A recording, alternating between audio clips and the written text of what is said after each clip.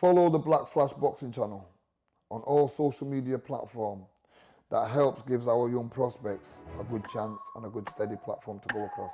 Thank you.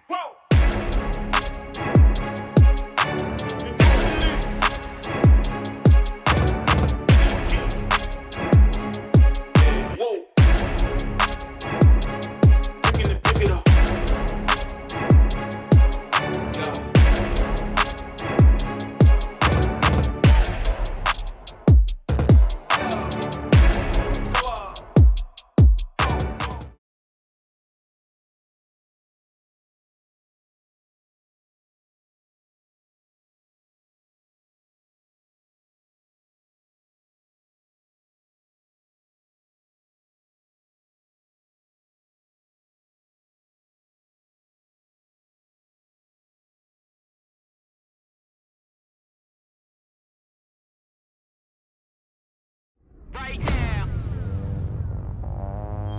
Tell me who you are, get in the car. Right now. Reach for the stars, I want it all. Right now.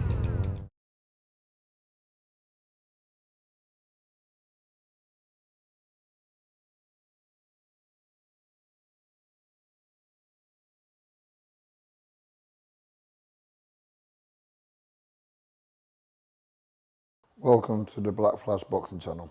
Let's keep it real today. Today's topic, we're going to talk about trainers. Okay, different many ways of training fighters and how we do it. But for me, I'm just going to talk about my way.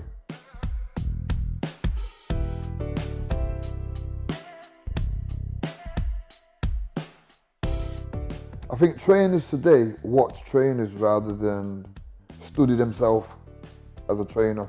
For instance, here's a good example. This is a prime example. We've seen how Roger Mayweather trained Floyd Mayweather on the pad work. And then before you know, you've seen that Mayweather pad work, it was everywhere, okay? But really and truly, it's a style to what he does, to how he trains, to how he works, that suits him. It's not a fashion where a lot of people was doing it now. You don't see many coaches teaching today. Like a pad work for me, from when I used to do the pads, was where Brian Hughes was not the best pad man, but what he did do, he would teach me how to punch. My main work came on the bags rather than on the pads, because on the pads, you're not thinking for yourself, okay? You're only doing the combinations, what you've been asked to do, where on the bags, yeah, you have to think for yourself and do it for 3 minutes. And there's a difference. I remember going over to America at one point and I trained with Lennox Lewis's trainer, John Davenport. Now, this is a man that went back in, the late John Davenport. This is a man that went back to Vietnam voluntary, okay? So it tells you what kind of regimental guy he was. And, you know, the way we trained over there, it was like, it was like being in the army. And it was a camp, we was on training camp. So sometimes it can work with some fighters. Fighters of today, they're too sensitive for tough love. Yeah, it's like, oh, my trainer doesn't respect me, or you can't talk to me like this now, or who are you talking to like this now, I'm a grown man. You can't be saying things like that. Yeah, and this is what I'm trying to say. It's a different kind of, within a different kind of era today for coaching fighters. It's totally different from when I was, I mean, don't get me wrong, Brian was a different kind of trainer with me. He never shouted and sweared at me, he just talked very calmly. But if you ever let him down, he'd let you know. He'd give you this very disappointed look and shake his head, and that was enough. Where me on the other hand, I think if Brian would have been a bit tighter with me, I wouldn't have done the things that I thought I could have done and thought, oh, I can get away with it. Brian always knew everything I did and what I was up to. Yeah, he wasn't stupid, yeah. But on the other hand, I thought he was. Where if me, I'll let a fighter know straight away, straight from the point, this is how we're going to connect. This is how we're going to have an understanding. Yeah, and if we can't have that understanding, there is no grey areas. It's either black or white. And if we don't have an understanding, there's the door, okay? The same door you came through to see me, it's the same door you walk out.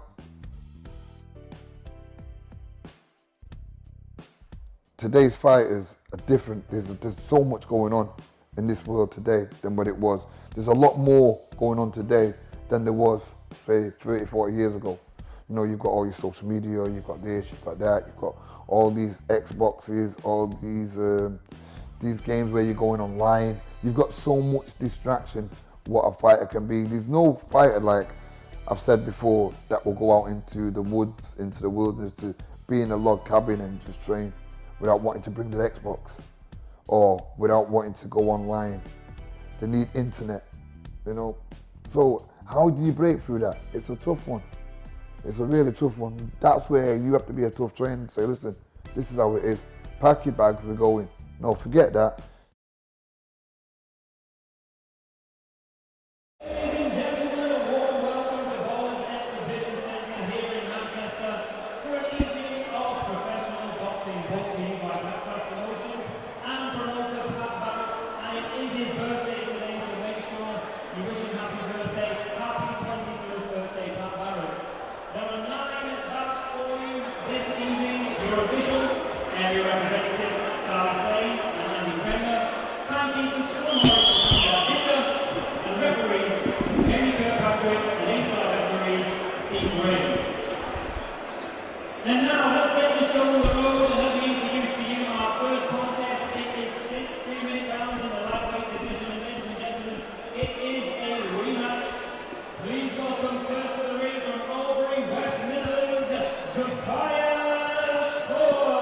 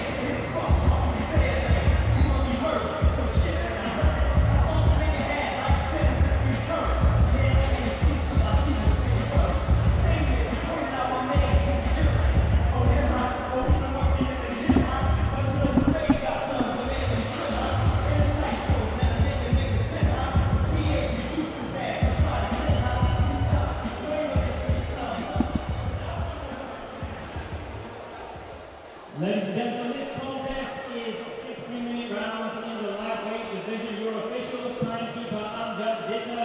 Your referee will be A-star referee Steve Gray. And now let's meet the boxers. Introducing to you first, fighting out of the blue corner, wearing the black and gold. He weighed in 9 stone, 4 pounds, 3 ounces. His record, 16 professional contests to his name. Please welcome from Albury, West Midlands, JAHFIEUS FAURE.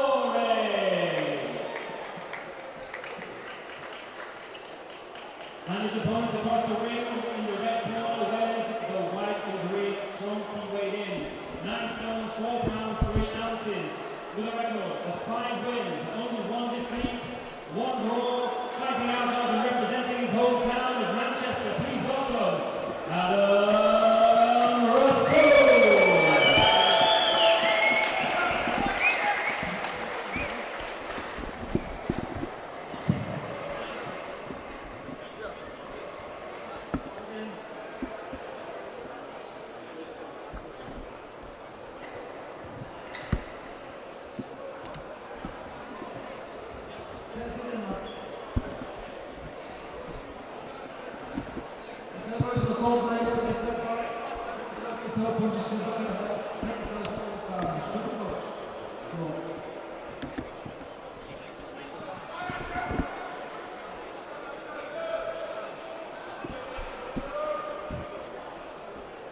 Welcome to Bowlers Event Centre here in Manchester for the latest Black Flash promotion show.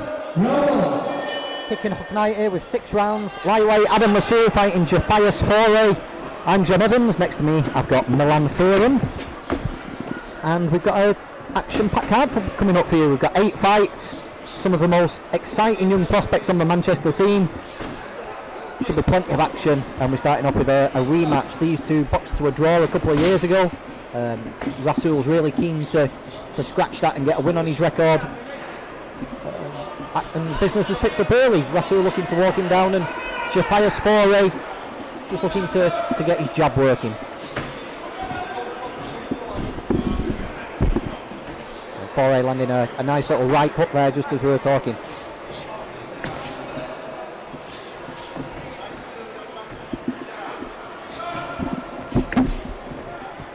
Milan, you spent some time in the Collymore and Moston gym. You know Adam, don't you? What type of lad's Adam? He's a lovely lad. The thing is, what I like about Adam is he's got an old school style. Anyone that's seen, you know, Adam fight before, they'll be able to tell you that. He's really, really good to watch. Take these out of the way of the ring. Cheers. Thank you.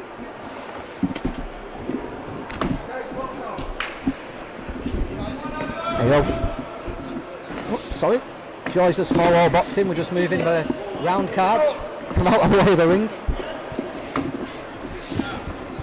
Sorry, what were you saying? Yeah, he's got an old school attitude to this, hasn't he? Old school attitude, old school style, and he's really interesting to watch. I think he's got a bit of an old school mindset as well, to be honest. Adam, he's one of them. He comes in the gym, gets his head down, and that's just the way he is, really. He is, yeah. He's good lad to talk to, Adam. Very determined to get everything he can out of boxing. Not been matched easy throughout his career, you know. I think it was his only second fight when he got a draw, and then he picked up a defeat. But Pat Barrett doesn't believe in giving them easy touches, and even though you look at some of Adam's opponents' records, but not very good, they've all been good, solid fights who come to win. And as you can see again, he's got a fight in his hands tonight because Jaf Foray's come to have a little bit of a do, hasn't he?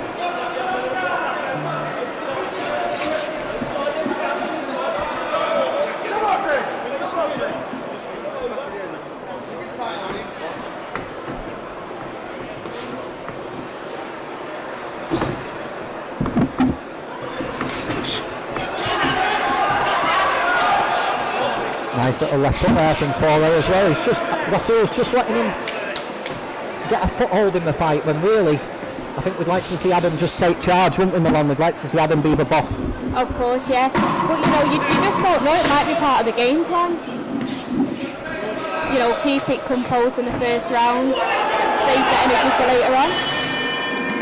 Be good first round that. What we'll do, I'll give you a little quick rundown of what you can expect to see tonight. Obviously RASOOL against Foray starting us off. Then we've got the really good Russian by way of Holland, ARTJOM Kasparian. He's fighting Bradley Davis. KILLEEN gets his second fight. He's fighting MJ Hall. We've had one pull-out tonight. We've had BERNARDO MARIME was supposed to be fighting against Richard HELM. That fight has been scratched.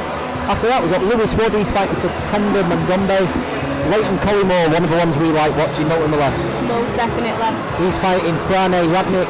Tom Rafferty was on a string of knockouts for Tommy Guns fighting EMILOV.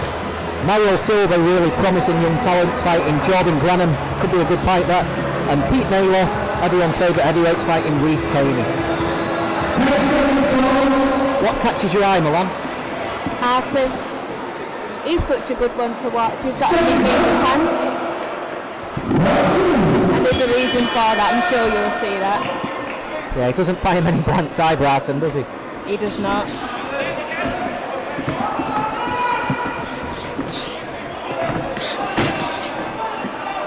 Yeah, this is what we wanted to see. RASOOL's just come out and just up the pace a little bit, just letting his hands go and just trying to put Foray back in his box.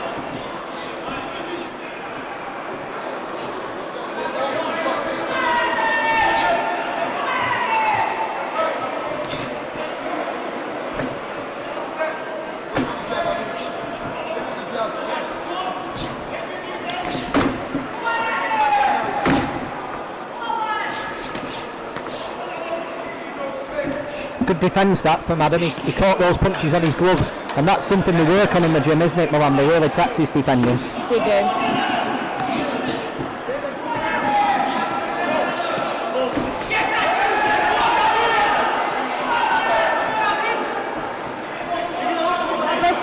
Especially when you're on the pods with Pat Barrett as well. He's not shy to give you a smack if you're not, you know, you're defensive there, you're definitely getting a smack. You're getting a smack and you have to do it again and again yeah. until you get it right. That's it.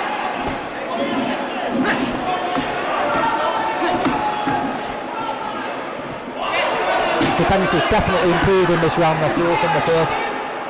Much more head movement, his gloves are nice and tight, catching the vast majority of stuff on that left glove. He's not a knockout puncher, Adam, so he is, throughout his career, he's going to have to beat people and work rate and wear them down, and you can see that style, can't you? He's constantly throwing punches and moving forward.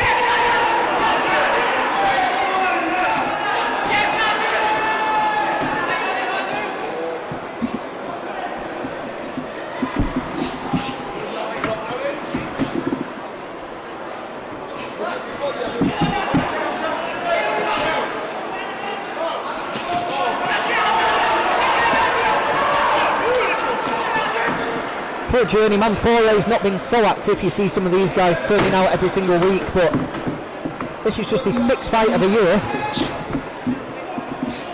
Gone for distance every time, not won one yet, but he's been fighting good, promising prospects, people like Khalid and Alex Murphy.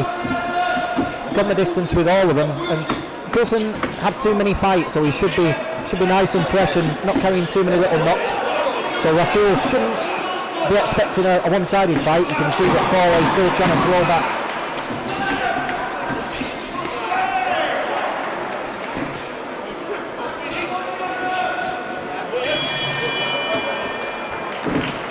We're live on the Black Clash Promotions YouTube channel. Got a few comments coming in already, have we, Milan? We've got a few people in there for Artem as well. I wonder where they're watching from. Yeah, he's from Russia, but he lives in Holland. But I'm sure last time he fought, we had some people from Africa supporting Artem as well. So yeah, he's got fans all over the world. To be honest. Wherever you're watching, send in your comments on the Black Clash YouTube channel. We read them all out. If you've got any questions, good or bad, don't be shy to give them out. Milan will read them out as the fight night goes on. We'll try and get some special guests, we'll try and get some of the fighters. Try and make it an entertaining night.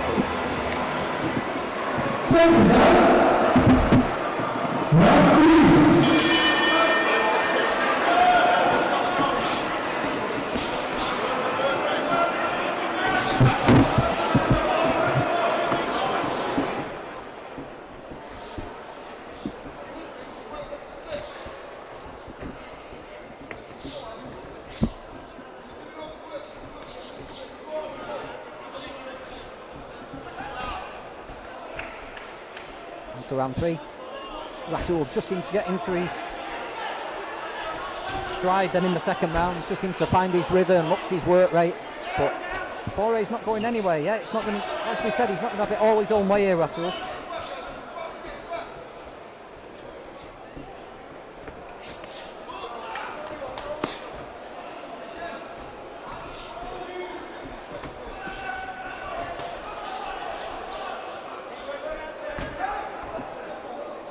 Just trying to sort out a couple of little problems with the microphones. I think they were picking up all the little bumps and bangs, weren't they? Yeah, let us know if that's a little bit better as well, if you can.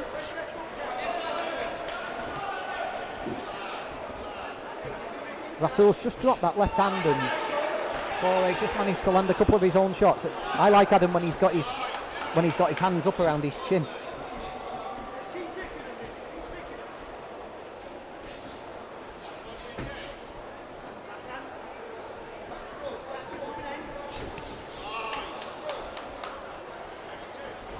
Nice body work there from Foray.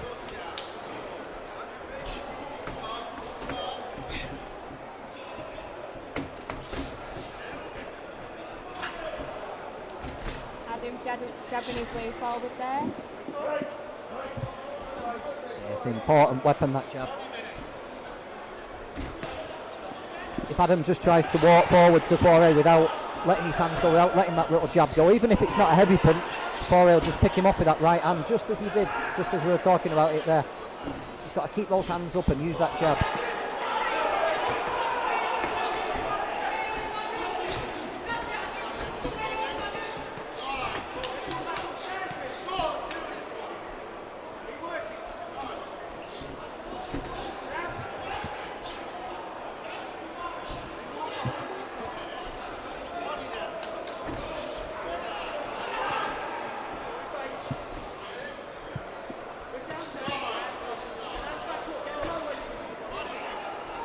Foray's definitely come to win here, hasn't he, Milan? He's not come to lie down and just let Adam, you know, get a win over him. He's really come to try and repeat that result of that fight they had last time, hasn't he? He has, yeah. He's not come to cruise at all.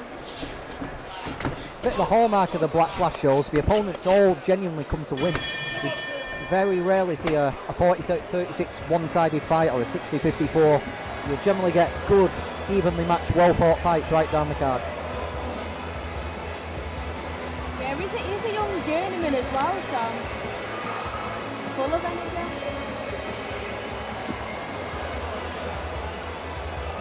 Yeah, looking at him there in the corner, not breathing heavily, listening to the instructions, and the man in the corner is just trying to give Foray ways to land punches, not telling him to stay safe or stay out of trouble. He's actually giving him attacking advice, so still not giving up hope and salvaging something from this fight.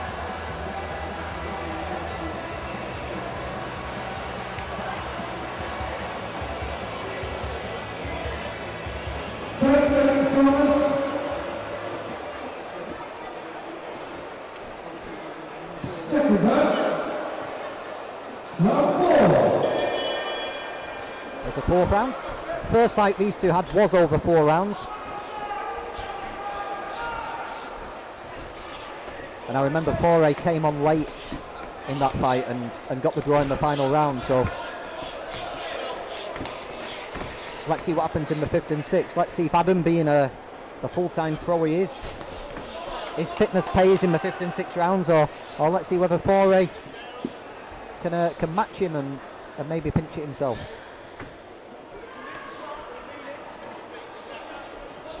Does work hard, Adam, doesn't he? Yeah, he's a hard worker, and he's always interested in learning. He's always wanting to learn. He wants to know what he can do, how he can change, you know, switch it up a little bit, and that's always good. It is, and a lot of young fighters might get a little bit disheartened by having a loss and a draw on the record already, you know, as a young pro, but Adam's just carried on, hasn't he? It's his job, and he's just trying to get better and better every day.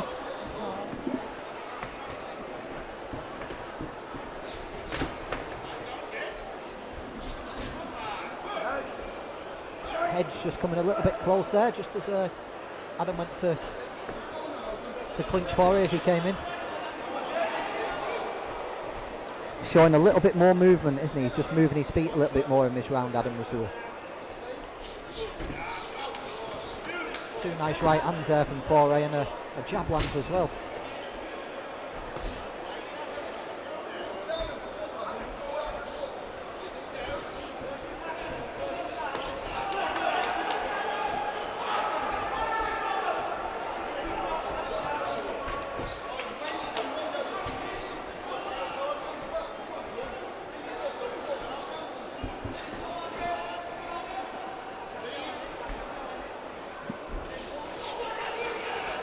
Just fell short with a jab and a right hand, RASOOL there.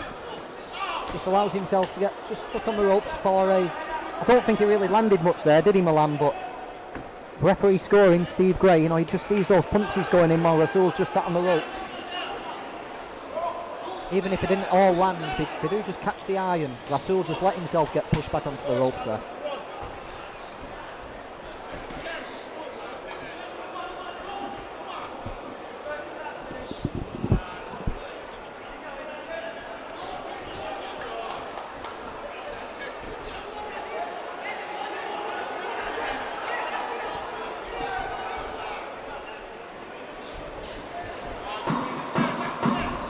10 seconds. Slightly different style of fighting from RASOOL in that round. Normally, as we said, you know, as Milan said earlier, he's been coming forward using that jab, but in that round we saw a little bit more movement. He's trying to be a little bit looser, I think, and move his head. Definitely. Trying his skills out. I think he wants us to show us, you know, all the different skills that he's got, or as many skills as he can show us. But, you know, that's entertaining for us, it's entertaining for them at home, and it's entertaining for the people that are here as well, so it's all good. And the one thing we can be sure, Adam listens to every word Pat says, doesn't he? So you can be pretty sure he's carrying out the game plan to a T. If he was moving, that's because Pat's asked him to move.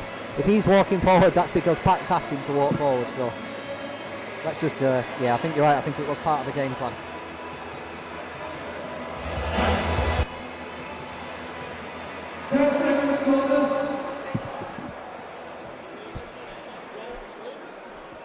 Second time. Round 5.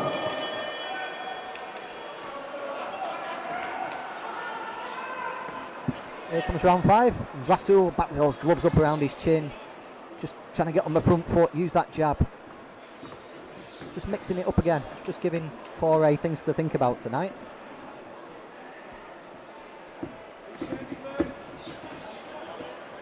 What do you think, Milan? Do you like Adam when he's got his gloves up like this, using that jab, or do you like him when he's just a bit looser and trying to move more? What do you think suits him?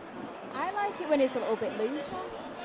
A bit of the opposite of what you think, but yeah, like to be honest, he's all right both ways. But when he's looser, because it's not really something that Adam would do that much. It's nice to see, and it's good to watch.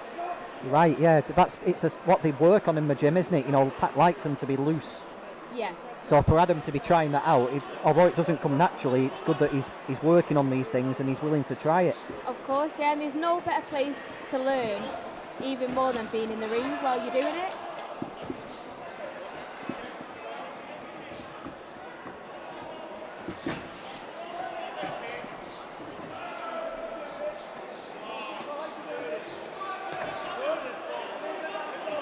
Nice little flurry there from FAURE. I think most of them missed. I think the left hook at the end just about clipped RASOOL on the top of the head. Wasn't a heavy punch, but just a little scoring shot. But RASOOL looks pretty controlled. He does take another little right hand there. The problem he's got is that they're never clear rounds with Adam, have you? You know, he looks in control. He looks to be confident, but he does give the opponent just little opportunities to make the fight close or appear close.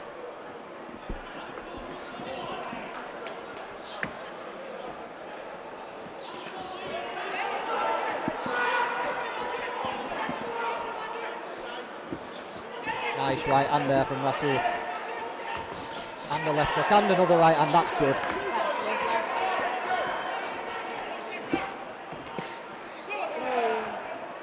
FAURE's not going anywhere though, is he? FAURE wants to have a fight.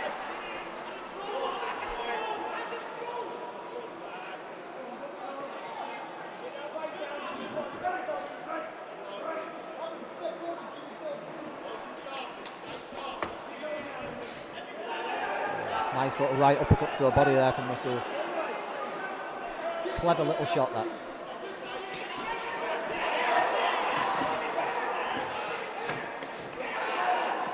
Good little start to the card this. As we said, the fights on Black Plus Promotions are well matched, and JAHFIEUS FAURE's really come for a fight. RASOOL's got his hands full again. Good entertaining fight. That was an interesting round. I'm not going to put you on the spot and ask you what your scorecard says, Milan, but it's been a good opening to the show, hasn't it? Definitely. Upbeat straight away. Upbeat. Some good rounds there. I think JAHFIEUS FAURE is going to fly off his stool in this round and try and take it to Adam. Yeah, he looks like, you can see it in his eyes. He's ready to go now. And just looking over at Adam, he looks, you know, composed.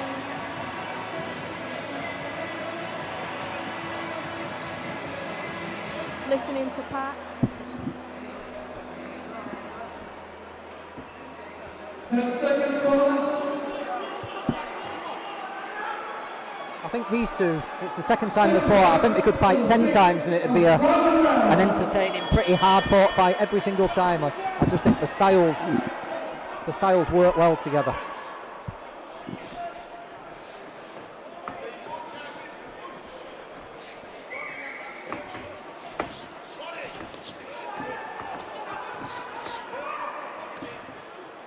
RASOOL will just want to, I think, put a rubber stamp on this and just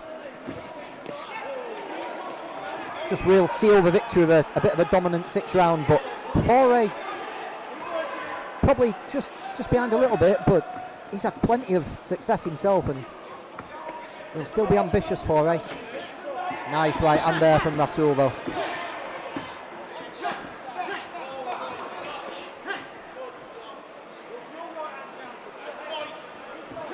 Really loading up on that left hook, RASOOL, just telegraphing it a bit.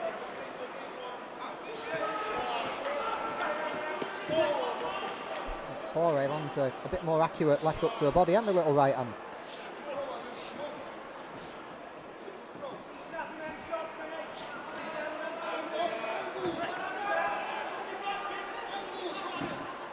Just waiting here, RASOOL, just stalling a little bit, picks a nice right hand there.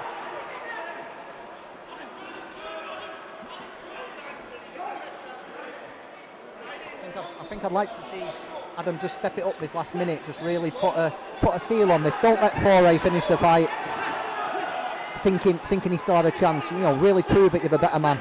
Nice little left hook from RASOOL there.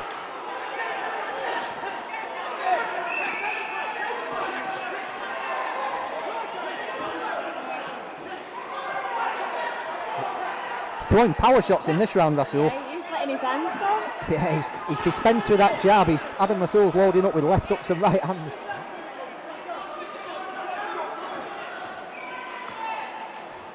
Another little different side to him.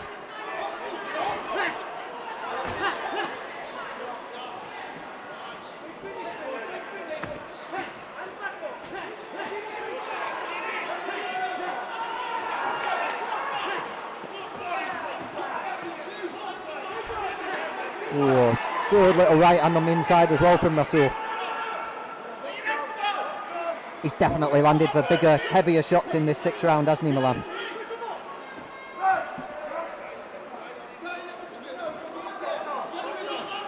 Little bit of a swelling on Foray's right eye.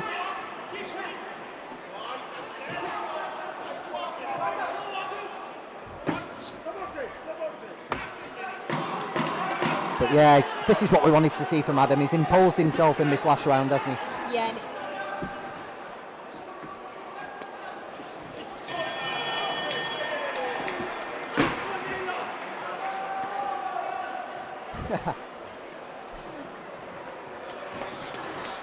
Foray would have quite happily carried on for another 2 rounds there, wouldn't he? I didn't want that to stop. That was a great little show opener. That swelling over his right eye just burst there in the last 10 seconds. So Foray ends up with a cut and stamping his feet and banging his hands. RASOOL loaded up with power shots in the last round, and yeah, it's really good to watch that.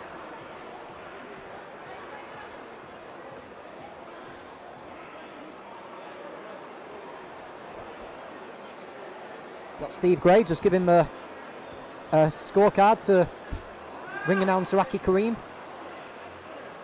I would imagine RASOOL might have shaded it, but it's certainly not one-way traffic. Let's get the official announcement from Steve Gray.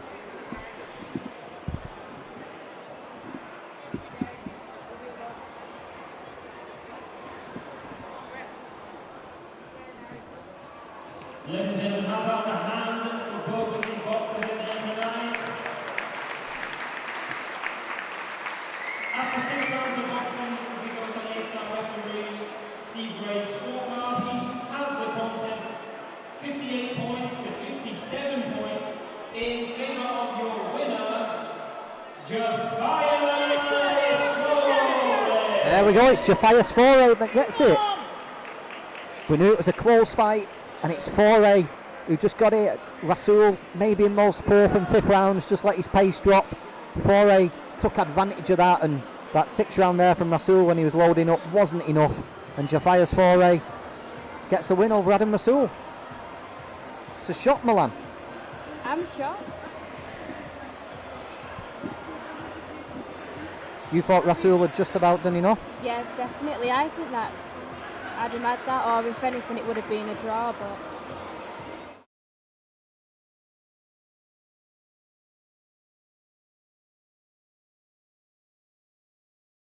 Right now. Tell me who you are, get in the car. Right now. Reach for the stars, I want it all. Right now. Tell me who you are, get in the car. Right now. Reach for the stars, I want it all. God, I'm low, guard my soul. All of my thoughts be dark like coal. Face down in the water, I float. I try to speak my mind, but I choke. I'm on a tightrope, tired, I can't cope. No lying, no hope. The lying might show. Up to the party, y'all don't want smoke. Energize the body, raise up the army. Right now, tell me who you are, get in the car. Right now, reach for the stars, I want it all. Right now, tell me who you are, get in the car. Right now, reach for the stars, I want it all. Right now, tell me who you are, get in the car. Right now, reach for the stars, I want it all. Right now, just into the car, fighting a war. Right now, pushing with y'all, I'm in the store. Right, right,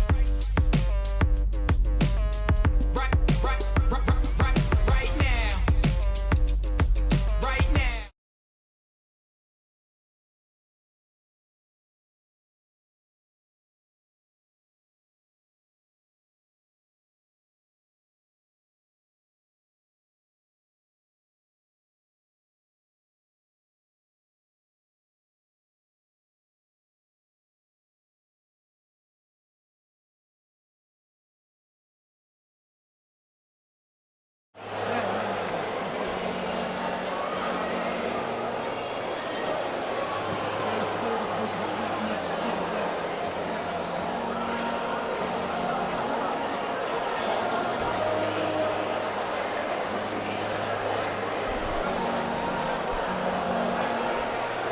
Guys, the next fight, it's not the opponent on that list. It's an opponent called Bradley Davies. Yeah, yeah.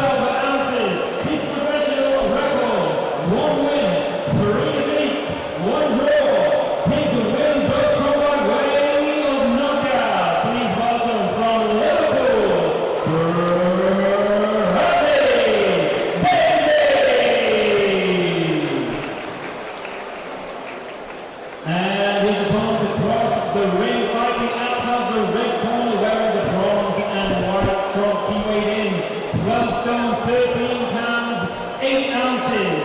Unbeaten as a professional, 6 wins and no defeats. 5 of his wins come by way of knockout. Please welcome from Rotterdam, Netherlands, ARTJOM, the Tank Kasparian.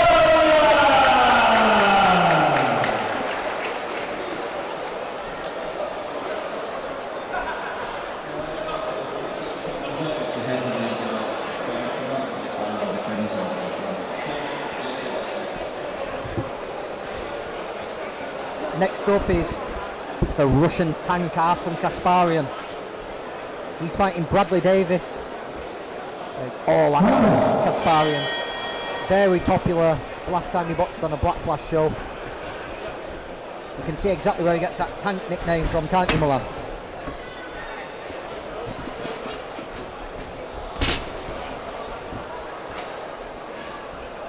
Solid as a rock. Big, thick neck. Boxed Darryl Sharp last time and he gave Darryl Sharp absolute hell for every minute of the fight. And Bradley Davis took this on 24 hours notice. And I think he'll get a very quick welcome to the ring tonight and a very quick realisation of what he signed up for. Kasparian's a really good fighter.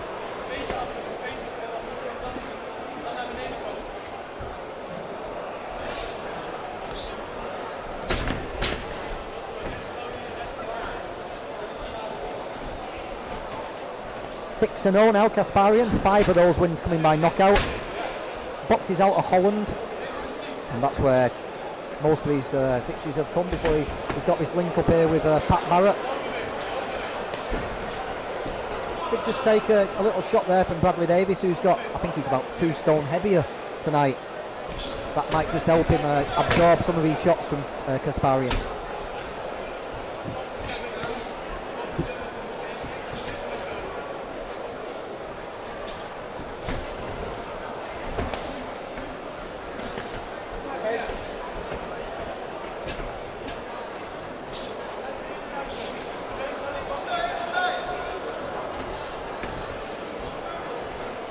Davis has got he's picked up a win. He's had 5 fights, 3 losses, got a draw as well along the way. But his level of opposition is way lower than Artem Kasparian. As we said, that extra size might just help him get through this.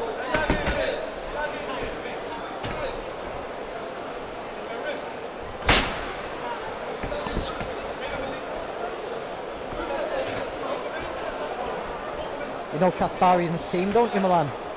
Yeah. Tell us a little bit about Artem and his coach over there in the corner. They're great people to work with.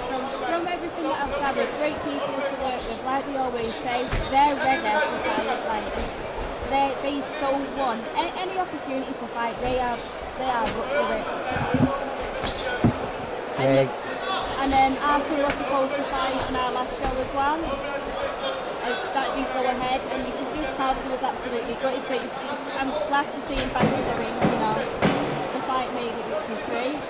Yeah, you can see the shape he's in. He's absolutely solid, Kasparian. You can see he's got one of those physiques where he's in the gym all the time.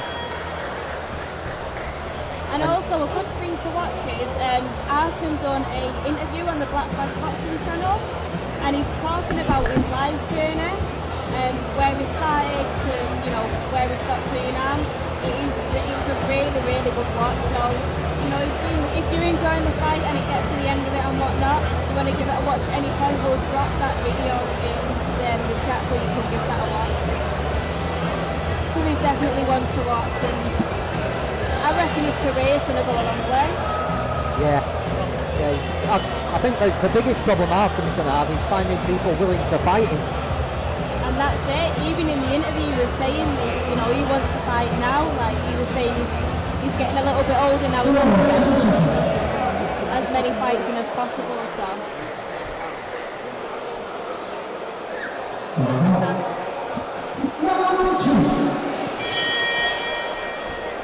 one of the things I like about Kasparian is that although he's got power and he's really a level above fighters like Bradley Davis, he doesn't rush, he doesn't load up, he takes his time, doesn't he? He looks for the perfect punch and he tries to make every punch land and every punch matter. He's very heavy-handed.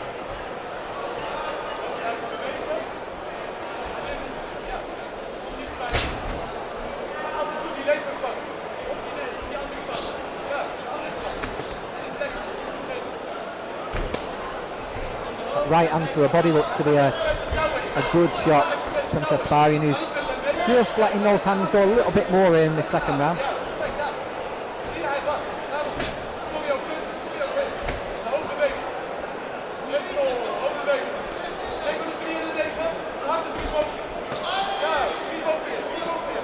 Yeah, the Armenian Kasparian really just taking every little opportunity Davis is giving him to land those hooks and straight shots to the body. Disguise that little jab to the body nicely there. He looks up and then planting it right down to the stomach. Don't forget, you can get in touch on the Black Flash channel. Let us know what you think if you're a fan of Artem. If you know Artem, if you're watching in Armenia or Holland, let us know.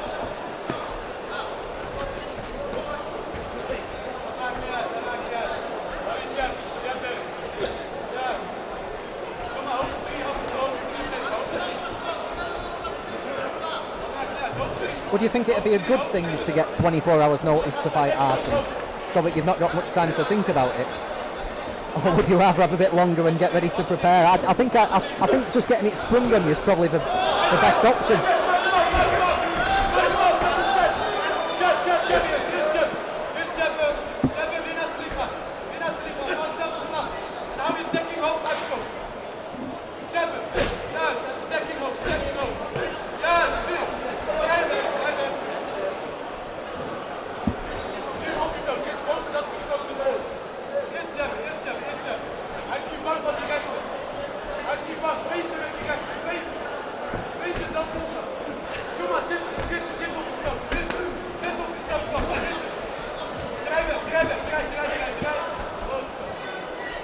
Davis just starting to feel a couple of these body shots now. Just he's reddened up everywhere, isn't he? Even his arms are red where Artem's been hitting his arms. His flanks are red and He's so wild at what's up and taking shots.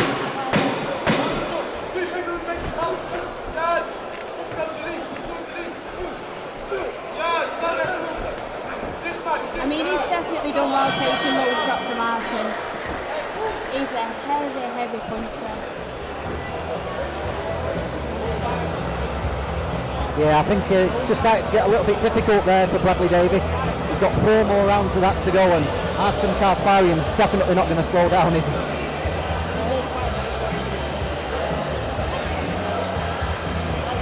I think Pat Barrett there in the corner, he's not working Kasparian's corner, but just chipping him with a little bit of advice. I think he wants him just giving him a couple more angles when he's got Davis pinned on the ropes. Just step around to the side and then let his hands go.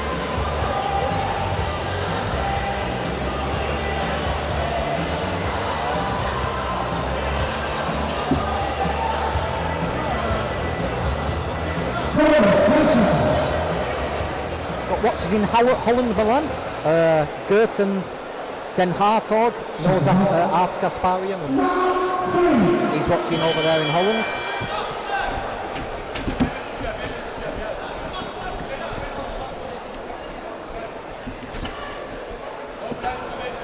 I think we'll just see Kasparian up that tempo and up that work rate even more now. Just think he's starting to get to Davis in that second round, and he's not, believe me, he's not the type to let Davis coast through. If Kasparian sees an opening, he'll take it. And if he can't see one, he'll force one.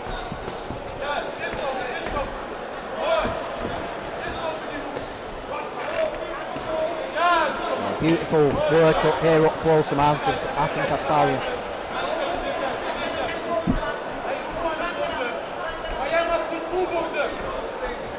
Davis isn't throwing any punches anymore, Milan, is he? He's just concentrating on surviving here. That's it, survival mode has definitely kicked in. There was that little step off to the side that Pat Barrett was just asking for. Just landed a right up to the body and then stepped up to the right.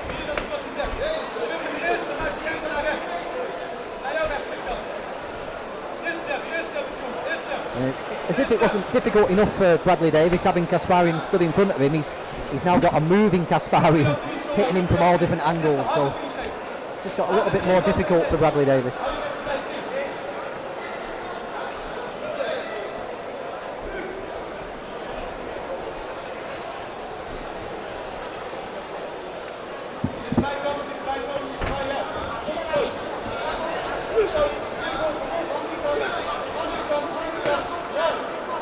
That left up to the body, Milan, is horrible, isn't it? You can almost feel it from 10 feet away. You really, really can.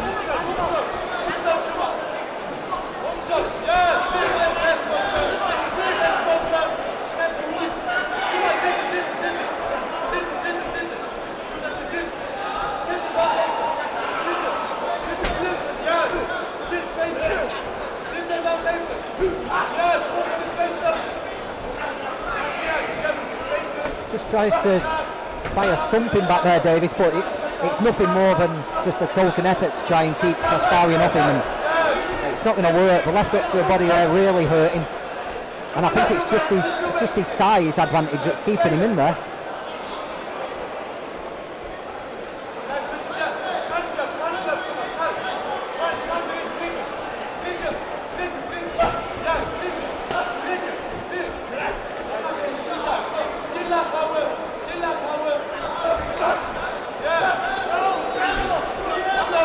Trying to go for the knockout, it looks like. Nice little burst there from Davis. Big deep breath afterwards. Yeah, it's a really good round, and this looks very similar to the time we fought Artem Kasparian fight Daryl Sharp, and if this is the first time you've seen him, believe me, he's not going to slow down. This is just going to get harder and harder and harder for Bradley Davis.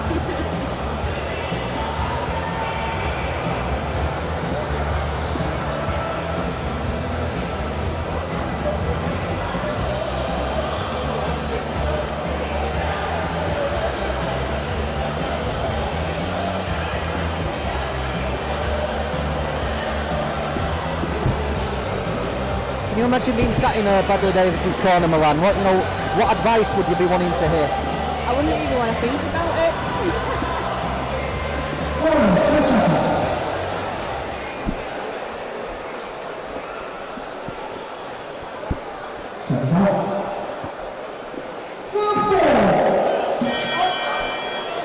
As we said at the start, that one of the good things about Kasparian is that he doesn't waste punches. He doesn't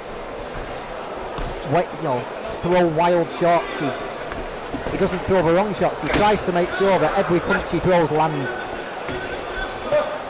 Every punch has its own purpose, isn't it?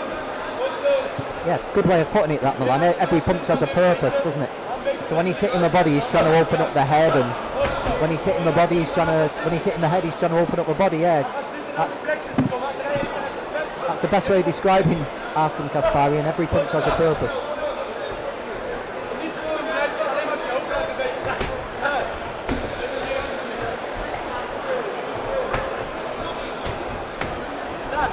Most of the fight's taken place there in Davis' own corner. I think that's probably just so that he can listen to his coach, just giving him little tips and maybe just giving him little bits of advice on how to stay safe.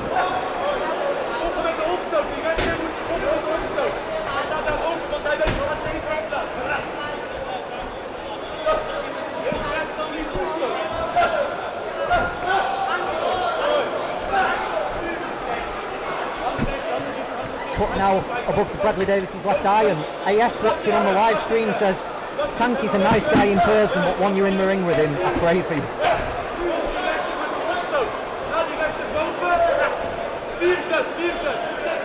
Not something we've seen yet from Kasparian, but I imagine he takes a good shot as well. He takes a little left up there because he's built like a fire hydrant, isn't he? Look at the size of that neck. Anybody's going to have a really hard night's work here with Artem Kasparian.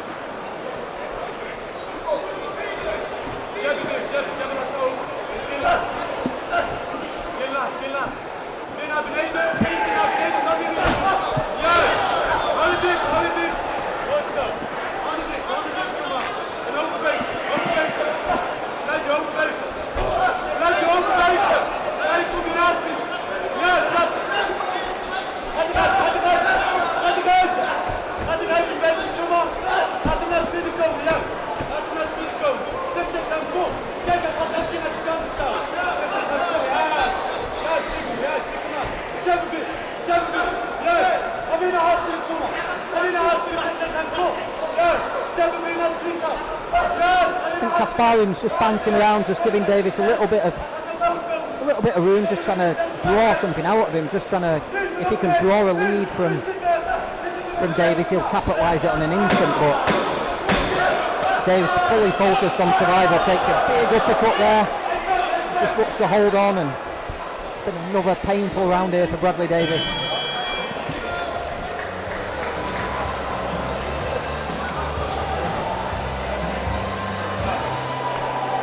Sags on his stool, and I know Bradley's got another couple of fights, but he'll be desperately trying his hardest to stay in there, make it to the end so he doesn't pick up a little suspension, but it's heavy going for Bradley Davis. Good comments coming in as well from Undisputed Fight Talk. Just repeat that, Milan, it just went a little bit quiet. I was just saying that there's some good comments coming in from Undisputed Fight Talk, just explaining about art and, you know, putting them punches in where they should be. Good, yeah. But you can't fail to be impressed if you're watching him, can you? Definitely not. If you're a boxing fan and you've tuned into Blackflash Promotions tonight, then you're going to be impressed by Artem Kasparian. Round 5, and Kasparian will be desperate for a stoppage, you know. He needs to make an impression every single time he fights.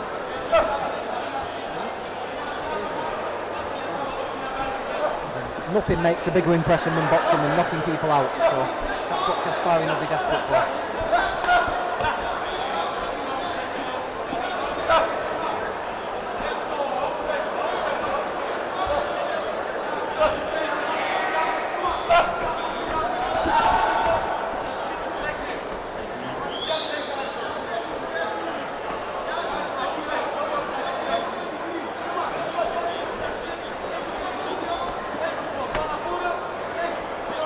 Kasparian just looking for a little opening, found it there with a left hook to the body, covered in sweat at ringside.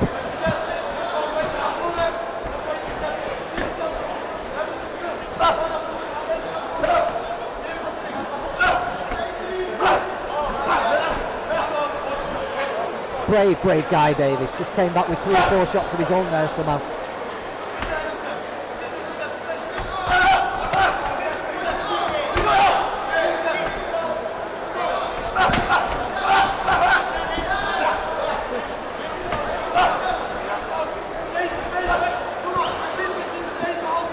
Really just become target practice this for Artem Kasparian.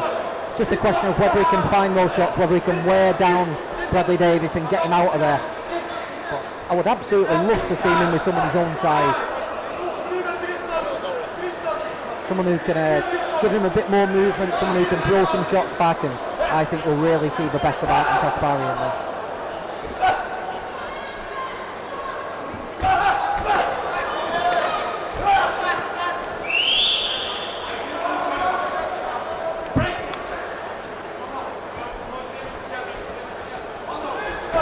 Over Davis's left eye, just starting to drip a little bit more, and he's marked underneath it.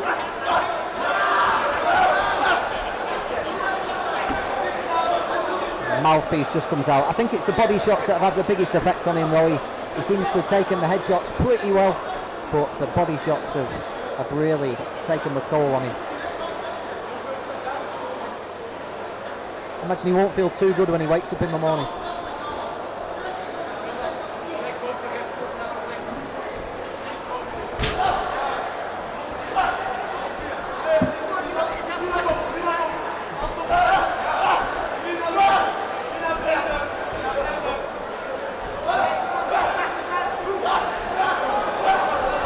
Referee just having a little bit of a close up there, a couple of clean headshots went in, there was an uppercut and a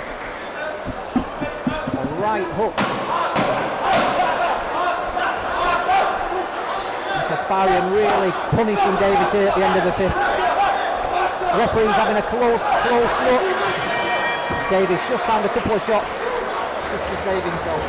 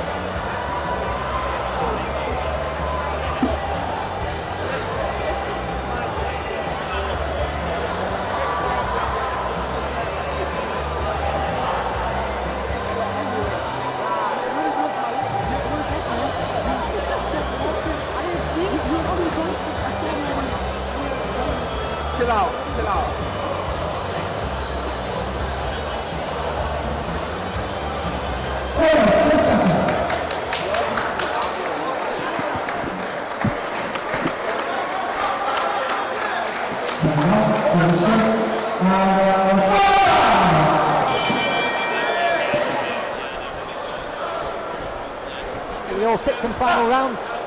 And the only question is, can Artem Kasparian stop Bradley Davis? What do you think, Milan? I think he can definitely do it. I feel like Davis just doesn't want to let this one go. He's holding in there. So I think he deserves to get to the end.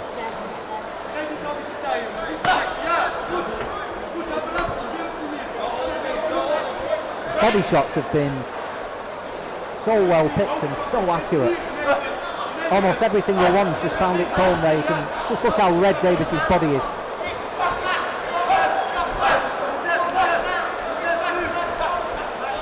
It's almost been like a body belt and pad session for Artem Kasparian. This, he hasn't missed.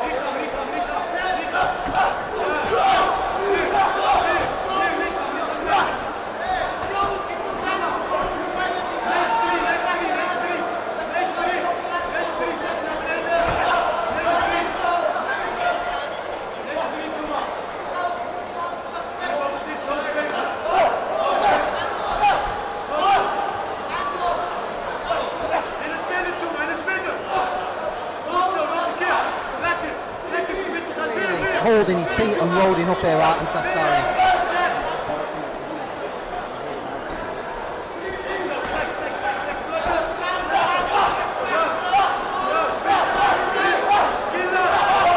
Here's the final flurry, I think. Oh, it's just a little left up there from Bradley Davis, just stopped Kirkpatrick stepping in and stopping it.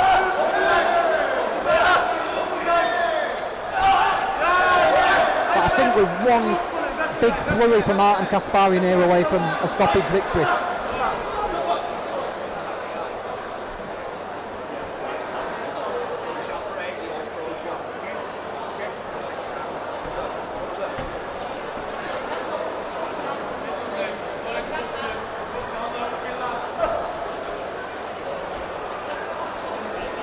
Kasparian will know he's running out of time here.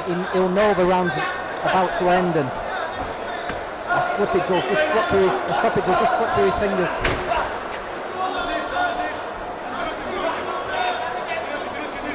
I think Bradley Davis deserves to get to the end.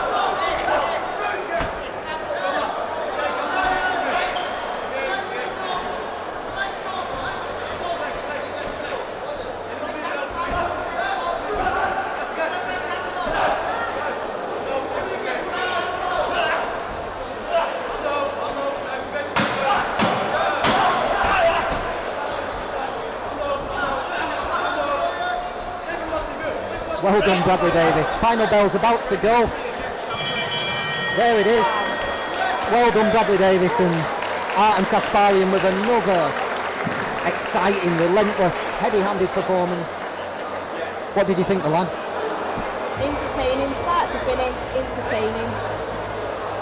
Yeah, he's made for television, Artem Kasparian. He's going to be very, very hard to match on these type of shows from now on. Rumours get around when word gets around about how dangerous these guys are. So fingers crossed we can get him a big fight on a bigger stage soon, and I think then we'll really see what he's capable of.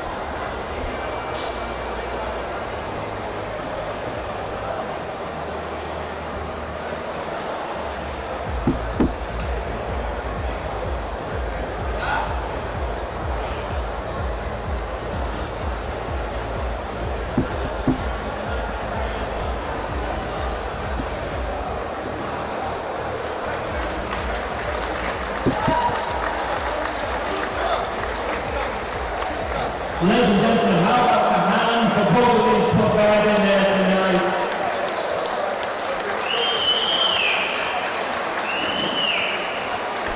After 6 rounds of boxing, referee Jamie Kirkpatrick scores the bout 60 points to 54 points in favour of your winner from Rotterdam in the Netherlands, Artem Kasparian.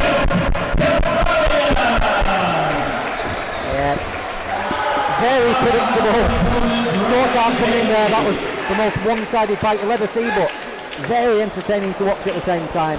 Artem Kasparian's made for television.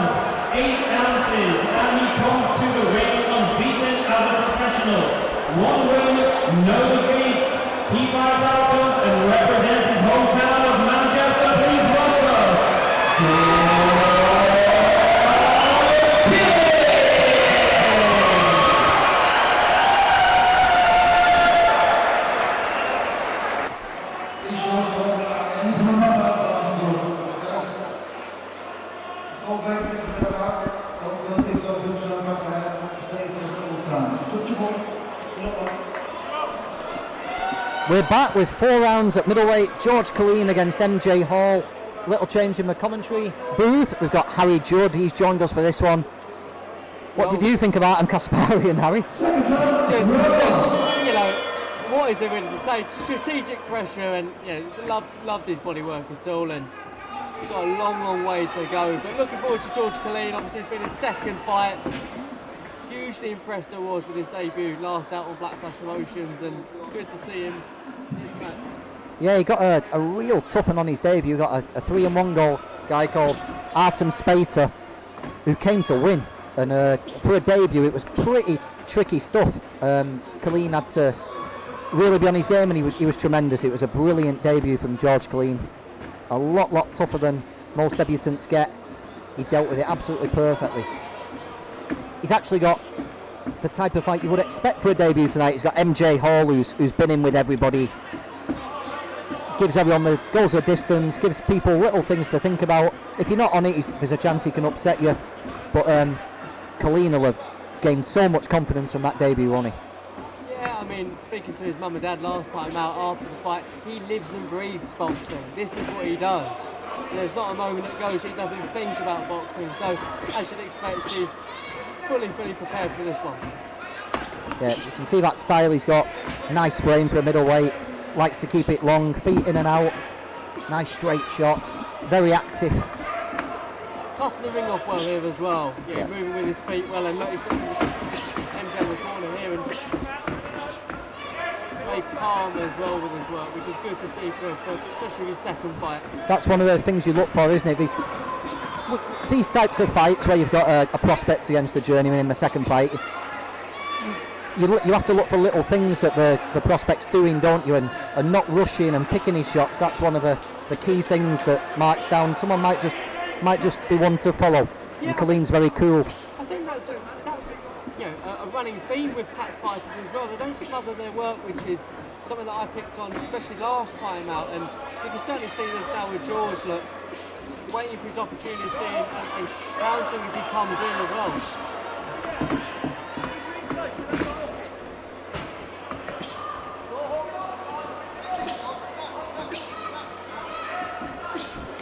Love watching guys like MJ Hall. You know, he was on the back foot skirting round, making it awkward, then all of a sudden he just put his hands up and closed the distance, and Killeen had to suddenly get his feet moving. And well, you know, I can imagine some people who don't watch boxing all the time say, well, what do they learn from going in with someone like this? Well, you just got a perfect little example there.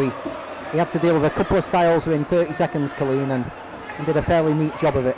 Yeah, they never switch off as well. They're always in the fight. So George will always have to be on his guard, because there could be a moment when he does get caught. So always be prepared for that with people like in that moment.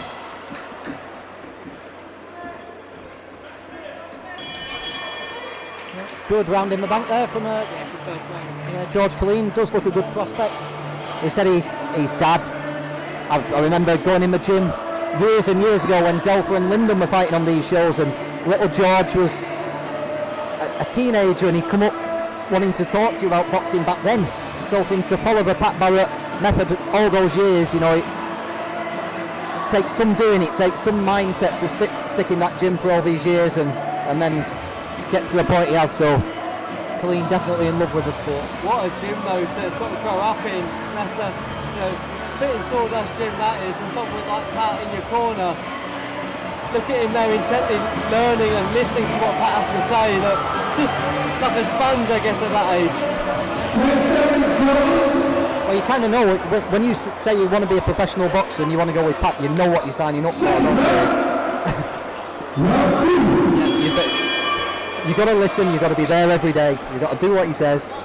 And he doesn't mind telling you how it is as well. Yeah, he's not going to sugarcoat it. If you're not doing what he says, you're known soon enough.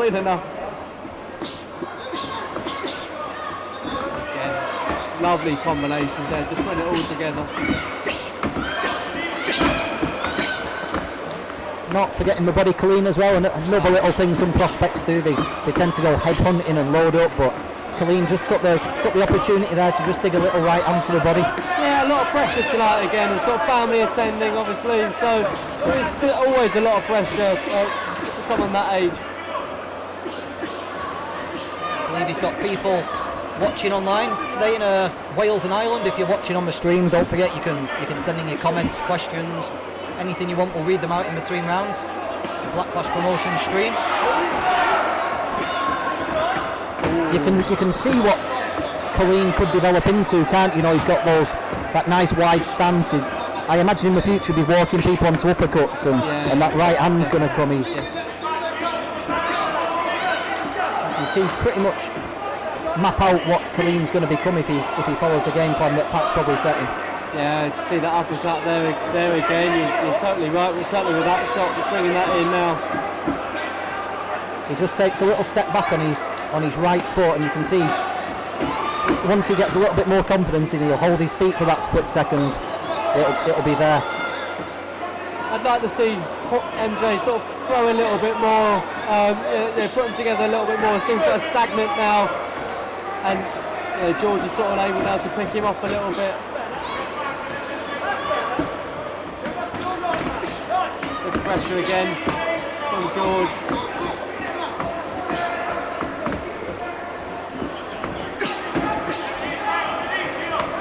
Paul just boxing southpaw a lot. It'd be good if KILLEEN could just get that right hand's a big weapon.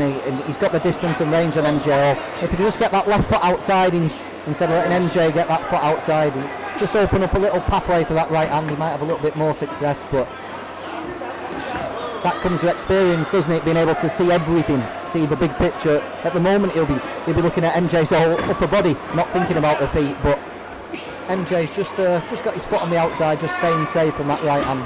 Yeah, I mean, like we said, it's his second fight again, so all this will come. But I've always been certainly impressed with George KILLEEN's work rate more than anything. Always working, always, and the variety of shots as well from George. It's not always head hunting like we said earlier.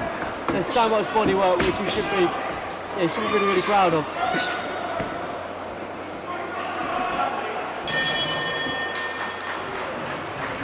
Another round in the bank there for George KILLEEN. Who else are you looking forward to on the card tonight, Harry? I'm a massive Collymore fan, I must say.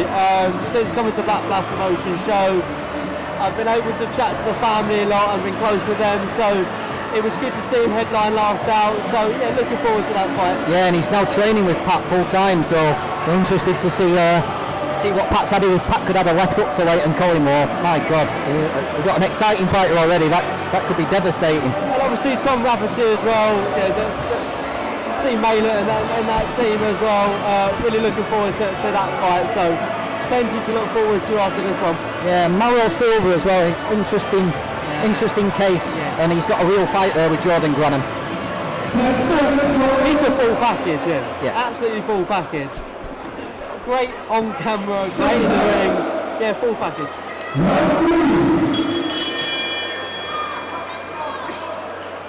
It's taken a while for the latest crop of fighters from Black Flash to come through and follow in the steps that Zelfa and Wyndham set. We've had quite a few who are in attendance, I must say. Who are in attendance. They are here. We've had quite a few come through and quite a few fight on the shows, but this latest crop of people on the Black Flash look like they could be a little bit special, a couple of them in particular. We've got Niall Brown out injured at the moment. Silva's also, he is here. Yeah, he's supporting away. We'll try and get Niall, he seems to be at every single show. We'll try and get him on commentary. Yeah, there could be some title contenders, I think, in this latest crop of Black Flash Promotions fighters. Would it be area titles? But is that the route that these fighters will go? I think that's what the talking points are. I've certainly heard. What have you heard? Yeah, I know Lewis Wood, I think, has been mentioned for an area title fight, and Collymore should be looking at that level next, shouldn't he? And I'm not sure MAURO would go that route. Maybe MAURO's got a different mindset, a different route plotted. Pete Naylor would be a shoo-in for a heavyweight area title fight. But Pat, I think the main thing with Pat is the titles are one thing, but giving them the right fights, that seems to be more important. If there's a title on the line, great, but they've got the platform. Yeah, they've got the platform. That's probably one of the most important things. They've got the platform, and look how highly attended it is as well. You must say it's packed out here. So that's a hurdle that's already been jumped for them. Keeping up that work rate, KILLEEN here. Yeah, definitely. Nice and active, not loading up or anything, just picking away, defensively aware, and looking really good again.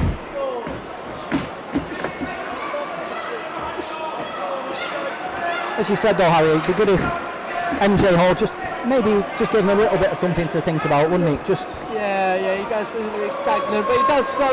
You know, again, people like MJ, they're always going to be in the fight. So George has always got to be aware of those dangers, and he certainly is.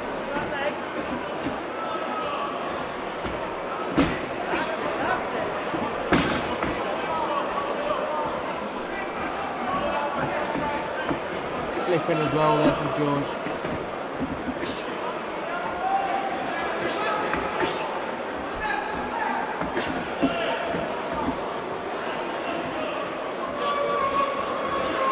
Constantly changing the angles, Killeen, isn't he, as well? He's never standing right in front, you know.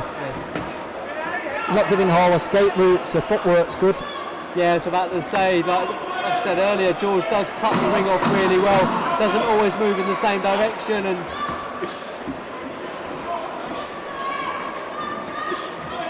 good body work again there from George. Great again, another good round. Could be a real good weapon, that big long straight to the body, couldn't it?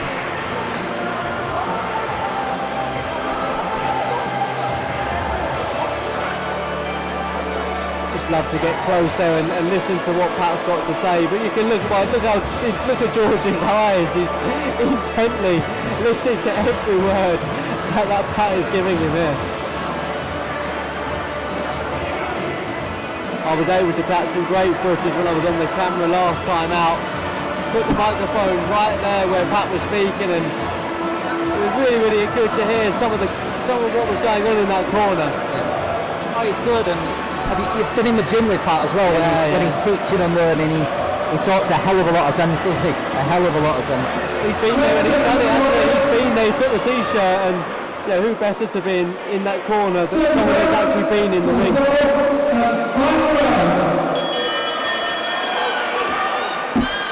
Lots of respect there as well, which is always nice to see. There's the respect.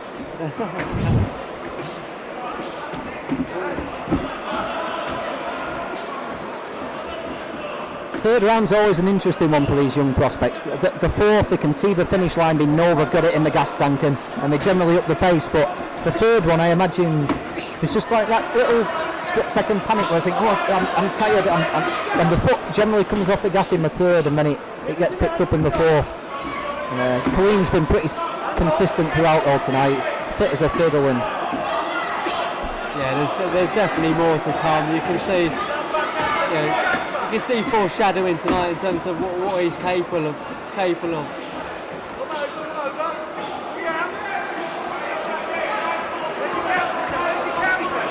Shots again. Look at that combinations, different angles he's coming with as well. Yeah, found the home for that right hook, didn't he? Yeah, definitely.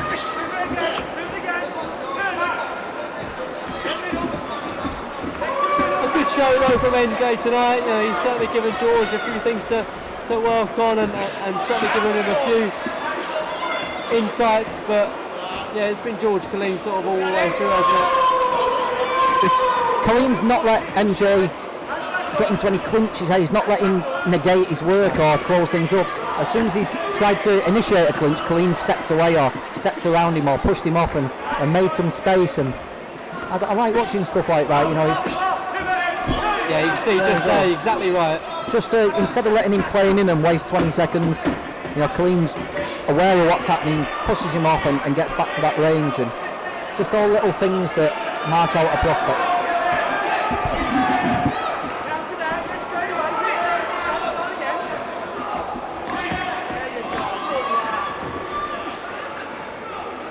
Keeping him at range now, George. Really good work once again.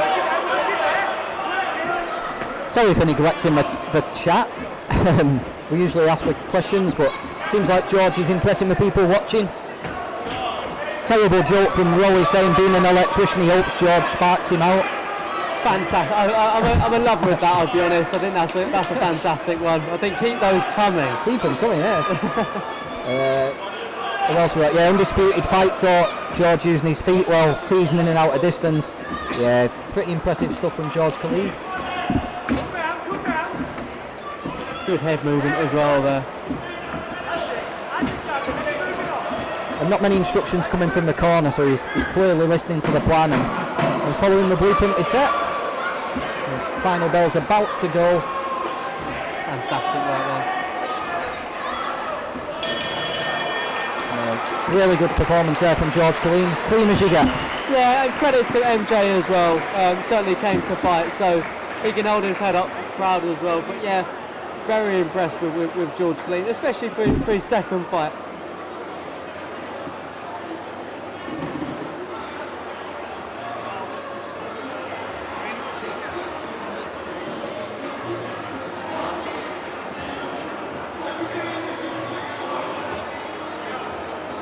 Steve Gray just writing 40-36 in his little notepad before he gives it to Aki Kareem to read it out.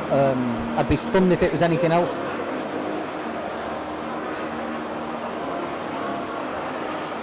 Pat still giving him pieces of instruction there. Doesn't stop. After 4 rounds of boxing, A-star referee Steve Gray scores the contest 40 points to 36 points in favour of your winner. And now 2 and 0 as a professional from Manchester, George Killeen. Very good, 2-0 George Killeen, 40-36.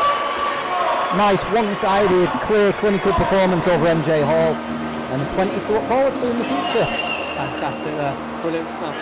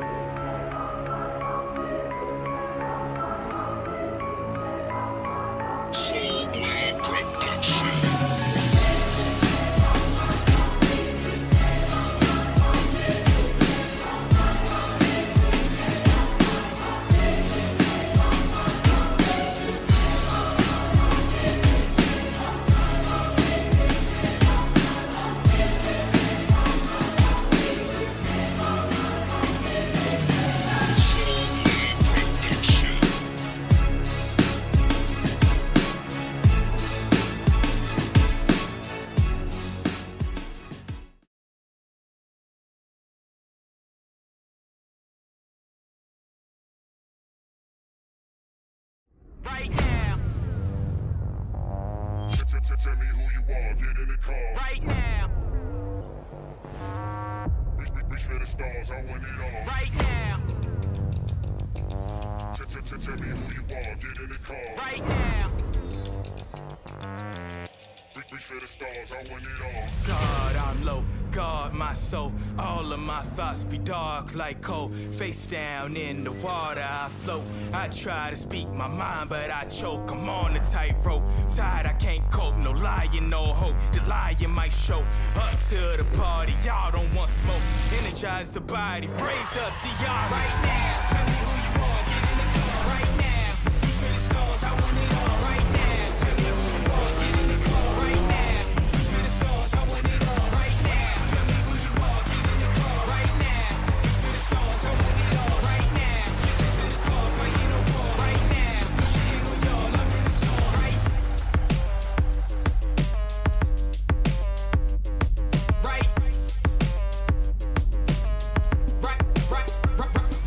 right now.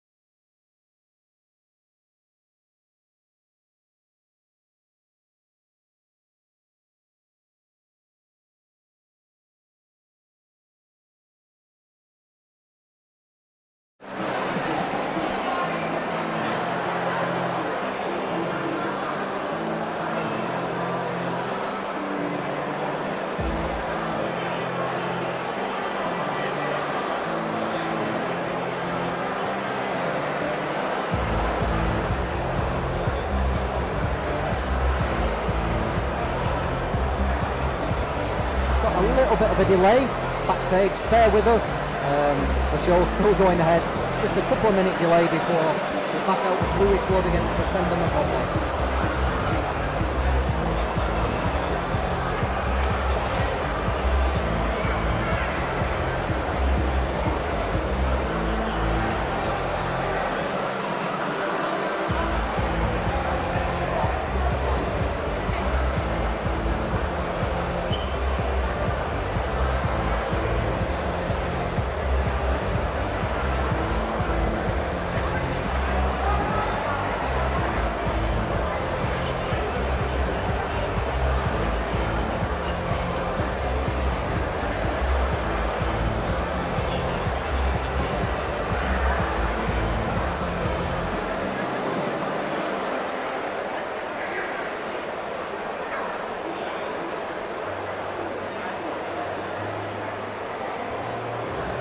Follow the Black Flash Boxing channel on all social media platforms.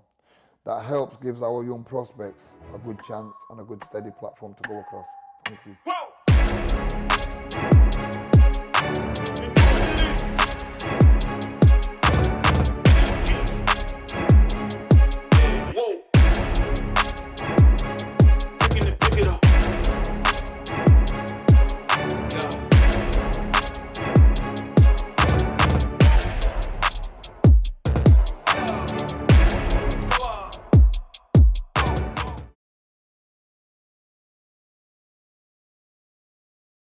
Welcome to the Black Flash Boxing channel. Let's keep it real today. Today's topic, we're going to talk about trainers, okay? Different many ways of training fighters and how we do it. But for me, I'm just going to talk about my way.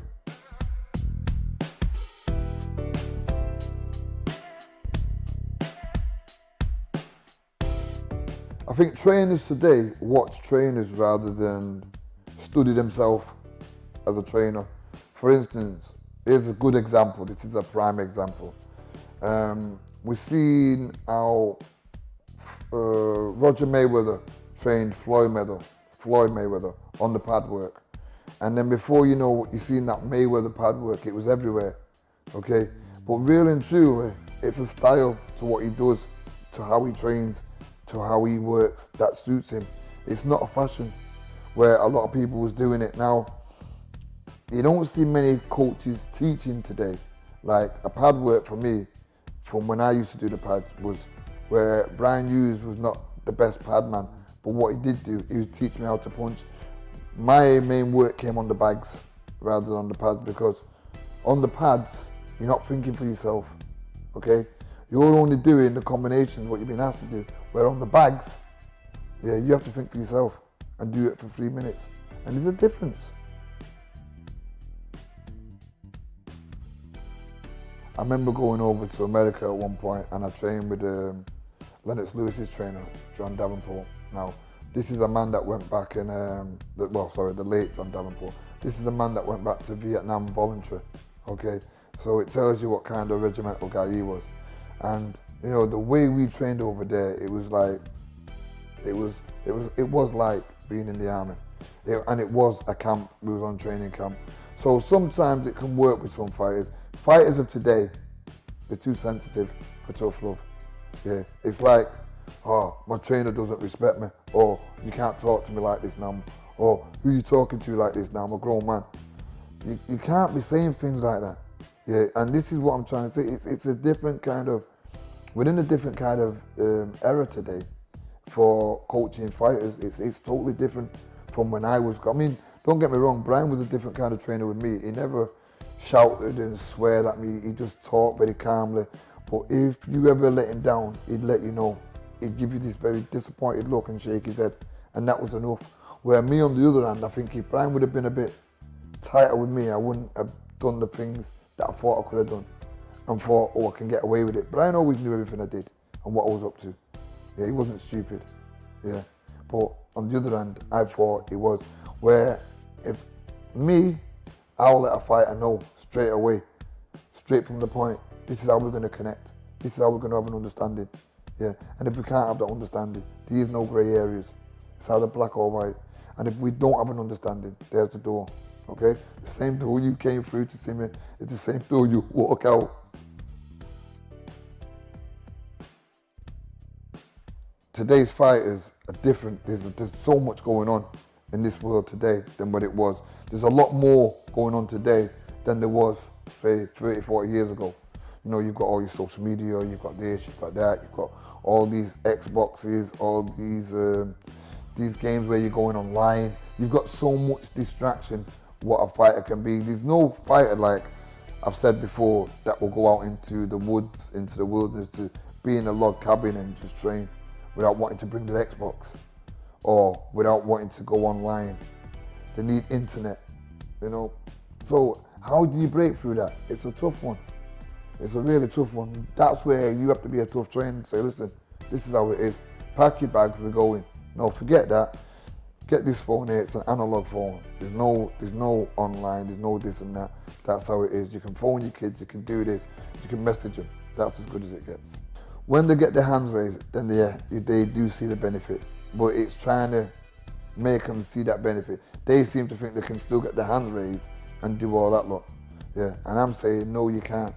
And you get fighters that don't want to listen. You can fall out with a fighter. I've done it before. I've told Lyndon at one point, you got to come and stay at my house. And it was a murder. It was like taking candy off a child. He didn't want to come. You know what I mean? I didn't need the company. I mean, I'm doing it for his own good. Yeah, and that's the way, that's me being me, because they know if they stay with me, it's going to be a hard 6 weeks that they're not used to.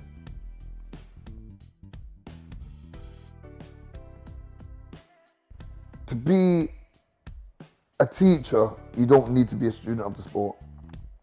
You need to... TATENDA Mangombe.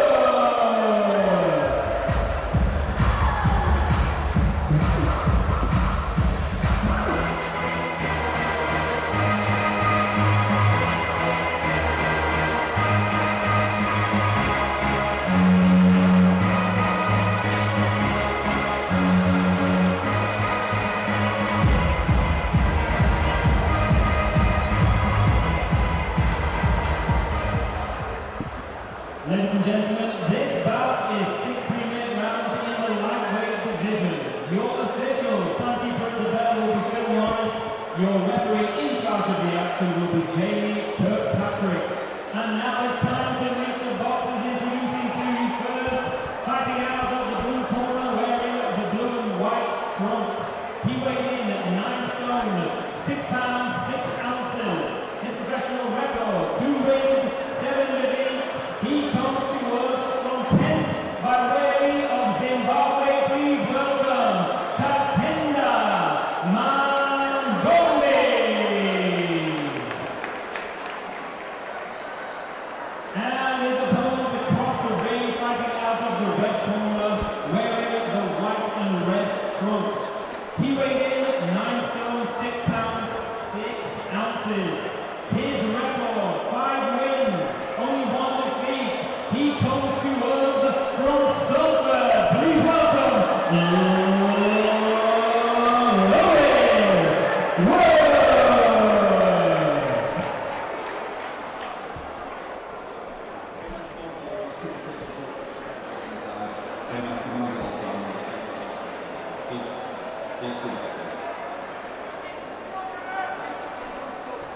Next up, Lewis Wood against Tatenda Mangombe. A few little rumours going around ringside that this could be a real good fight.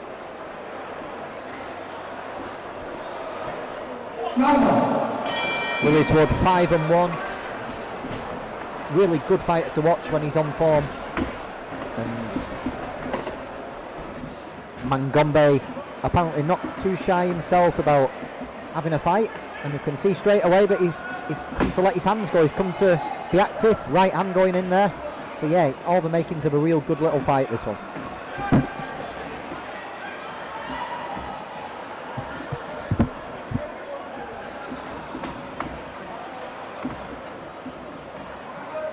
What do you make of your little message on Mangombe's shorts, Milan Demon Time? Interesting indeed.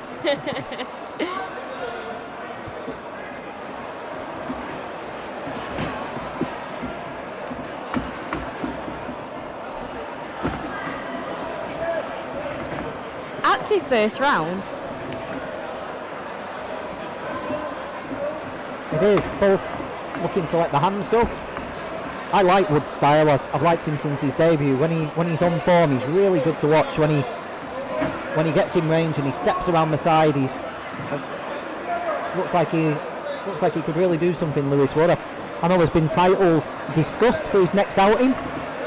Obviously, to get there, he's got to beat Mangombe tonight.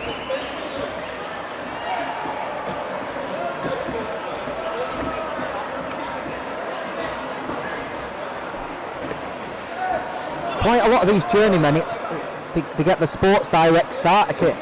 You know, they buy the boots and the shorts from Sports Direct, but Mangombe's got some flashy shorts there, haven't they? You know, leather with fur.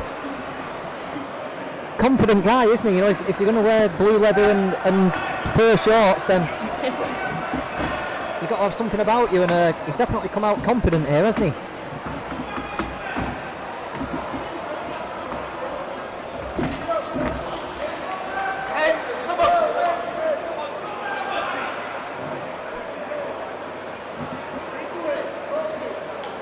Little warning there, Lewis Wood just put a little left up to the body in when he got told to break it. It was a nothing much kind of thing, but just picking up a little warning.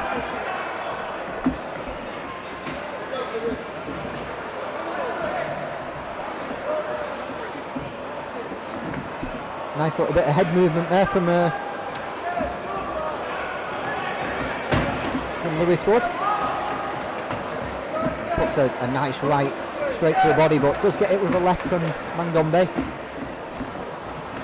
Doing a little bit of switching.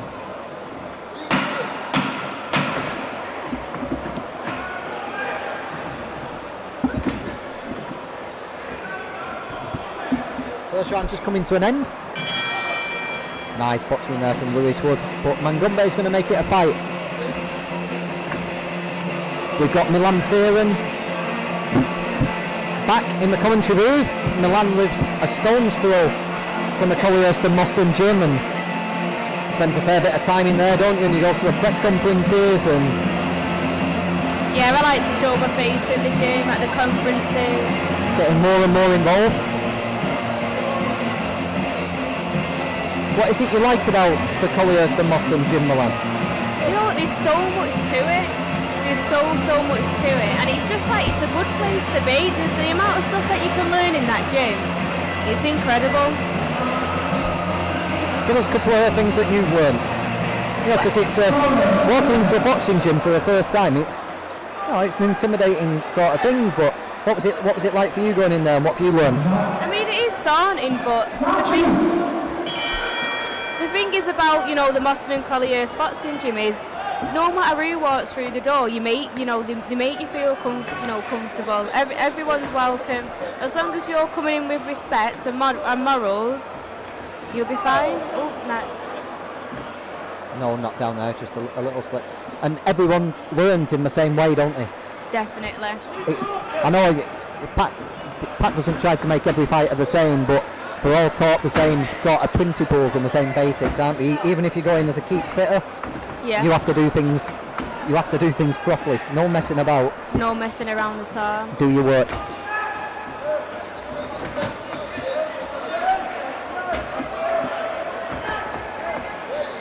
Mangombe loading up there, but Wood, I think Wood saw it coming and he was just looking to counter.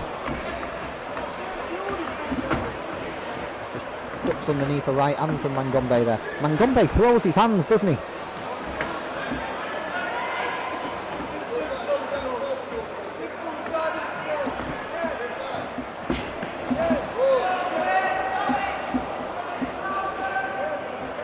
Good defence so far from Lewis Wood, keeping his hands up.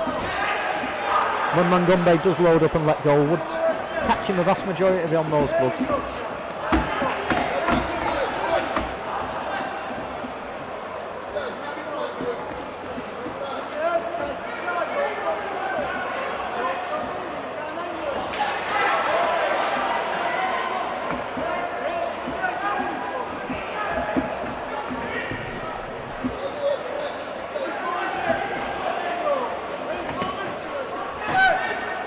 Let's talk a little bit more about Mangombe. He's 2-7, originally from Salisbury in Zimbabwe, Harare as it's now called.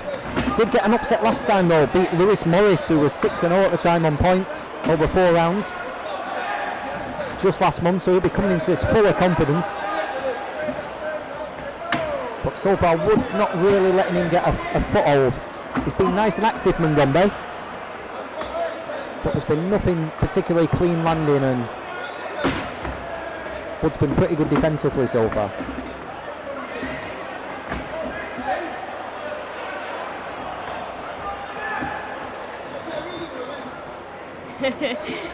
Funny little comment there. Always handy to have a co-op downstairs. Meaning the Moston and Boxing Collier's gym. It's actually upgraded now. It's a Morrison's. Yeah, the old gym on the corner, yeah, it was above an old co-op for a long time, wasn't it? But it was. Yeah, now above a Morrison's. Ooh, nice right up there from Mangombe in that exchange. Just gets confident and just takes one back himself, but big little exchange there at the end of the second round. Milan, you've been coming to these shows now for what, a year? And I remember the first one, we were at Oldham Leisure Centre, weren't we? And look up where we are now. You know, we've got packed bowlers with the big ring entrances. How have you seen the shows grow? It just progresses every single time. You know, every time it's different. I mean, the energy's always there though. That's one thing about the Black Flash. You know, the shows, the energy's always there.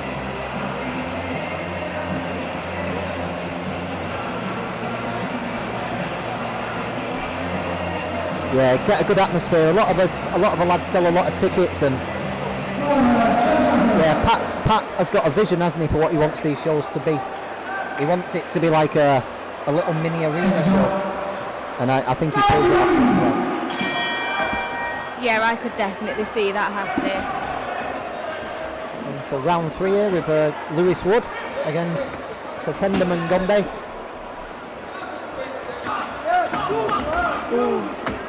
Big exchange there again. Wood's defence is good tonight though, he's getting those hands up nice. But Mangombe's not shy, is he? He's not shy at all. He's come for the win.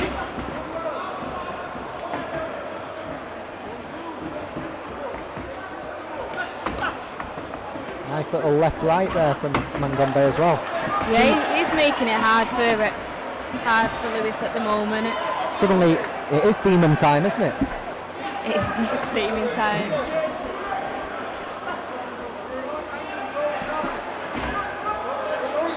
Wood just looks a little bit lost on how to close the distance down here on Mangombe.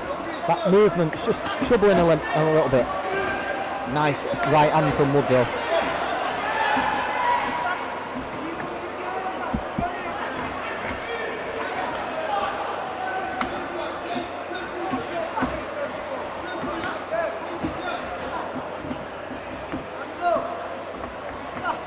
Switching all the time, Mangombe, and just making it awkward for Wood to figure out what he's doing, and awkward to set any traps.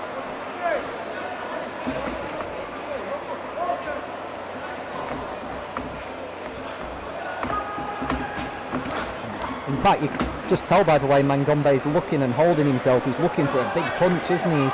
He's looking for the chance to let a big one go.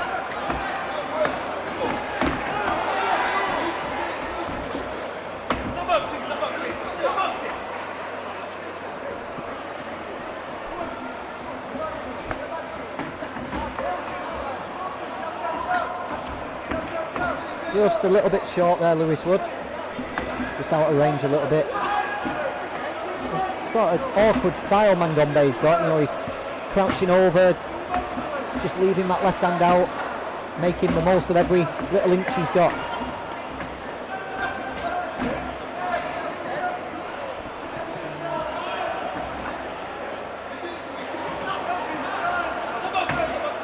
Bit of a messy round this, neither one's been able to find much clean work. Mangombe's just been loading up a little bit too much. Wood's defence has been nice and tight, but he's struggled to get much going on offensively.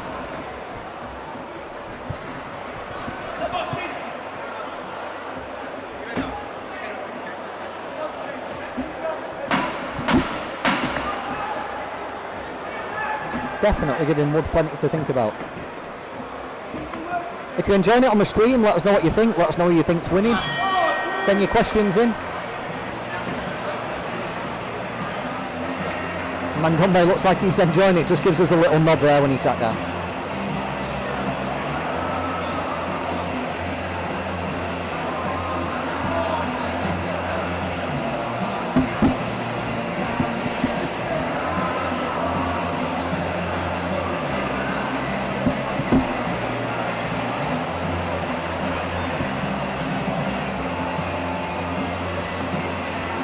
Comments coming in, as we say, we read everything, good and bad, yeah. Undisputed fight talk, Mangombe is tricky, you can see by his unorthodox movement that he's difficult to pin down. Yeah, exactly that, and I thought Wood struggled with that a little bit in the last round. Skitty Boone thinks the commentary is overly biased. I disagree.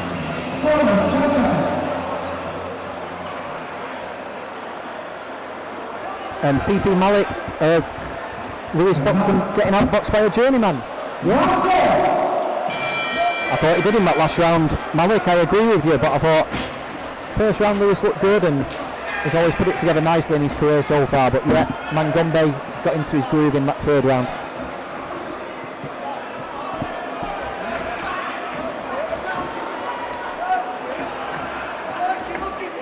And he started off this round really well as well.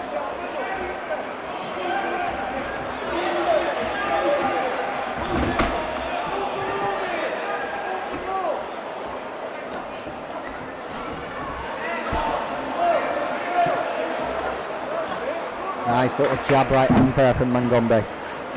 Lewis Wood's got to throw a double jab, or he's got to use something to get his feet closer because he's struggling when this is at range.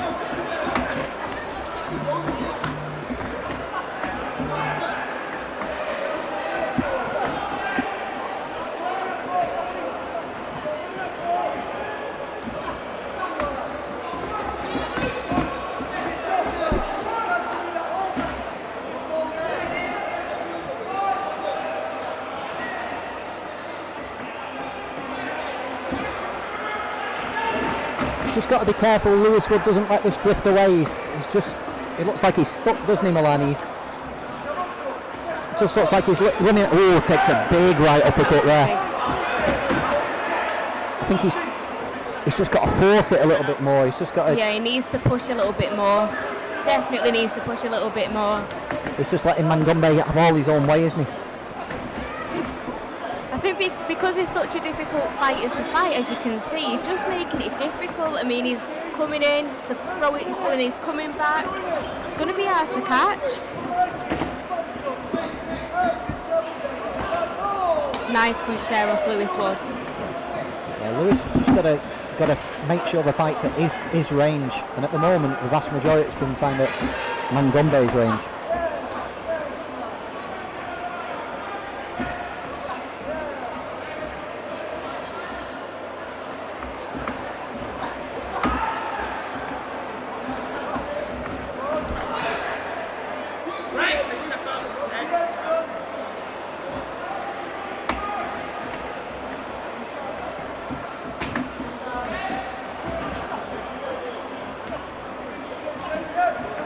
Demon time in full operation here. T-Flash Mangombe. fully in his rhythm, fully in his groove. And it's going to be onus, he's going to be on Lewis Wood here to change things up and change the way this fight's going, because at the moment he's just struggling to get close.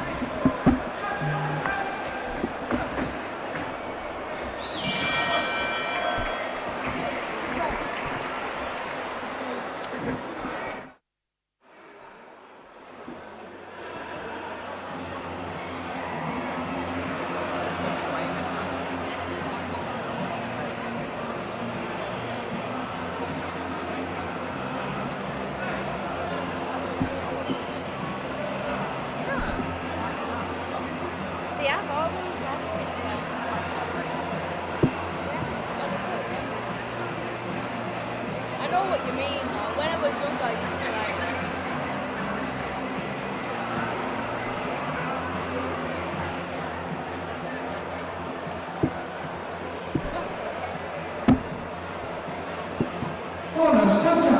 Let's see what Pat Barrett's been telling Lewis Wood in the corner. It could be, I imagine, be a little bit of urgency. Obviously, you don't know how the fight's been scored. But Pat will have been giving Lewis a game plan to follow. Time's getting a little bit short. I'd like to see him use a double jab and get close, and then work away to the body when he's in there. That's Wood's strength. But Mangombe's kept himself off the ropes and kept the fight at his distance and boxed well so far.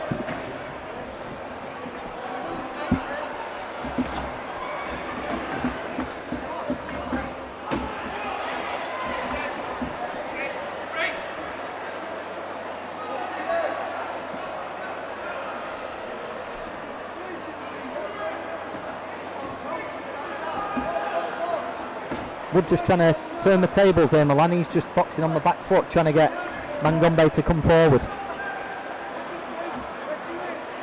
Trying to see if he can use a counter.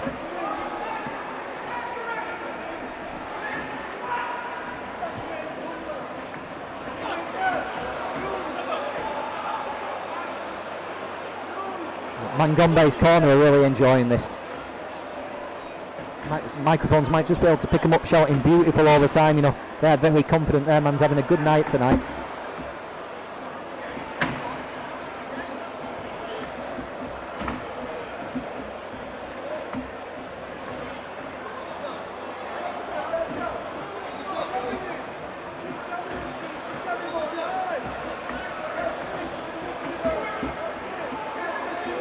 And again, we've had another little 20-30 seconds there where Lewis Wood couldn't get anything going.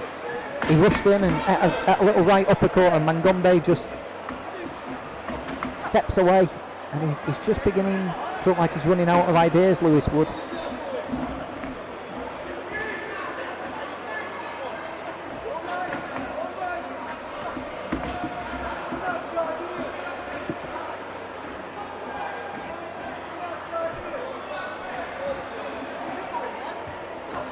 Big jab from Mangombe.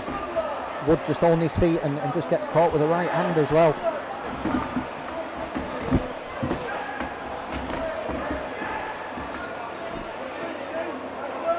Beautiful boxing here from the Zimbabwean.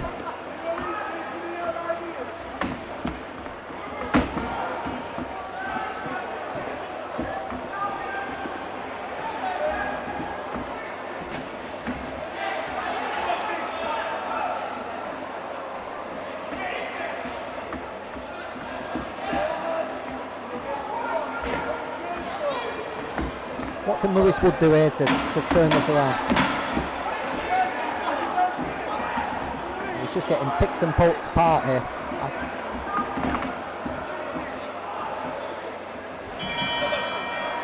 Yeah, another round for Mangombe. It's very easy to say Lewis Wood could just push forward and throw hell for leather and just go for broke, but he's getting picked off on the way in if he does that. What are people saying, Milan, on the chat? Let's have a look. So,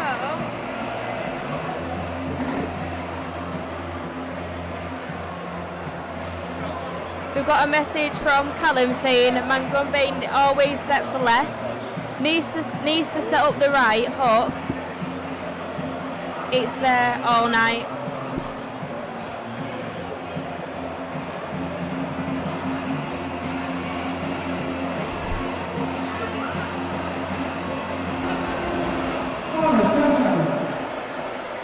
undisputed fight talk. Let's have a look. It's the lateral movement of Mangombe. Wood seems flat on his feet, so he's being turned a lot. I agree with that. Yeah, I think it's undisputed fight talk there. I think that's a pretty good summary.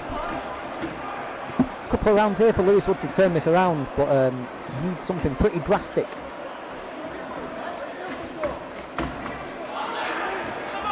There we go, fighting with some urgency. Now we got close there, Milan. It needed to be done. I mean, he's got to keep that up for every minute that's left, though. It can't just be done in bursts.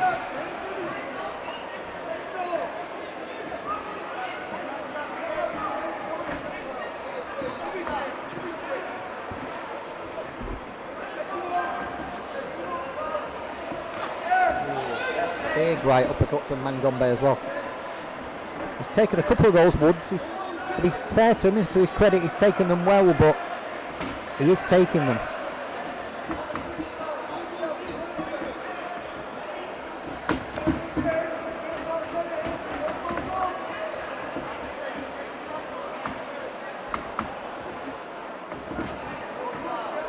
Again, just a simple jab and just stepped out of range. Mangombe.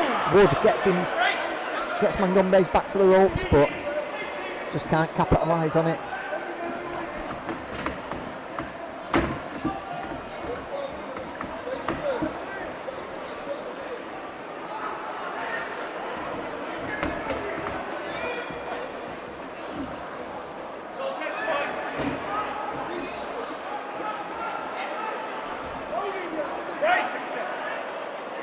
Nice clever work inside from Mangombe there, just held on to Lewis on the blind side of the referee, so just wait for him to be broken up.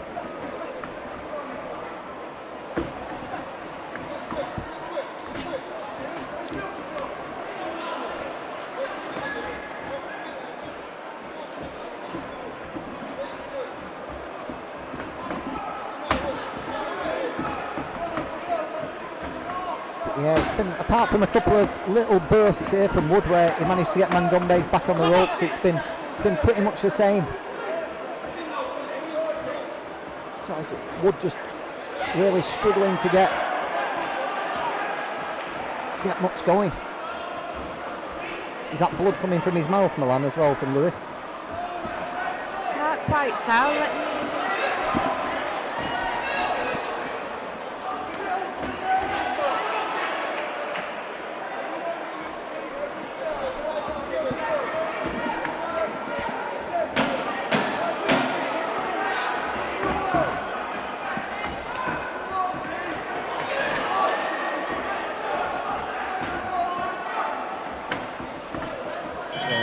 Mangombe boxing really well, no sign of a pace slapping in here at all.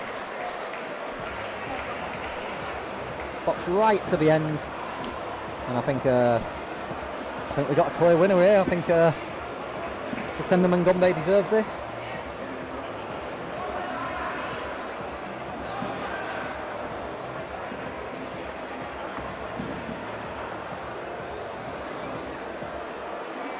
Get the official scorecards here from Jamie Kirkpatrick.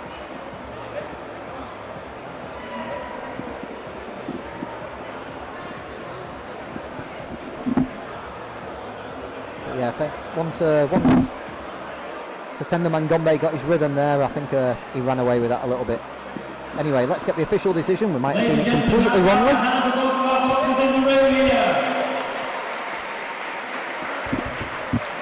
After 6 rounds of boxing, we go to your referee Jamie Kirkpatrick's scorecard, which reads 60 points to 55 points in favour of your winner, Tatenda Mangombe. Yeah, 60 points to 54, so that's 5 rounds to Mangombe and 1 round even. Deserved winner from Lewis Wood. I'm assuming the first round was the one they gave even, and then Mangombe got into his rhythm and ran away with it. What did you think, Aram? Yeah, I absolutely love Lewis. I think he's a great fighter, but work needs to be done, and work will be done. The best man won. Yeah, he's got to get back to the drawing board a little bit after that. Lewis, his strength is when he gets people on the ropes and he can work the body, but he just couldn't figure out how to Tatenda Mangombe onto the ropes and paid the price.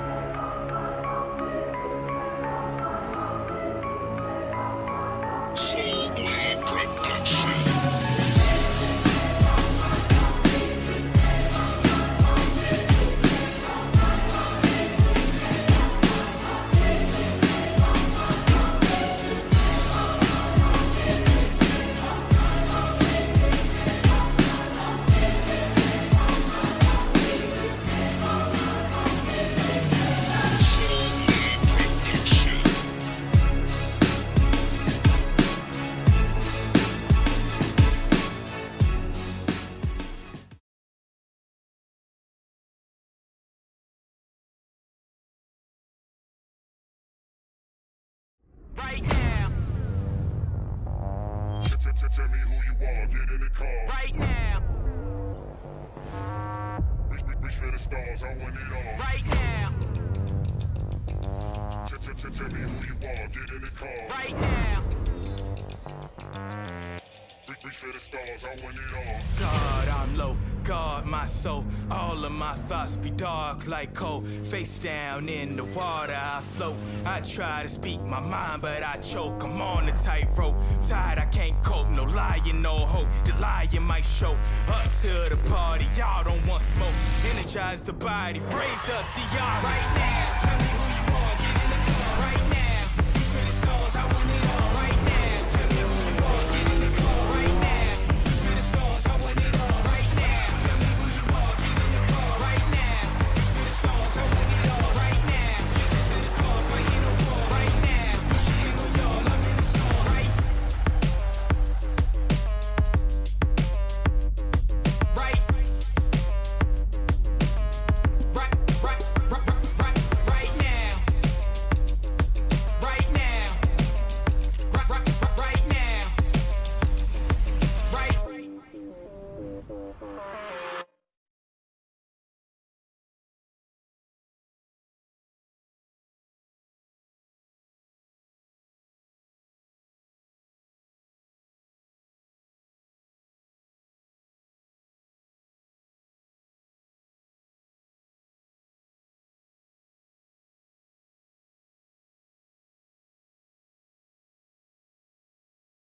Follow the Black Flash Boxing channel on all social media platforms.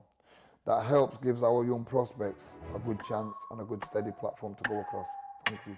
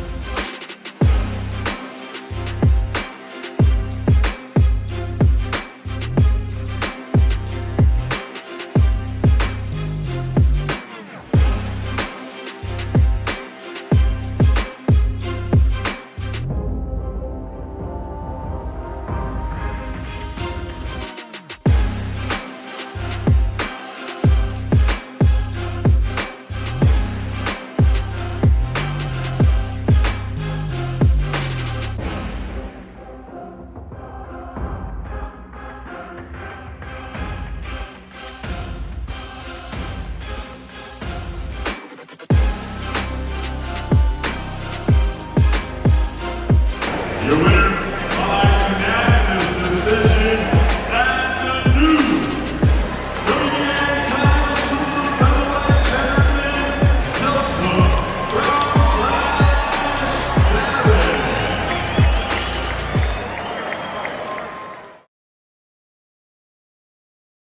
Welcome to the Black Flash Boxing channel. Let's keep it real today. Today's topic, we're going to talk about trainers, okay? Different many ways of training fighters and how we do it. But for me, I'm just going to talk about my way.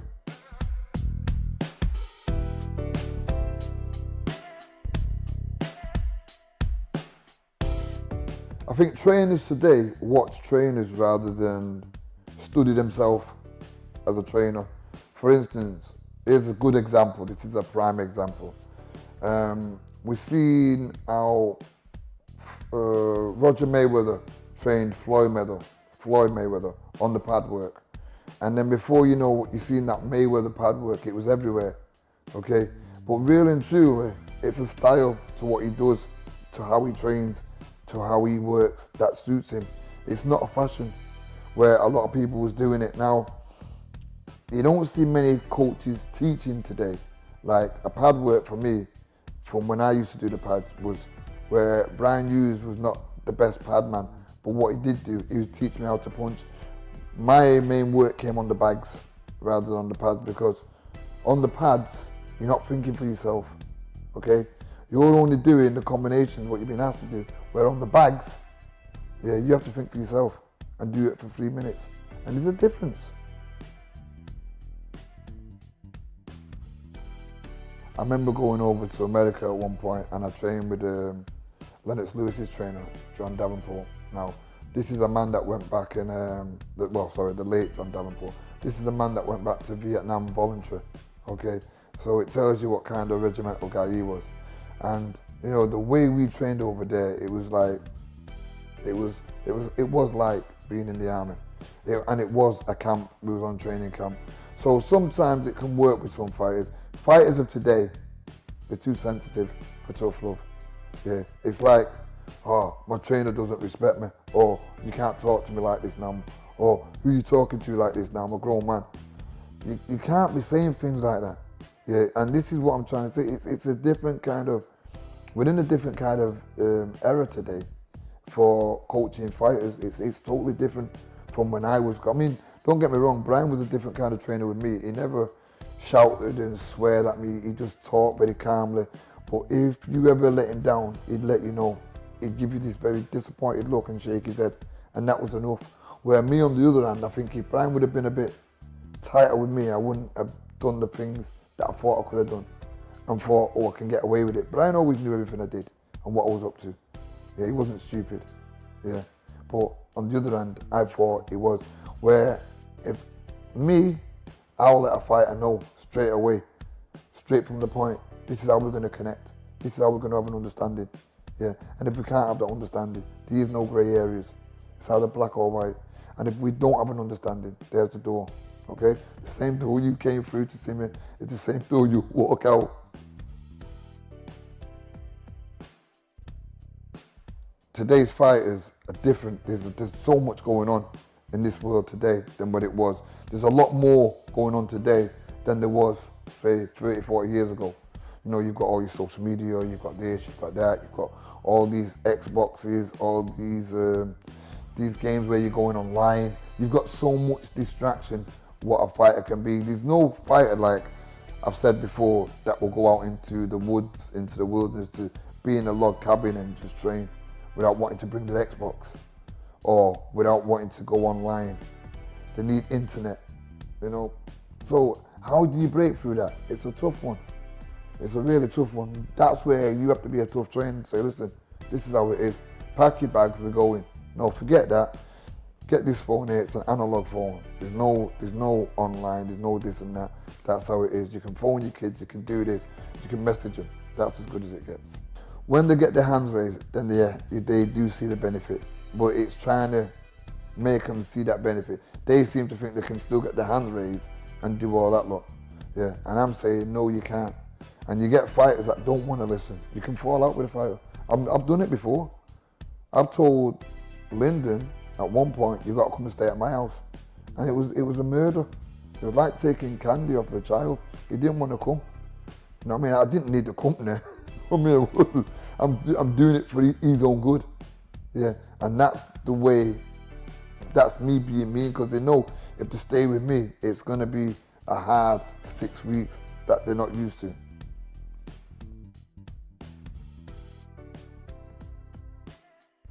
To be a teacher, you don't need to be a student of the sport. You need to respect the sport, analyze the sport, study the sport, and become a connoisseur of the sport.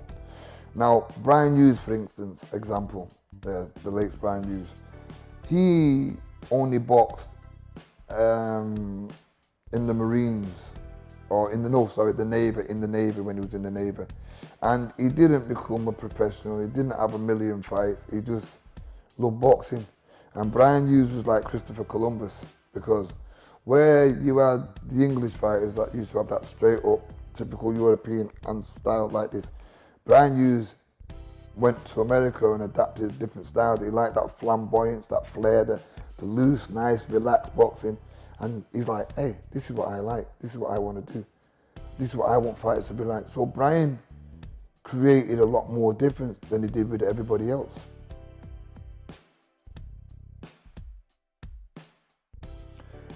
A good trainer will sacrifice a lot for his fighter. That includes not going on holiday, not spending. See, what you got to realize, a trainer is also on a training camp with a fighter. He'll pack his bags, he'll go and do what the fighter should do. Take himself away from home, his family, his kids, or everything what the fighter goes through, the trainer goes through. The fighter gets beat, the trainer gets beat. A fighter gets hurt, we feel it. Not as much as the fighter would do, but we still feel it because we go through the same things every day. We spend that same time. To me, it's not a money thing, it's a feeling and it's a passion. Yeah. And when you have that, yeah, that's what makes a good trainer. If someone offered me a fight for one of my fighters and I didn't think he was ready, I'm saying no.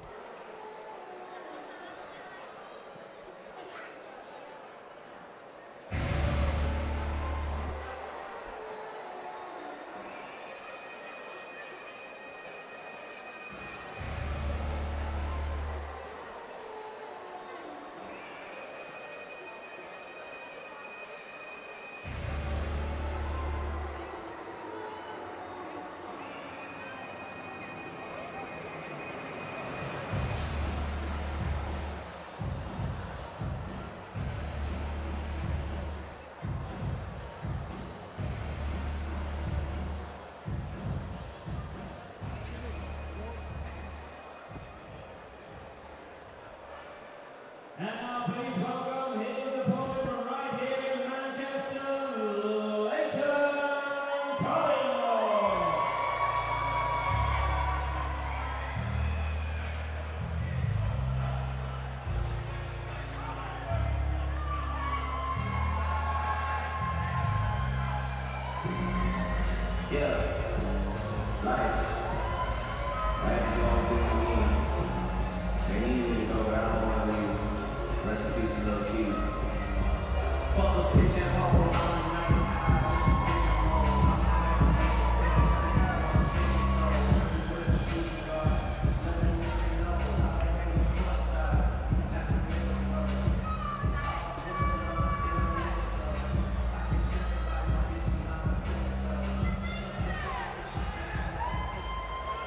Ladies and gentlemen, this contest 6 3-minute rounds in the super middleweight division. Your officials, timekeeper, Amjad Ditta. Your referee in charge of the action will be A-star referee, Steve Gray. And now it's time to meet the boxers. Let me introduce to you first, fighting out of the blue corner, wearing the black and white trunks, he weighed in 12 stone, 4 pounds, 3 ounces. With a record 51 professional contests, including 11 wins. 10 of those wins come by way of knockout. From Botswana, Croatia, please welcome RADNIC.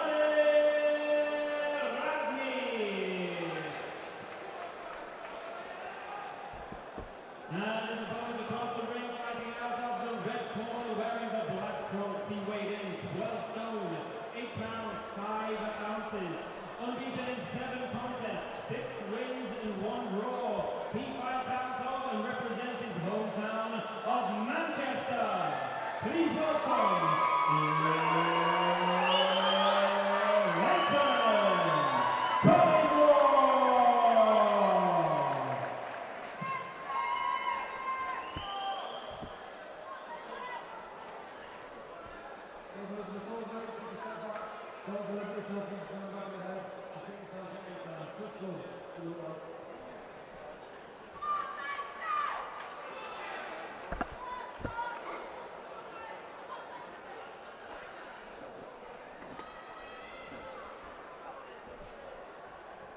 Seconds out, round 1. 6 rounds here. Leighton Collymore fighting Frane Radnic. Leighton Collymore, one of our favourite fighters. Always exciting. Never fails to put on the show. Can be really aggressive. Always on the hunt for a knockout. And he's fighting Frane Radnic, who's got one of the weirdest records you'll see. Won his first 11 fights, knocked 10 of them out, and lost the last 40. So, make of that what you will.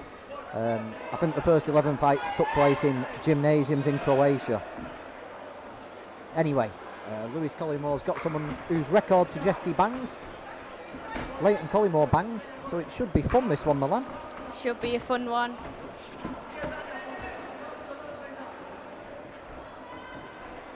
Leighton's always good to watch. He always brings a good crowd with him as well. Yeah, popular guy, isn't he? Big ticket seller. He is, and he just boosts, boosts the energy in the ring. When you've got, your family, your friends on the side cheering, and you've got that many there, it does help a lot. Because, yeah, pressure doesn't seem to bother him, does it? He doesn't buckle under the pressure. He enjoys it. He doesn't know. We've seen, Leighton have a few fights, and he has been put under some pressure, especially with. Do you remember that fight with Bahadur Karame? Yeah, it's World War III, wasn't it? It really was. Yeah, if people haven't seen that one, the fight Milan just mentioned there, Leighton Collymore and Bahadur Karame, get on the Black Flash channel and watch it. It's crazy. But anyway, back to this fight, and Frane Radnic, 39 years old now.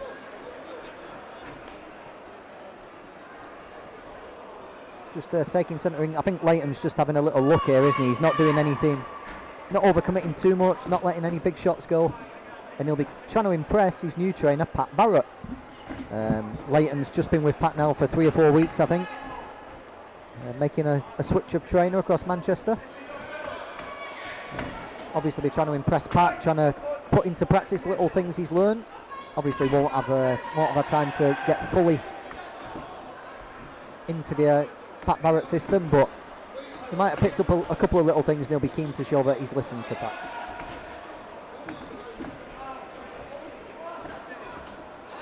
The one thing we'll never do, though, Milan, although he might try to follow Pat's game plan, if at some point Leighton Collymmore's going to kick off and have a fight, isn't he?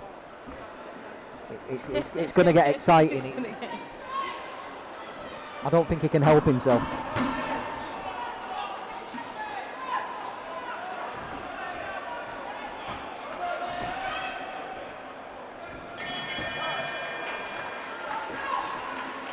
Yeah, pretty quiet first round that. Totally out of character for Leighton Collymore, but as I said, he'd just be wanting to show Pat Barrett that he can listen, that he can follow a game plan. And I'm sure at some point over the next 5 rounds, things will all explode and you'll see some fireworks.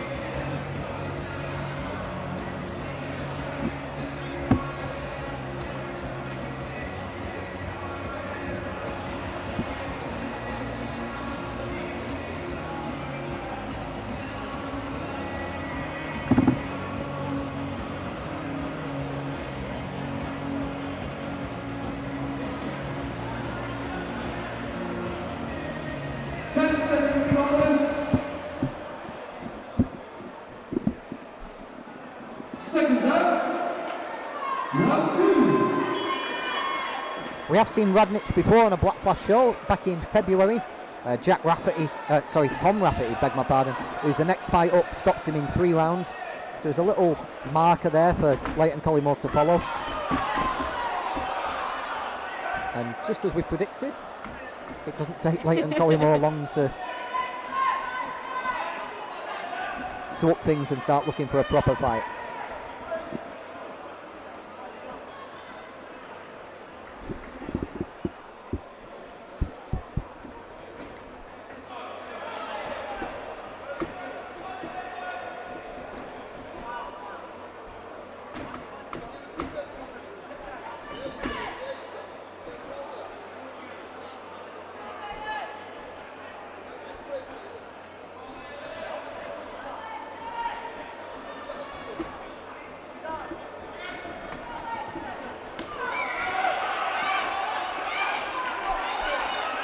Nice little left hook to the body. I think we're seeing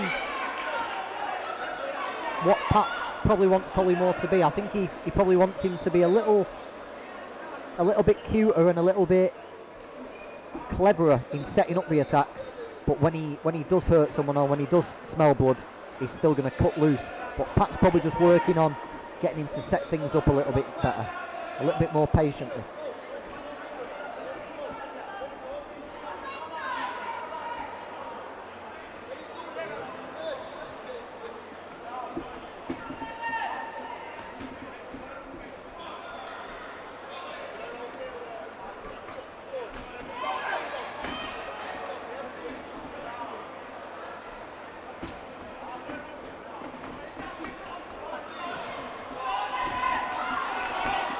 Nice little uppercut there from Collymore. Radnic sort of turns away when he takes a heavy shot. He just turns away to his left. I wonder if Collymore's noticed that. A little message on the comments asking if Pete Naylor's fight had his fight yet. No, he's not. He is the last one on the bill.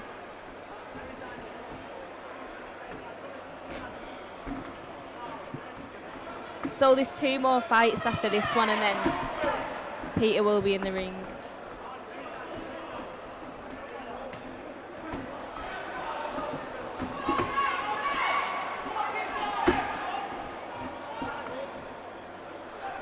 Yep, stick around with us. Pete Naylor topping the bill later. He's going to be fighting RHYS Kaney. Heavyweight action later on. Little pause in the action here while Radnic recovers from a low blow.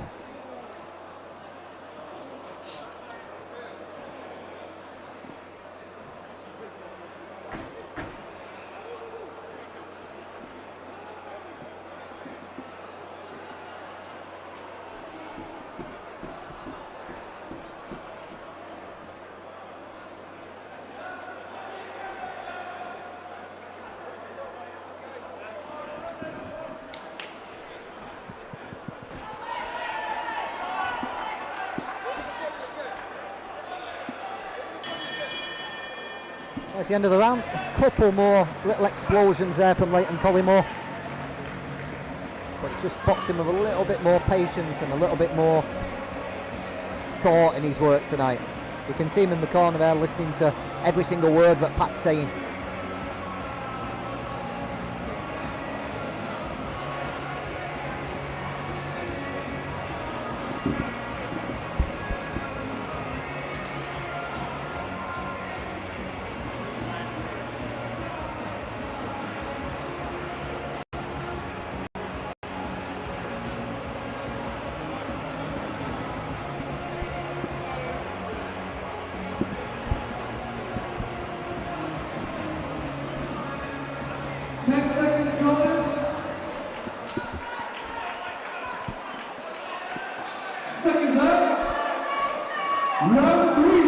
Third round, Leyton Collymore having it all his own way so far against FRANE RADNIC.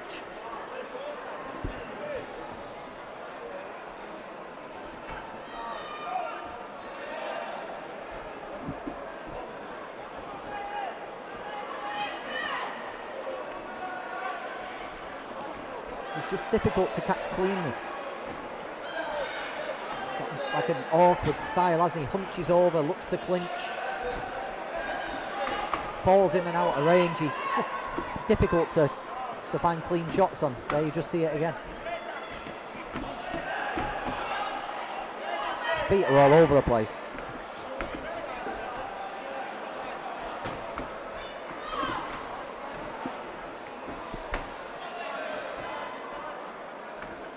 I don't think RADNIC should last a single week in Pat Barrett's gym, would he?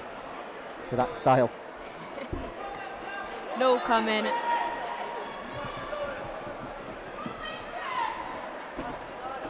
Looking for uppercut, Collymore, but so far he's just not been able to find the right time. I wonder if body work might be the key here.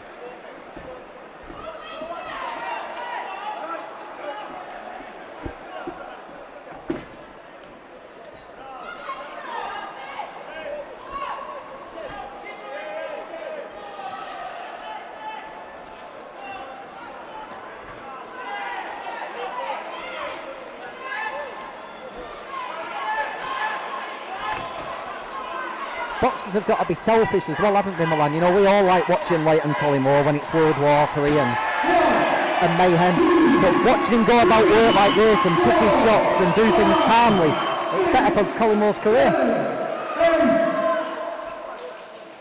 He's barely taken a shot back today, but he's still managed to get the same results. He's got RADNIC hurt, he's had him over now, and now he can look for a finish.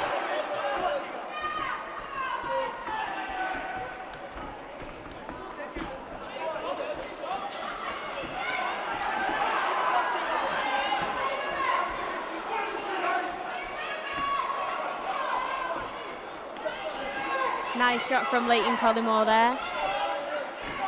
Yeah, I think RADNIC is looking like he's had enough here. Yeah, this might be it.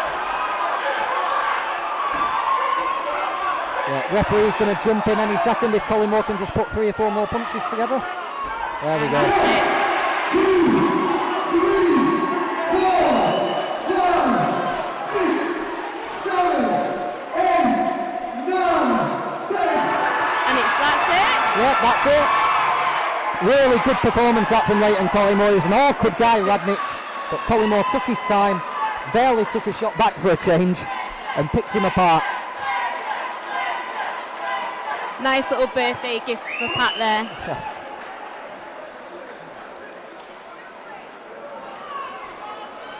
Yeah, we all like the mayhem and the wild fights Leyton gets involved in, but he's going to have a short career doing that. You know, fighting like that. He still got the 3rd round stoppage, but he did it a lot more calmly and took a lot less punishment himself. So, really good to see from Leyton Collymore.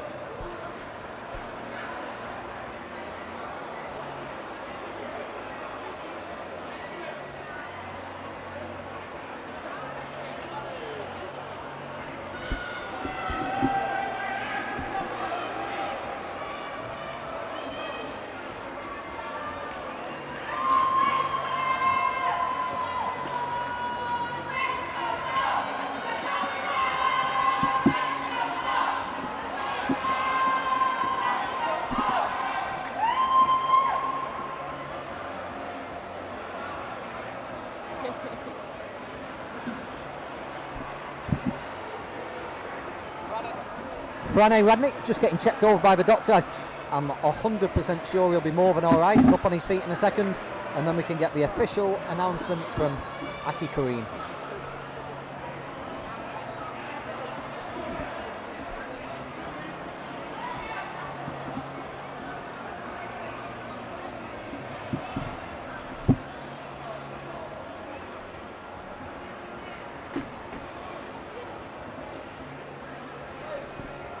Ladies and gentlemen, how about a hand for both of our boxers here?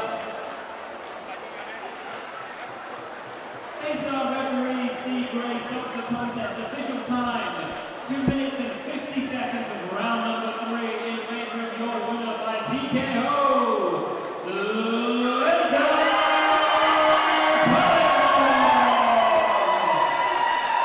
Well, confirmation, TKO victory for Leighton Collymore.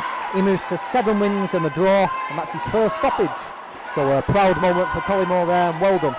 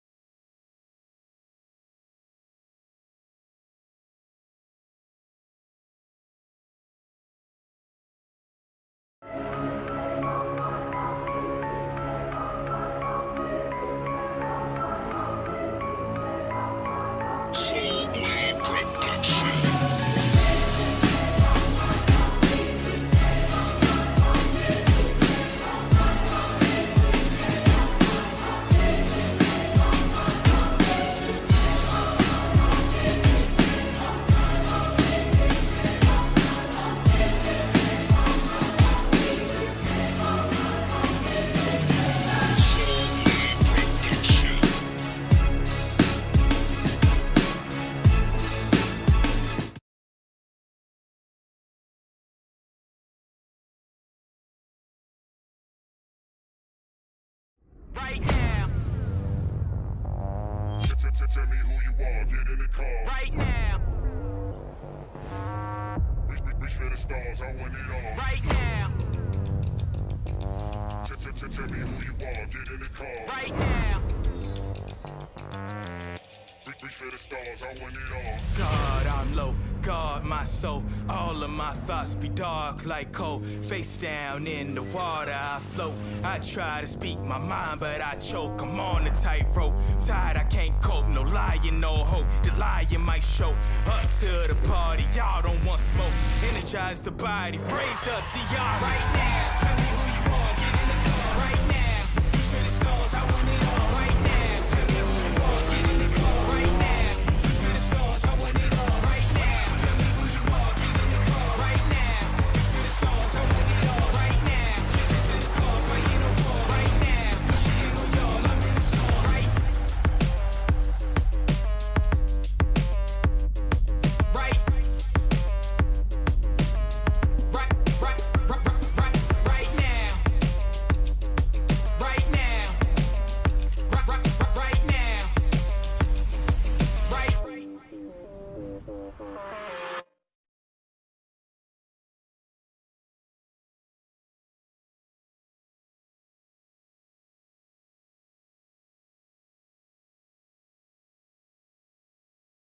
Welcome to the Black Flash Boxing channel. Let's keep it real today. Today's topic, we're going to talk about trainers. Okay, different many ways of training fighters and how we do it. But for me, I'm just going to talk about my way.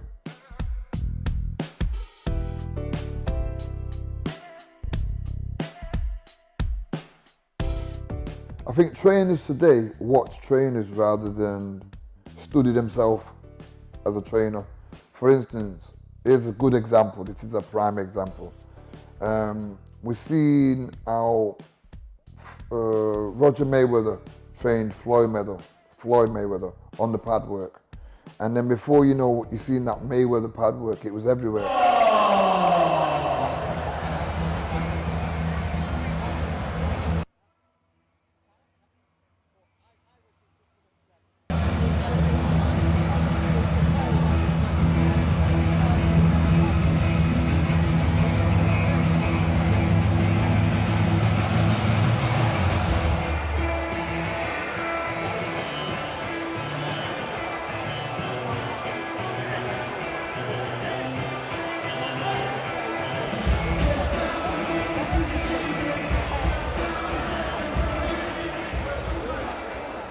And now please welcome his opponent from right here in Manchester, Tom Rafferty.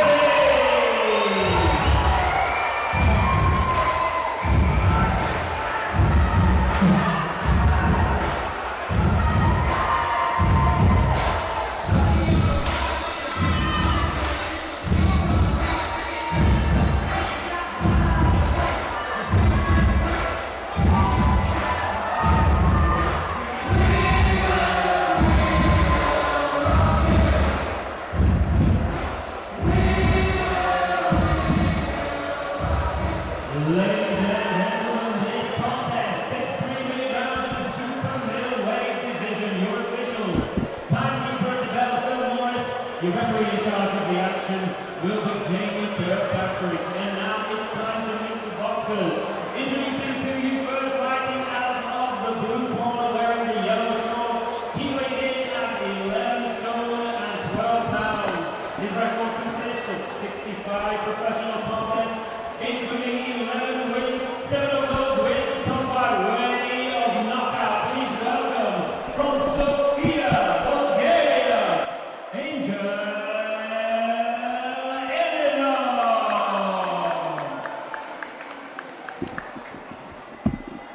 And his opponent across the ring, fighting out of the red corner, wearing the black and white shorts. He weighed in 11 stone, 11 pounds, 12 ounces. He has an unbeaten professional record consisting of 8 wins, no defeats. He fights out of and represents his hometown of Manchester. Please welcome to the ring, Tom Rafferty.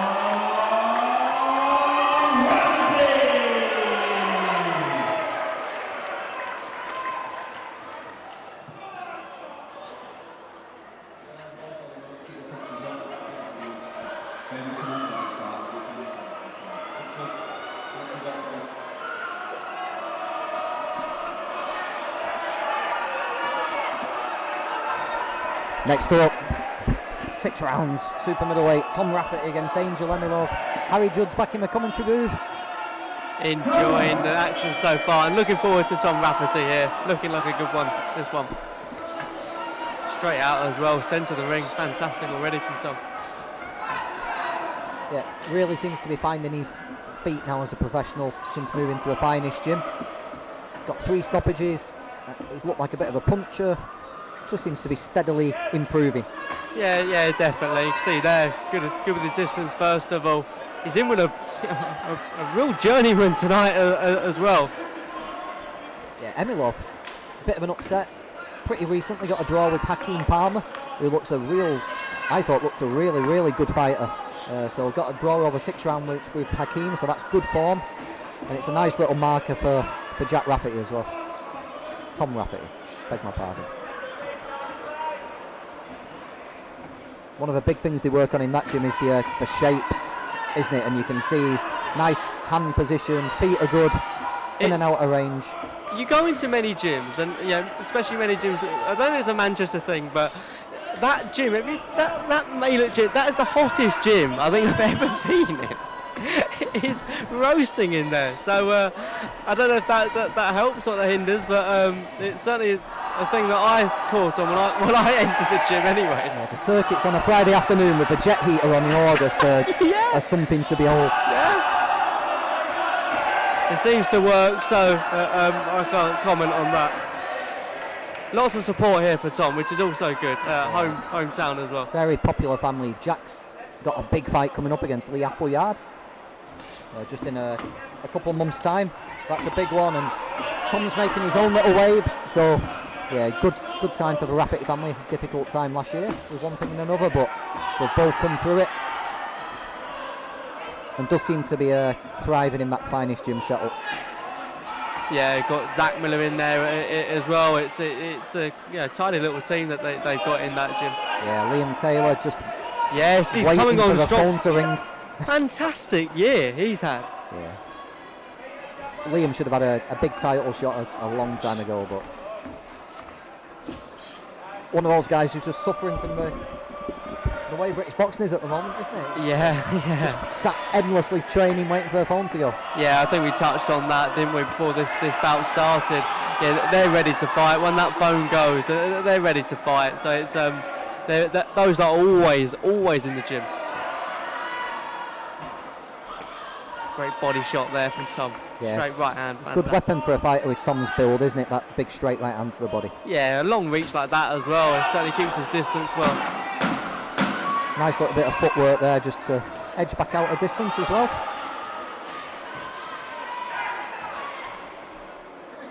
Good head movement though from Angel though. He's getting out of distance and range really well. Yeah, I've seen EMILOV a few times now. I think he's a level up from your regular Eastern European journeyman. He's got a little bit more about him. They're tough men though, aren't they? They're tough men. So yeah, this is a tidy test, and hopefully as the rounds continue we get a little bit more action. Just seeing each other that round for sure. Just wonder what it's being said in that corner there for Steve.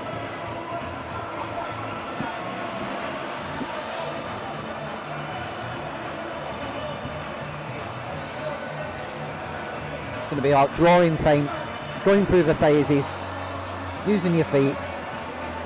Just the things that they hammer on a daily basis.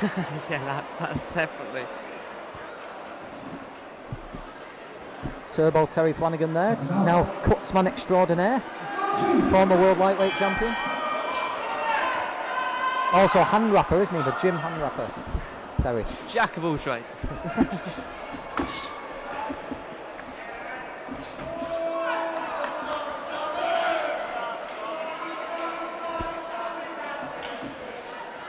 Like a little bit more action here from Angel. He seems to get into good range and good distance, but doesn't seem to want to throw it. Here we go, that's a good flurry of combinations there to the body, so a little bit more of that from Angel would be good.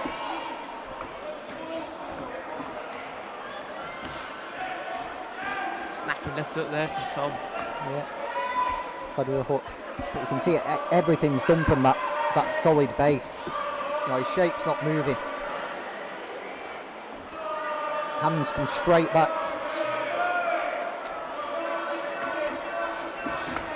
Nice job there from Angel.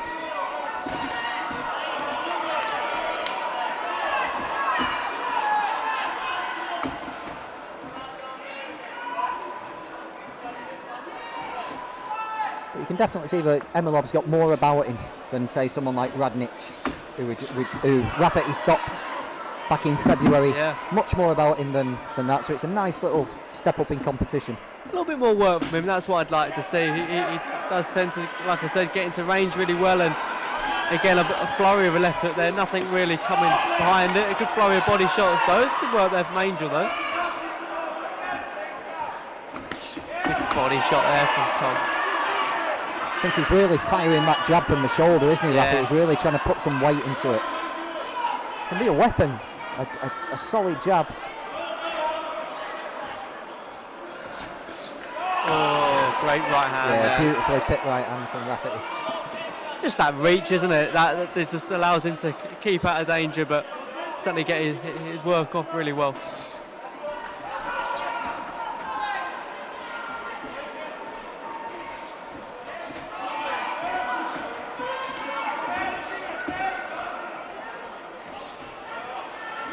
need to guard up pretty quick. So he gets caught there, Tom. After he throws, put that hand back straight away. You can see Angel coming around with that left hook and get caught with too many of those. It could be problems. Just edging forward a little bit more, EMILOV here, isn't he? Yeah. Just creeping forward with those feet. Bit of blood now from Tom Rafferty's nose. Something got through. That's good. Shot again, that left hook again. Right hand's just dropped a little bit, hasn't it? Yes. Angel's, there's nothing really. It's not precision when Angel throws it. It's more just a blind counter punch, but it is connecting with Tom.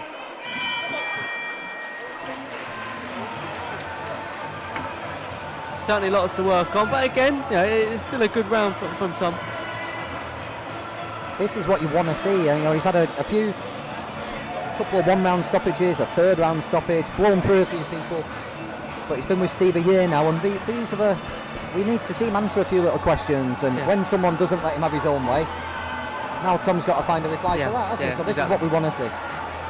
Yeah, exactly. I mean, tough tests like this is what makes allows you to carry on, and I think that we're hopefully seeing some of that tonight. Still got 2 fights to go. We've got MAURO Silva fighting Jordan GRANNUM. That's coming up next, and then top of the bill it's going to be Pete Naylor against RHYS Kaney. But back to this one, back to a third round of Tom Rafferty against Angel EMILOV.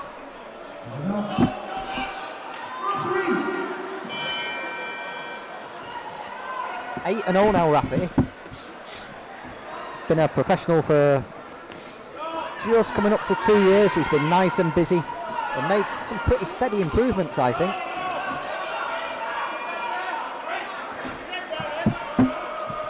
Wrestling going on there, that's what we love to see. Sport.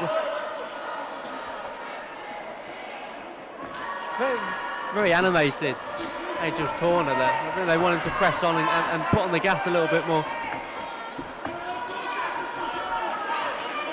Great uppercuts there, and that is what he's partial to. Or in terms of puts his head down a lot, Angel, and slip that uppercut in there. You can just see him using that footwork, Tom. Just take a couple of steps back, plant that right foot, and then look for the uppercut. I'd also like to see him maybe just get that jab going and just step off to the side before letting the right hand go. Just give him a little bit of a different angle.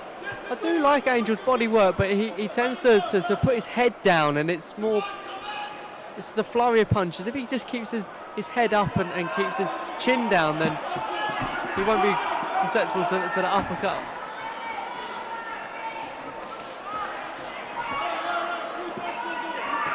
Shot, brilliant shot that.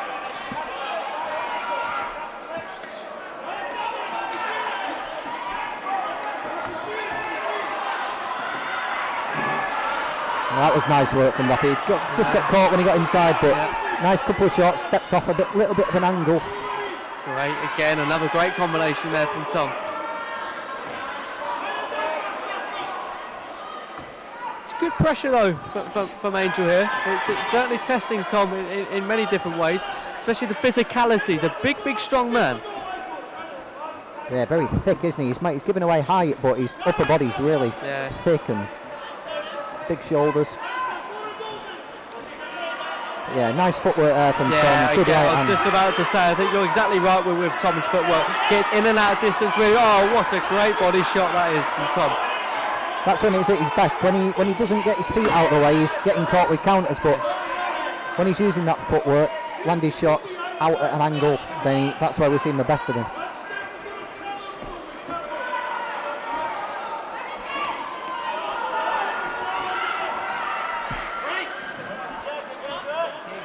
Yeah, real meaningful bit of work this tonight for Tom Rafferty. Yes.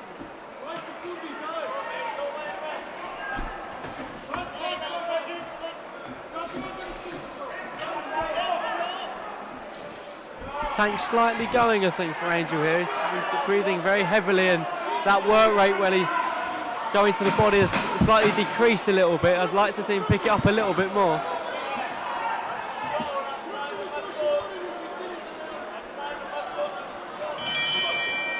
staring each other out at the end there, but yeah, again another good round from Rafferty.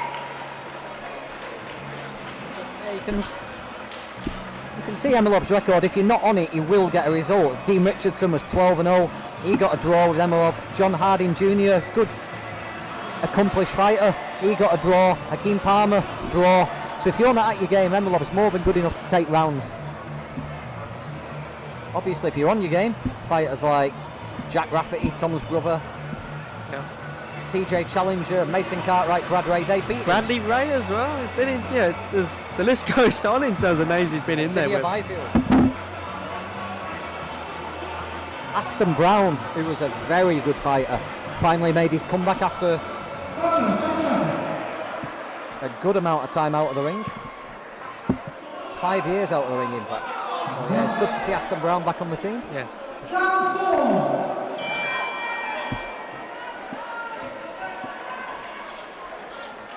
Still highly attended. Have we been able to get Niall Brown and the like on comms? Have they been down? No, I've not seen them yet. No? Staying out of the way. But yeah, it's good turnout. The Blacklash lads all support the full team, don't they? If one of them's fighting, they all tend to be here. Yeah, I had a word with Niall a few moments ago, and dealing with an injury at the moment, but hopefully we'll be back out soon. Wanted to be on this bill. Obviously, the last Blacklash show he was out, and a very, very good performance by him. But like you said, fantastic that they come down and see all their fighters progress in their own careers. Emilov's just made this round his type of fight, hasn't he? You know, it's all been up close quarter stuff, and great body shot again there from Rafferty. But work rate certainly picks up from Emilov there. It has, yeah. He's made it like a close quarters fight, where obviously we're not privy to what's going on in the corner, but you'd assume that this is Tom's range. But Emilov's first minute was definitely fought at Emilov's range today.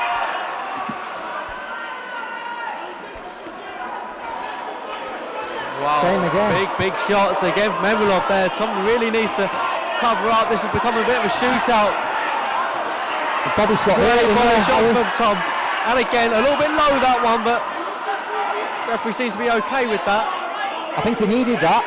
I think Emilov was just getting a little bit of momentum, wasn't he? And that body shot just seems to have swung things back Tom Rafferty's way. I'd like to see him get back up on the toes now, though. Don't go flat-footed.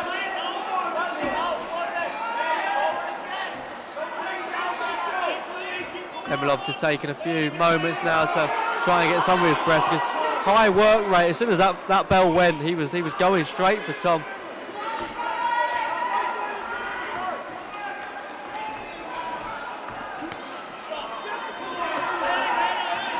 I think that left hook about a minute ago really turned things, didn't it? Because Yes. Emilov was he wasn't getting on top, but he had momentum on his side, and I think that really did some little bit of damage to him. Tom definitely going back to the body, isn't he? He's targeting that area. Yeah, I think you can see that Emilov's tank is starting to decrease, and working downstairs. And I think the more this goes on, and hopefully Tom will be able to use that range and try and pick him off a little bit more. But great work from Tom, cutting the ring off well.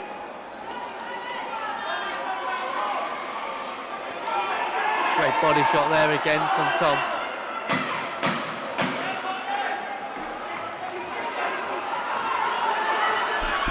Put the big left hook there, so he led with a right to the body and stepped Great in. uppercut though from Emilov there. He needs to be wary of that. Yeah, I think it's a good round from Emilov, I'll be honest. I think that was certainly his work rate. He's put a lot in that round. Feeling the pace, Tom. Swelling on the eye. You see trying their best to calm that down. The heavy shots he was taking, Tom. The little left uppercut where he just left himself inside too long. Yes. Yeah, he's definitely feeling the pace, but I think Emilov really felt that body shot, so be interesting to see which way this one goes now. Been very animated, Emilov's coach there. He's been verging on the way of actually jumping onto the judges' table at times. He's been that animated, but let's see what happens in this round. It's a big round this for both fighters.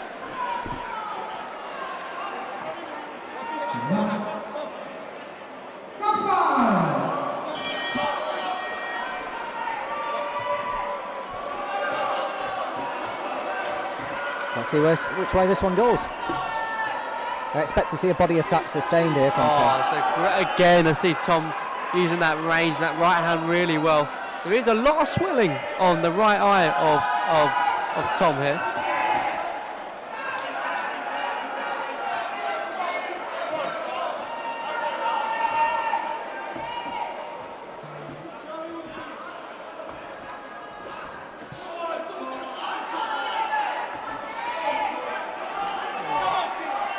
Scrappy there. EMILOV trying to walk his opponent down. Tom dealing with it well.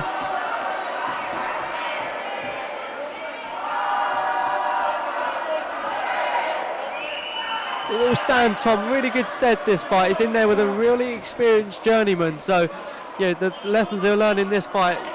Oh, you could see straight, just the way EMILOV was moving, you could see it was going to be a tougher night's work than Tom's had the last few times. As we said when we started, tough men, he's the journeyman.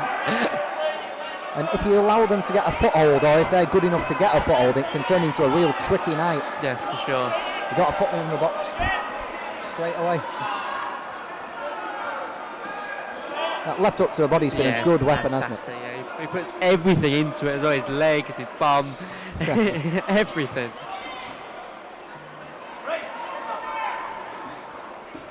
Yeah, I think a little bit of a snap's gone out of EMILOV's work, hasn't it? Yeah, of course. I mean, the work rate, especially in the last round, was high, and yeah, we can see his tank slightly going. But the body work from Tom has certainly been pivotal in this fight and certainly made a lot of difference.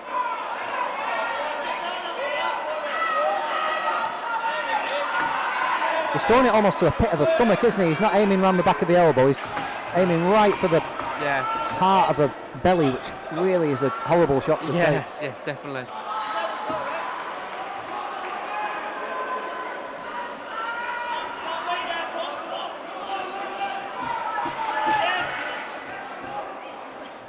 Good shot there from EMILOV there. That's where journeyman experience, that's what it comes to. When you're clinching and you're holding, and as soon as you're out of that clinch, just throw something intermediate, and that right hand just then, that comes with experience. Landed a nice left hook after that as well, didn't he? Just over the top of that right hand. That right hand has just dropped a few times as the fight's gone on, hasn't it? And that's where that swelling's probably come from.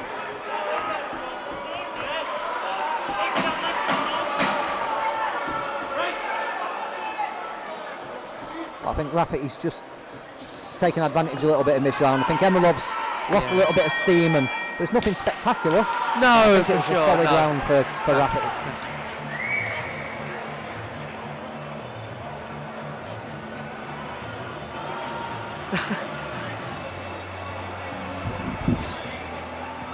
Yeah, we just saw that there. That was just sprayed water on his own coach. But yeah, EMILOV will be there. He will be there to this end. He's not going anywhere. He's a tough man, and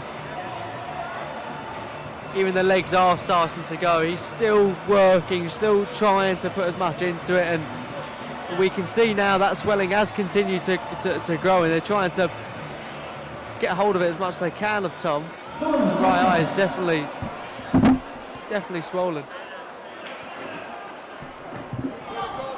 It's going to hold out unless something momentous happens. The eye is going to hold out for the next 3 minutes.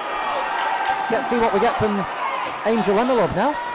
See how much ambition he's still got, whether he decides to push the pace and go for it, or whether he starts thinking about next week or the week after and the next fight on his slate. Shots again there, just loading them all up there from Tom. Brilliant. Oh, what a massive shot that was from EMILOV. Yeah, we're getting our answer, aren't we? He's come for it in this last round. Right hand right over the top. Blood from the other nostril now. Definitely knows he's been in a fight here, Tom Rafferty. Definitely. Being so close to the action as well, you can hear them. You can hear those punches land, and especially EMILOV's work, you can hear everyone that goes into the body of Tom. Shape's just deserting him here, Tom Rafferty's just got to be careful none of those hooks come over the top. Great uppercut there though.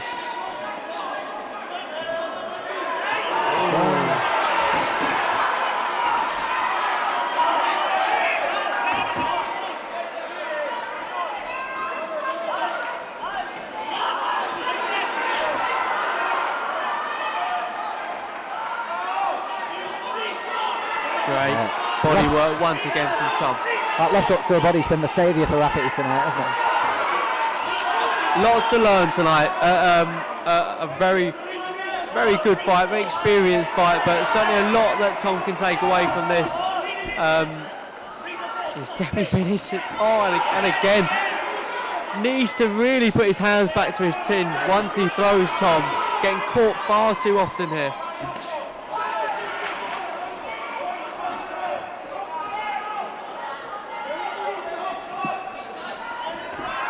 EMILOV might just have realised that this could probably just be a little bit out of range now. Yeah, for sure. Once again, these black flash shows, it's a real good matchmaking. It's a real good fight here.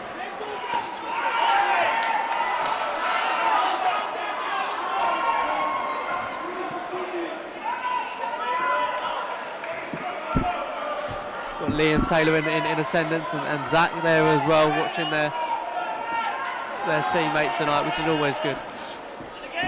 Just got stuck there, didn't he? Just at punching range, not doing anything, Tom, and just took a right hand through the guard.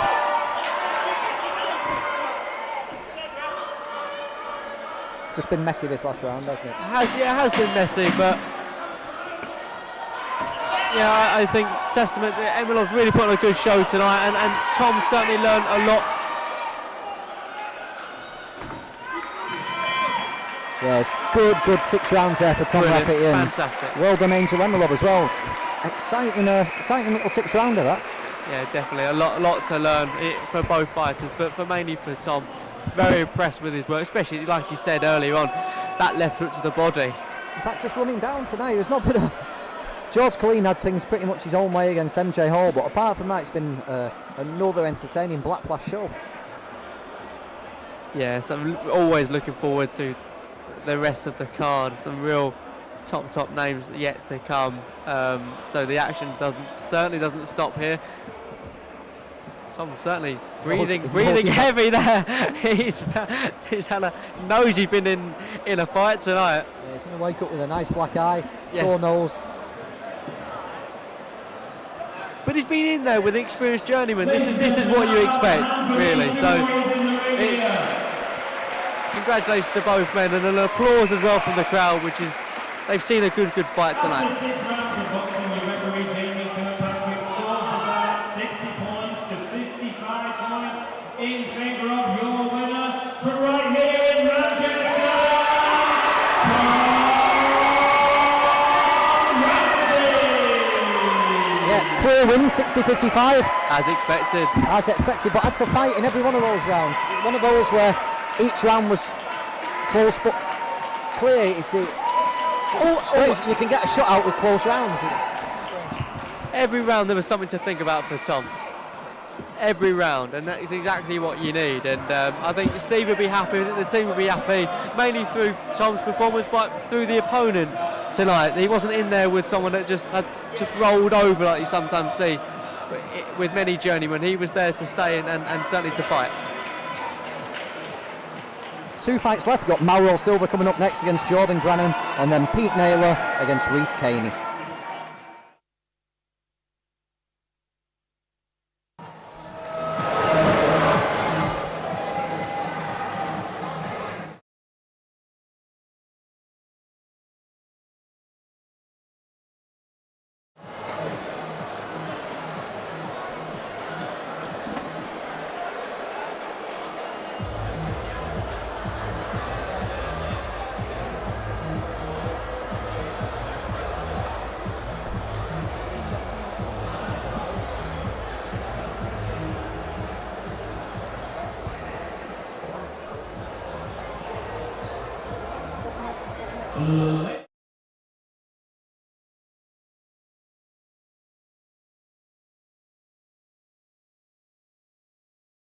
Welcome to the ring first from London, the Brown Eagle, Jordan.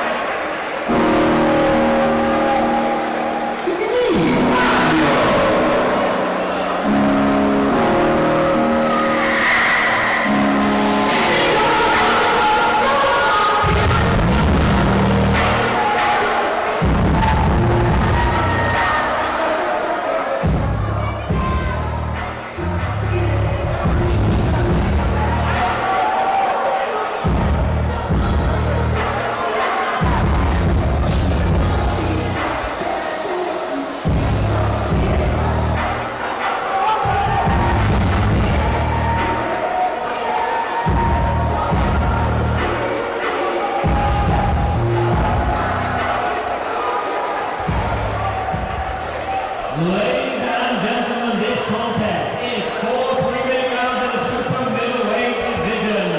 Your officials, Tati Bernabel and Jardita, your referee. In charge of the action will be A-star referee Steve Gray. And now to introduce you the boxers. Introducing first, fighting out of the blue corner, wearing the black and gold. He weighed in 11 stone, 12 pounds, 7 ounces. His record, 133 professional bouts to his name. From Islington, London, please welcome the Brown Eagle, Jordan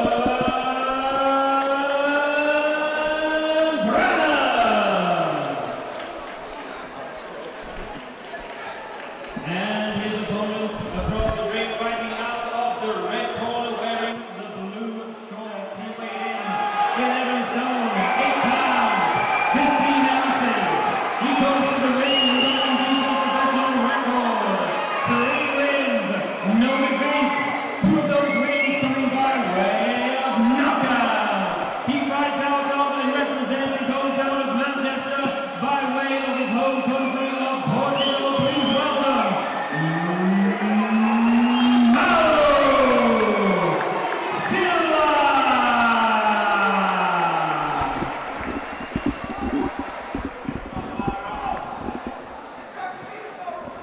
Okay, boys, we're all ready to take a step back. Don't do anything to the back of the head. Just take yourselves at all times. Touch gloves. Good luck, fellas.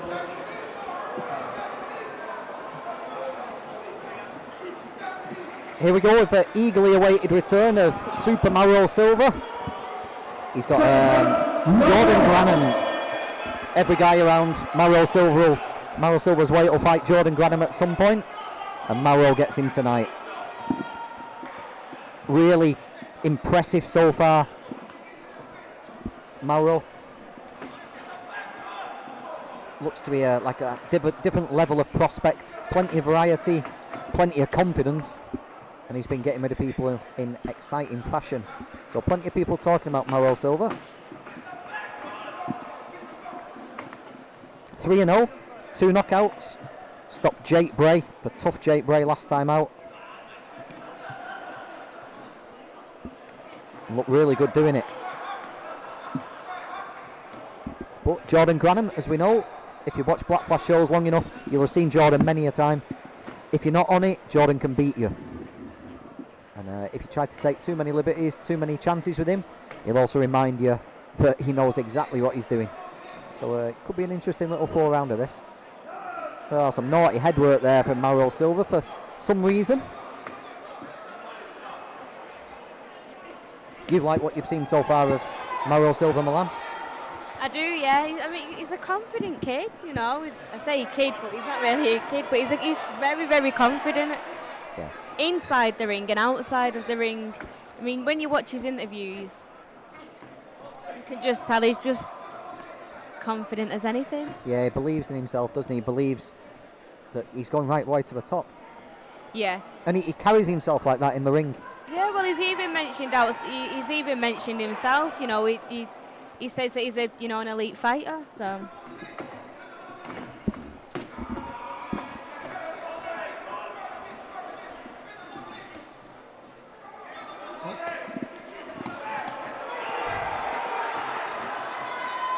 Just starting to open up a little bit here now. Jordan GRANNUM didn't get caught with anything there, but just saw MAURO just letting loose a couple of times.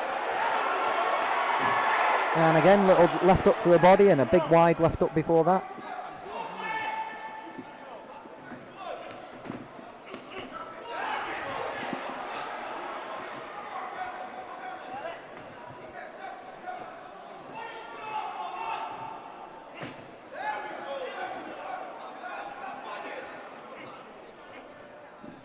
Does like to talk about how tough the gym is that he trains in MAURO.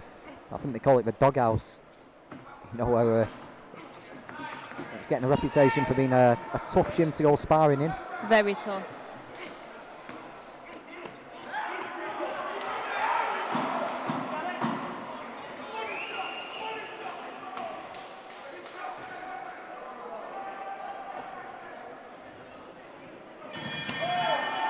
And yeah, Nice little punch at the end there. yep, dominant round from Mauro Silva there. Straight back onto his stool, make sure he makes the most of his minutes rest. Jordan GRANNUM will have worked out pretty quickly, but Silva's pretty good. And he'll be probably just working out how to best stay safe so he can pick to fight next week.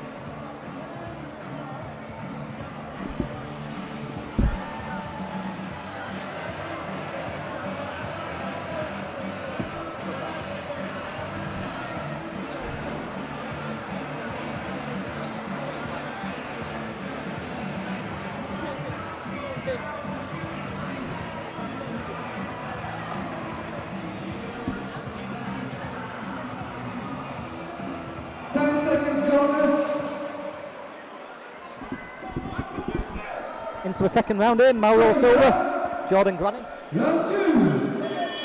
Oh, wait, we've got a leak. We've got a leak in the roof here at Bowlers. The ceiling is leaking. Yeah, we've not been outside for a few hours, man. Rain must have carried on pouring through, but we've got a rain pouring in from a girder. Referee Steve Gray's just going to have to dry this off. But that's not going to stop anytime soon. Out of anywhere in this building, it's going to... Right in centre ring. Right in the centre of the ring.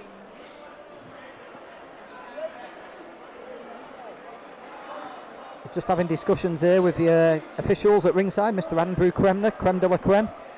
Just wondering what's going to run. I think we're going to continue, but we are going to have a slippery patch right in the ring centre.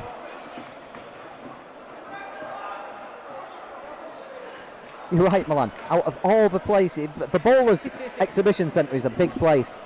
There's one leak and it's right in the centre. It's on the Black Class logo, isn't it? It really is.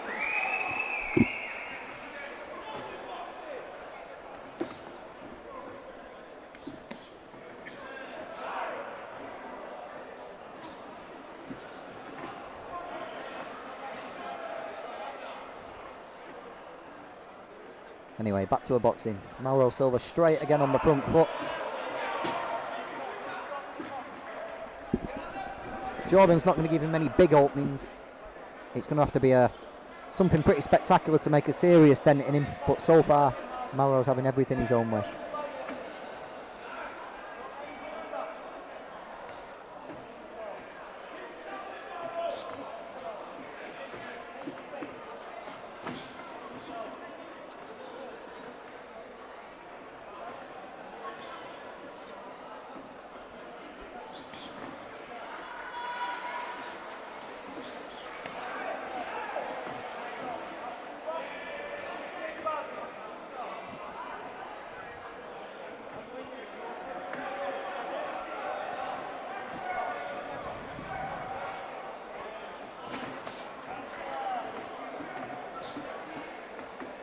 Looks like, just looking at Mauro's face, you can see him think, bit of bruising, yeah, little mark, but you can see him thinking his way through, can't you? You know, he's really having to. Yeah, he's focusing. He's got his eye on the ball there, hasn't he? Really. He has. He's had his own way with the last couple of guys he's fought, but he's having his own way tonight, really. But he's not been able to land anything cleanly, and you can see him really having to think about what he's doing and concentrating.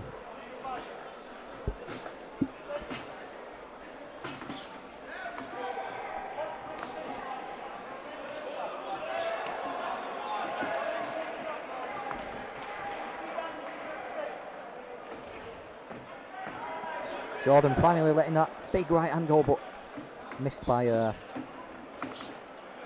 quite a way.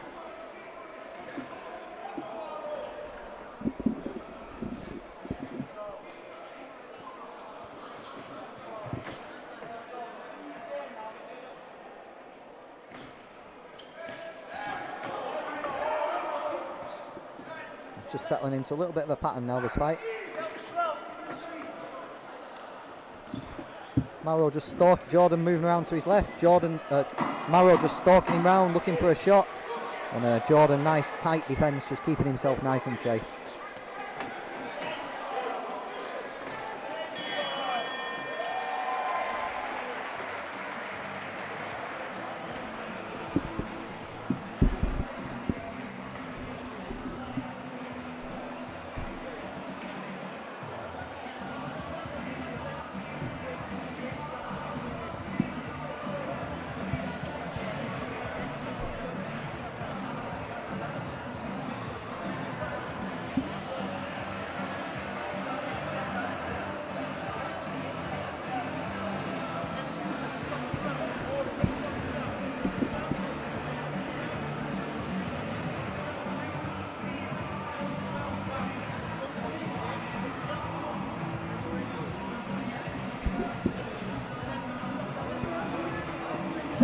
Comments coming in on the chat. Mr. JWC. GR, I think that's your name. Super middleweight this fight is, but I think Mauro will be a... well, you can see his frame. He's going to grow into a middleweight, isn't he? Big, broad, solid shoulders. Big frame on him now. He's grown up so much, hasn't he, over the... do you remember when he used to be in Collymore Moston Gym as a little kid with Paulie de Silva? And all of a sudden he's grown into a full-fledged, big, strong middleweight.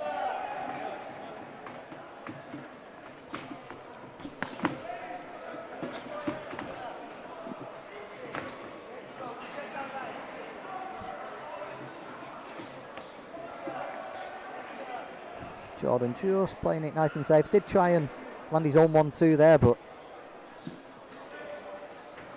Silva was pretty wise to it.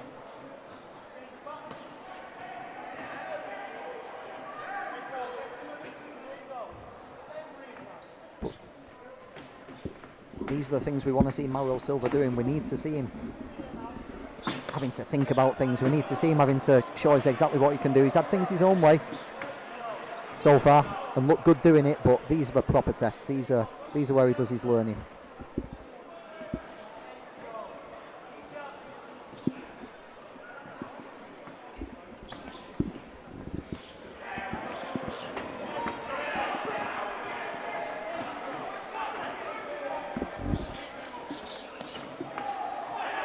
Nice little right hand there. Left hook didn't quite get through. That one, that right hand does. That's probably the best shot he's thrown all night. Just stepped across Jordan a little bit and just let that right hand go and just landed high on the head. Didn't bother GRANNUM at all, but Nice bit of movement there as well, the head movement. yeah, nice and loose shoulders, isn't he? And nice head movement. Tough target to hit, isn't he? Very tough. It's tough to hit when a target's like that, but it looks good as well. It's entertaining when you see things like that. Yeah, it like draws your eye to it, doesn't it? It does. You remember him. And it seems to be what people do, you know. Quite a few people had the camera phones out, stood up watching when Mauro was making his way to the ring. They obviously stick in people's minds.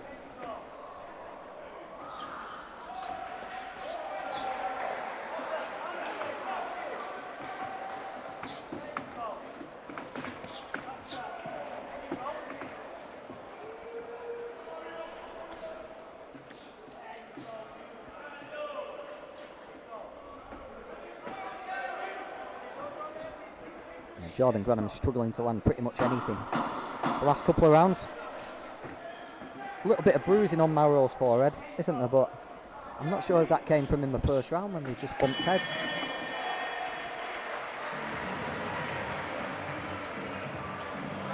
But yeah, another round in the bank for Mauro Silva.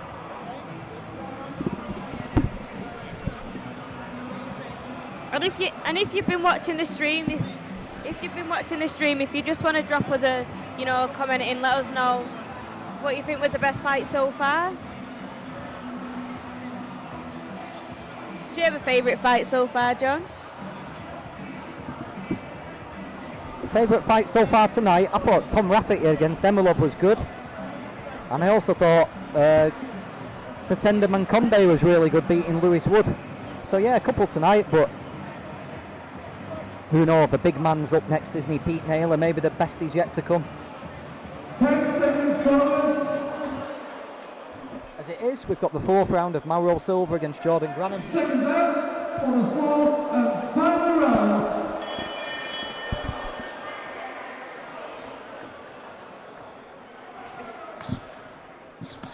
And we'll see if Mauro can make a little bit of a statement, or whether Jordan can just stay safe. I think that's the only question remaining. Just what will Mauro Silva be able to do in this last round?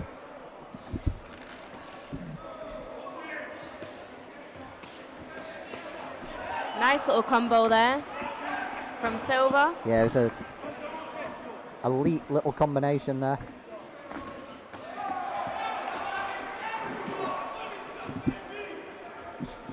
Just little flashes showing what he can do every now and then. Found it a little bit more difficult to put things together tonight, but you still see little moments like that.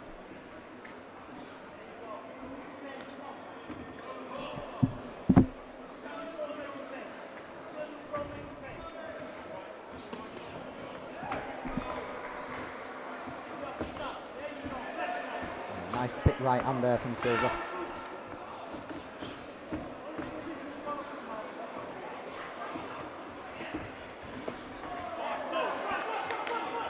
Left hook to the body just seemed to hurt Jordan then. I think Mauro realised it as well.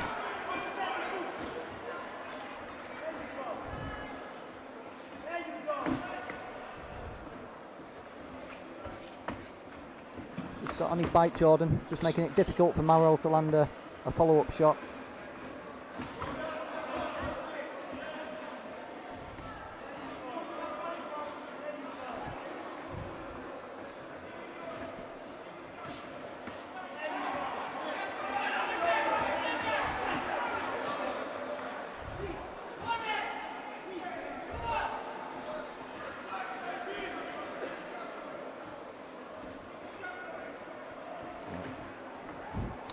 You don't see many people deal with Jordan Grannum as easily as this, really. I think Mauro's had it all in hand.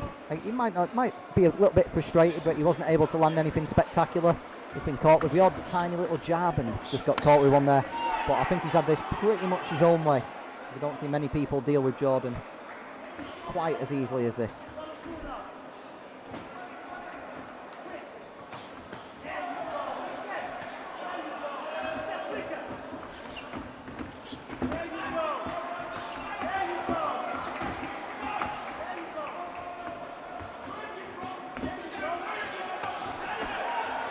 Left up to the body, a little left up to the head. Again, nothing quite clean though. Jordan's so clever. The right up to the body did land cleanly though. The last 10 seconds.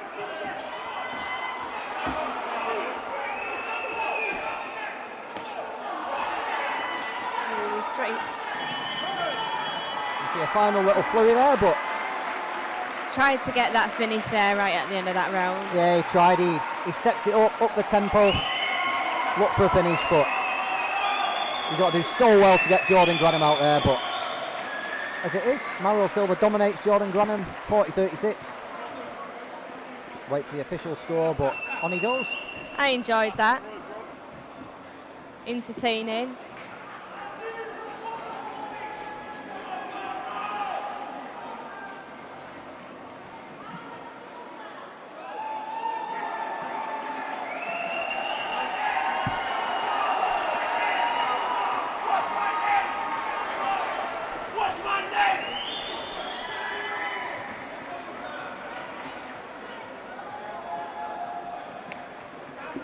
Ladies and gentlemen, how about a hand for both of our What's my name? Mario's just shouted out at the crowd.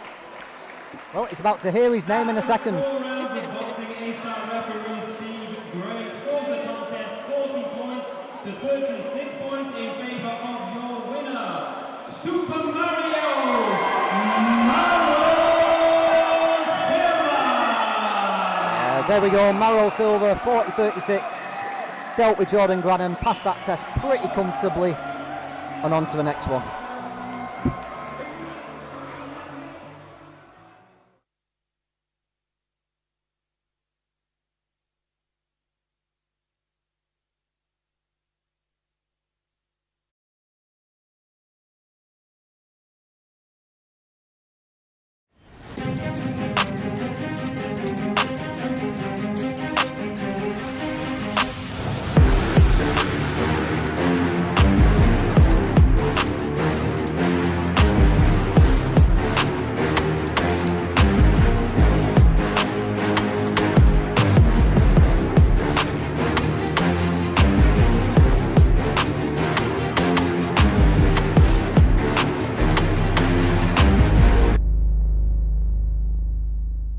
Welcome to the Black Flash Boxing channel.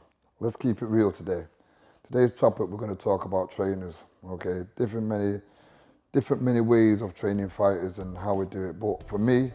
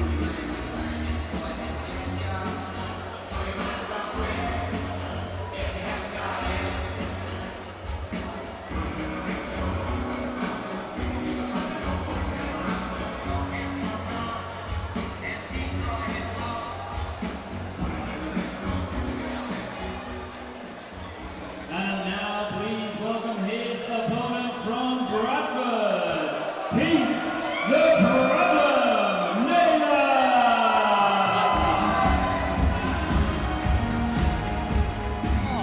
Best music of the night. Let's say, yeah.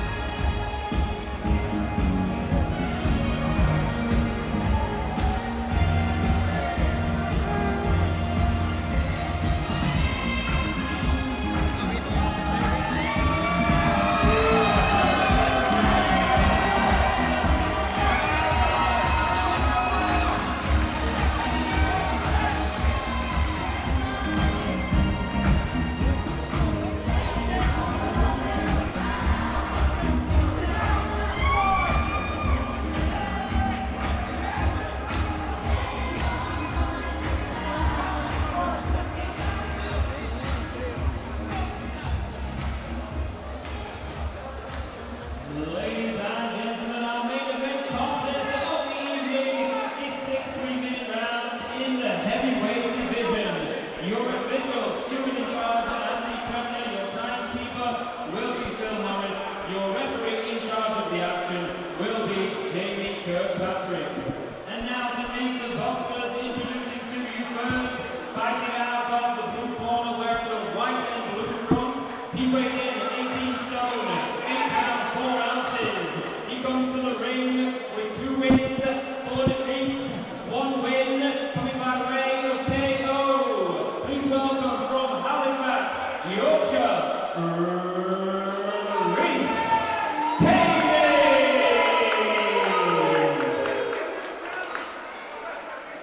And his opponent across the ring, fighting out of the red corner, wearing the purple, gold, and the black trunks. He weighed in 17 stone, 13 ounces. His record unbeaten in 3 contests, 3 wins, no defeats.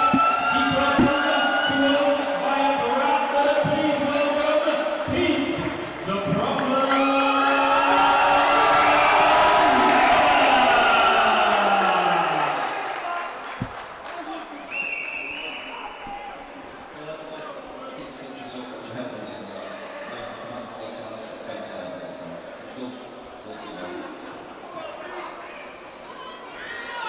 Here we go, top of the bill. We always say everybody loves a heavyweight fight, and we've got Pete Naylor against the fat ballerina, RHYS Kaney. And this is definitely a heavyweight fight, isn't it? Pete Naylor looked really good last time out, much improved, slimmer, trimmer, faster and fitter. He's been over in Dubai training for this fight, and now he's got a little bit of a Yorkshire derby here against RHYS Kaney, who's already knocked 1 person out. I'm expecting big things here from Pete Naylor. Don't blink if you're watching at home, because Naylor fights are exciting.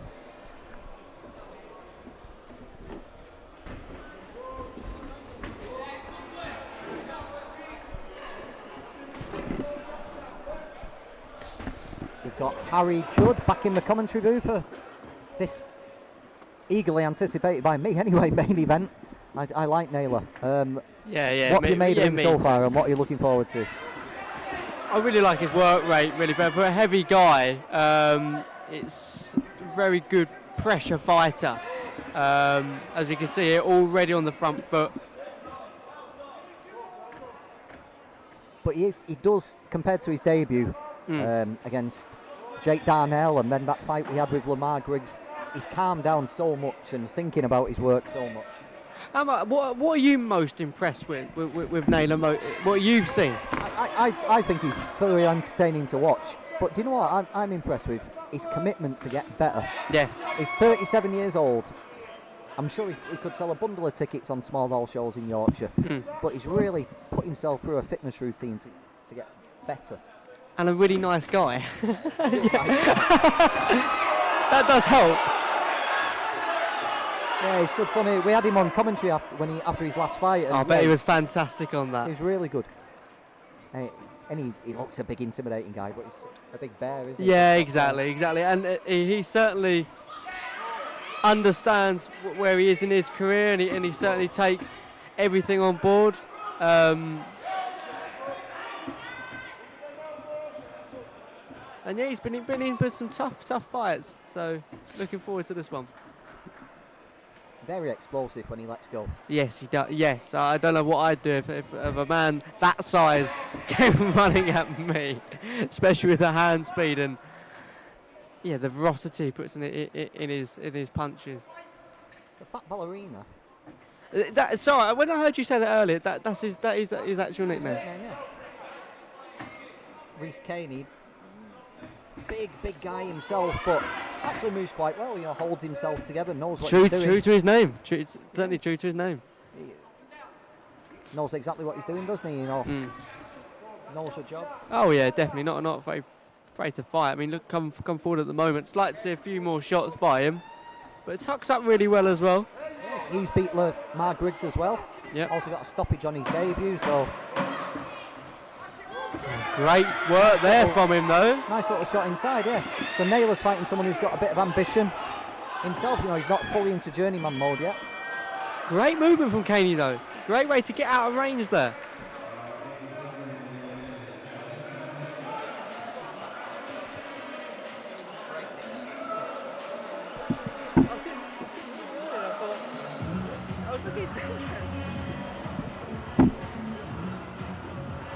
Up on his feet between rounds, Naylor. Seems pretty confident in what he's doing. RHYS Kaney, on the other hand, definitely not up on his feet, just taking the advantage of every single second he can get.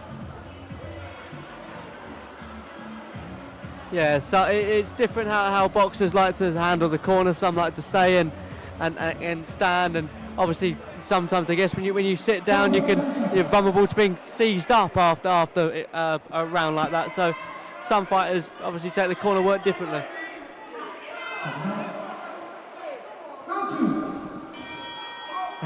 Quick change of stance there from Kaney as he came out to the centre of the ring.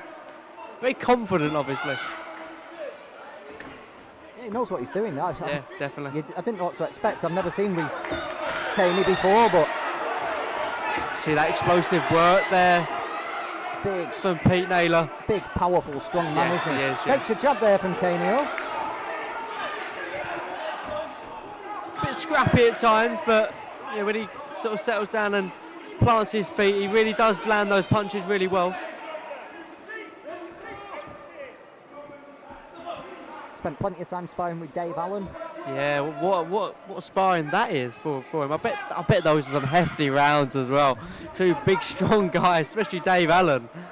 Like to be a fly on the wall in that gym. Yeah, I imagine Dave's a tremendously difficult man to spar for a novice heavyweight. Yes, for sure. But I reckon that he's very good at coaching fighters coming through. That's the thing about Dave. Is that, again, similar to Pete, really down to earth. Yeah, he wouldn't take any liberties, but he would know what to do to get to a spar to make it difficult. Yeah, that's for sure. Good right hand there from Pete, but good covering up though from Kaney. Coming forward now.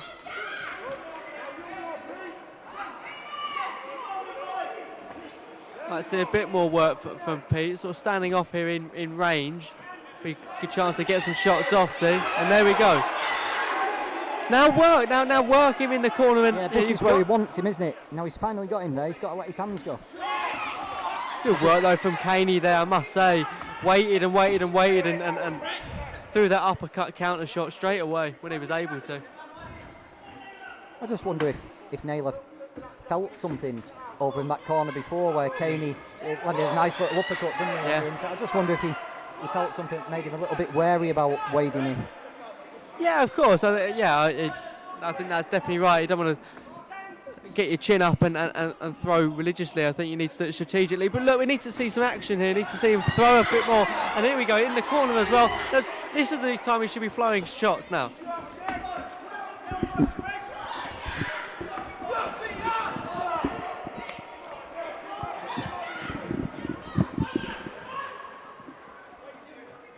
Nice composed boxer, RHYS Kaney, isn't he? Yes, definitely, yeah. Just like to see a little bit more work rate from Naylor. Yeah, Naylor's a fitter, stronger man. Yes. Good uppercut though from maybe RHYS the Kaney. third round, the steam might just start to drop a little bit from Kaney, and Naylor's just biding his time. You can see little snippets of Pete's ferocity there, especially when he gets him on the ropes. But I'll be very interested to see what's being said in the corner now. We spoke to Pete last time about maybe taking my show back home to Bradford. Wow. He said he'd sell a bundle of tickets. Can Yeah, you imagine I him in reckon a he would. 1,000-seat venue? Yeah. Great. Maybe Black Flash could make the trip across the Pennines. I think that's something you definitely need to mention to Pat after this show. I think they're mentioning some body work for Pete. Perhaps see more of that in this round. Eagerly waiting and eagerly ready to go, Pete. There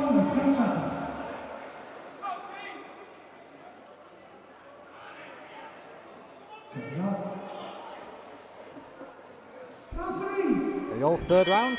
Pete Naylor and RHYS Kaney.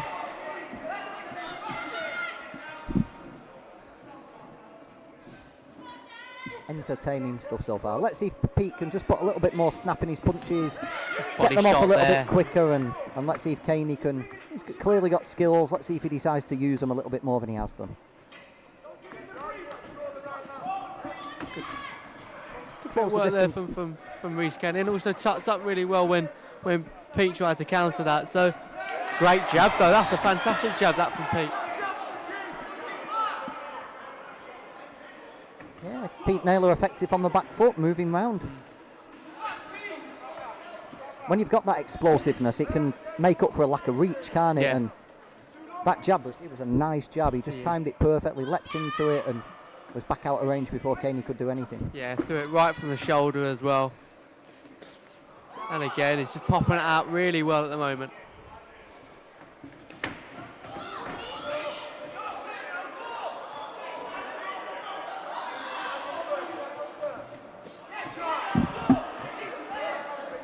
Just need to stay on him there. He had him, and again, this is where Pete could really put some damage in now. Good little bit of movement there from Kaney to get out the corner. Very clever, very little clever. Bit, some head movement thrown in as well. I think he might be even switching his feet as well, switching his stance really well. Naylor stayed right on top of him though, stayed in that punching range. Just like you said in the last round though, Harry, just not maybe taking advantage of it as much as he maybe should. No, not at all, and sort of backing his way into the corner is not the right thing to be doing, but we see more and more of Pete's work, but certainly... No, he's worked hard to get him there, don't let him out easily. Yeah, exactly, he's doing the hard bit, and he should be enjoying him having exactly where he wants him, but he's in there. We're a really tricky customer with Kaney here. He's a really good mover, so...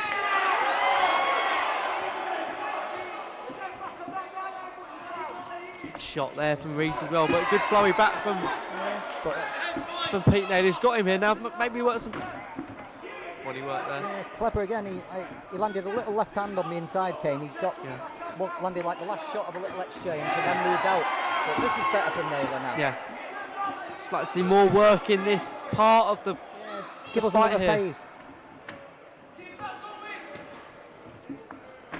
Just waiting for something to happen when he gets in there.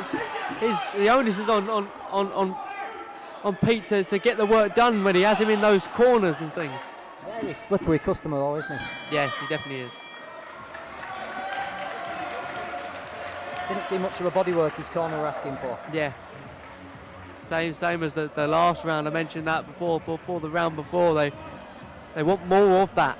It's an ample target, isn't it? You know, yes, it's. Kaney's got good head movement, yes. but the body doesn't.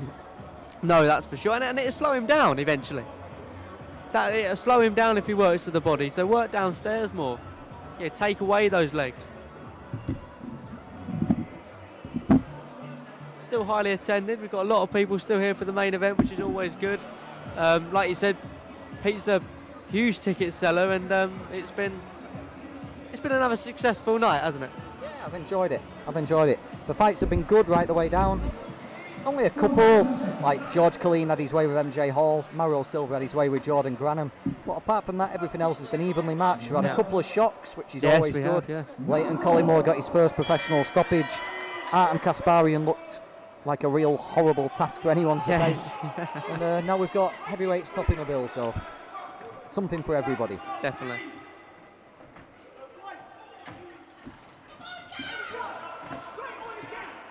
And we even have the leaking roof. Yes, we did. Yes, we.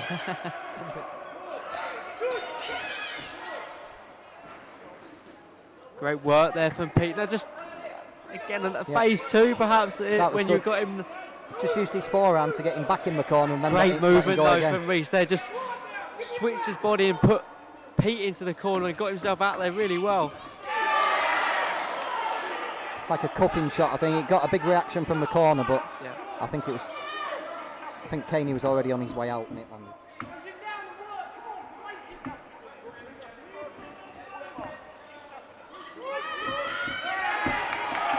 Work there from Pete.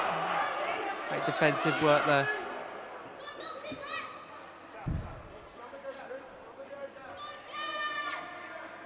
Just tiring a little bit, it seems. Pete, he's not really throwing many shots, standing on the back foot a little bit too much for my liking, to be honest.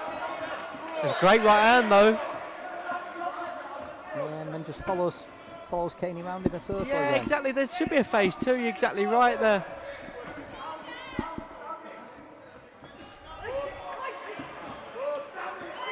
I think the jab's probably been his best weapon. Neither of those landed or were accurate, but when he's lined it up well and found his range, the jab's actually been a decent weapon, hasn't it? Yes, it certainly has.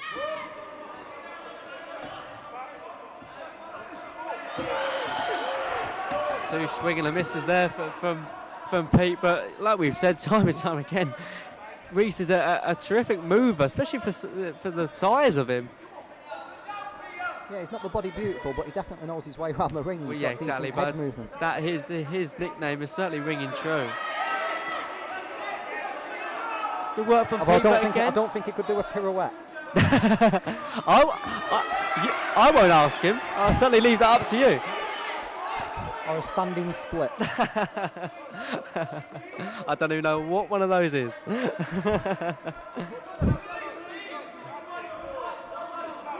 That's a nice shot to the body. Yes, it is. But again, I think we are missing continually that phase two from Pete. But he is landing those shots and they are getting through. Now. Yes, and again. Yeah, he's got him. Naylor's just thinking, maybe overthinking tonight. Perhaps, yeah. Perhaps, I think you're exactly right. But he is getting there. Good right hand there from RHYS. Again, fantastic move from RHYS to get out there. But Pete did land a fantastic right hand. Another good round. I think Pete is nicking these, but they are close rounds. They will be hard to judge. Yeah, I think we saw maybe Pete just imposed himself a little bit more in that round. Yeah. There was a spell over in the corner where he wasn't going and going again, but he was dominating where the fight took place. And then another little spell here. The clean shots from RHYS were few and far between, weren't they, really? Yeah. But yeah, I think Pete just maybe began to get on top in that round. We'll see what RHYS has got in these last two rounds. Yeah. Real test for big men, these 5th and 6th rounds. Yeah, definitely. I'm looking forward to speaking to the team afterwards and getting their reaction to this fight. Another big learning fight for Pete.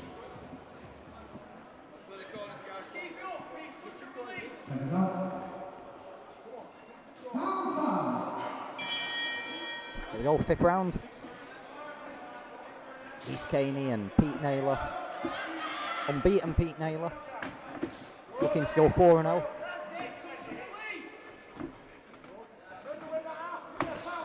Shot there from Pete. The way heavyweights can be built and moved these days. Yes. If Pete Naylor gets to 5 and 6 and 0, there's going to be a shot on a television show, isn't there? Yeah, definitely. And, look, we can continue to talk about how the heavyweight division, the landscapes of it at the moment. I think perhaps the heavyweight division needs more people like Pete and more fights like this, to be honest. Yeah, you can see him contesting a vacant title against Solomon Dakers or something like that. You know, the record will get him there. Yeah. Good shot, an uppercut there from Pete. And what stands Pete in good stead as well, he's got a fantastic following, and that does go a long, long way. Matty Harris is going to be looking for a comeback opponent. Get him in with Pete Naylor. Nice little bit of footwork there from Naylor, just turning. He's got him in the corner. This is good work. Now. This is good work from Pete. I just wonder if he's maybe been biding his time, maybe just letting the steam go out of Kaney's, and now all of a sudden he's just decided to up the tempo a little bit. Good shots there from Pete, switching his stance as well, really well. He's getting a little warning there for pushing off and bracing himself against Kaney. Yeah, that's few and far between, isn't it? I mean, that was just in the clinch it happened, but yeah, nothing malicious about that from Pete. A little bit harsh, I thought that. Yeah, would have been nice to continue and let him work a little bit more, but anyway, we are where we are now.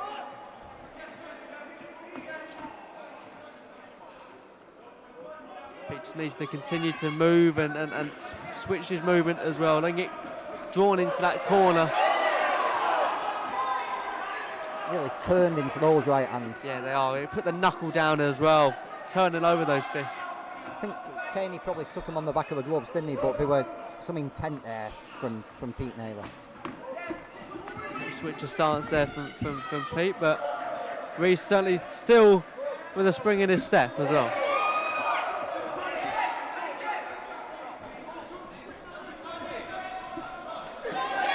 Good body shot there once again.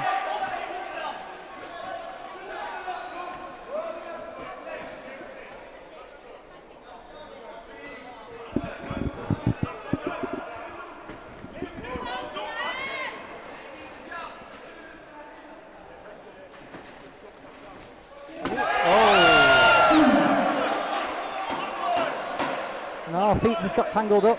What, was that not a knockdown? You can blame the slippy canvas, can't you? Yeah, that was a tenuous one there, but yeah, at first I wondered maybe a left hand just brushed him, but I think Pete would argue that. Pete will argue that, won't he?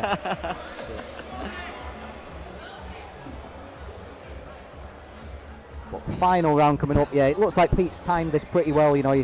I think he got on top a little bit in the fourth, and then that was a Pete Naylor round. Yeah, for sure. I think that one certainly was a Pete Naylor round.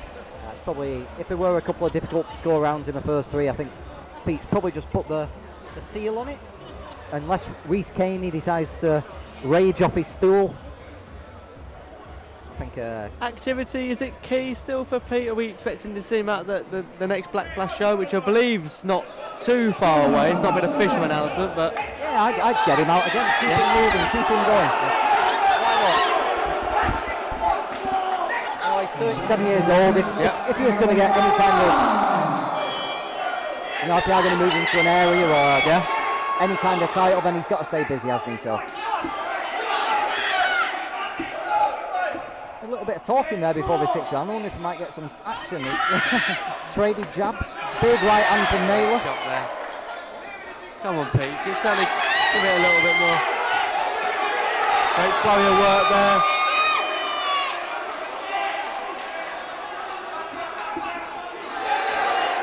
Fantastic work though from RHYS on the back foot. Landed a good nice little left sort of check hook almost, wasn't it? Yeah.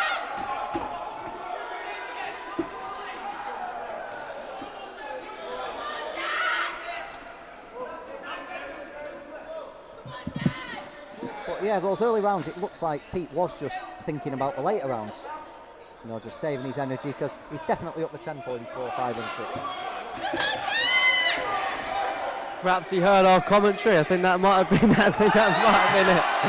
But yeah, great work from Pete as the fight's gone on. Been impressed with RHYS though. Yeah, he's certainly the movement from him is something to behold.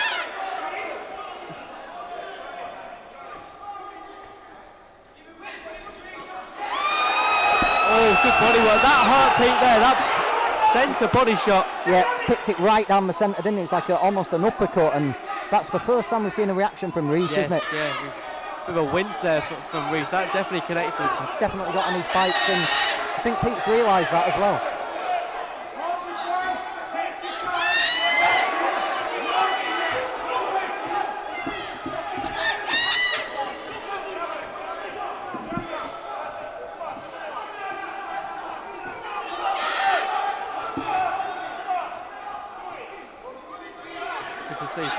looking here. Good shot there from Pete. Yeah, right hand landed and the left up was clean as well. Best round of the fight from, what a good sign, eh? Best round of the fight from Pete Naylor coming in this sixth and final round. Held his fitness well. Yes, he has And done, yeah. Work rate, Good up the shots tempo. there from Pete again. Up and downstairs as well.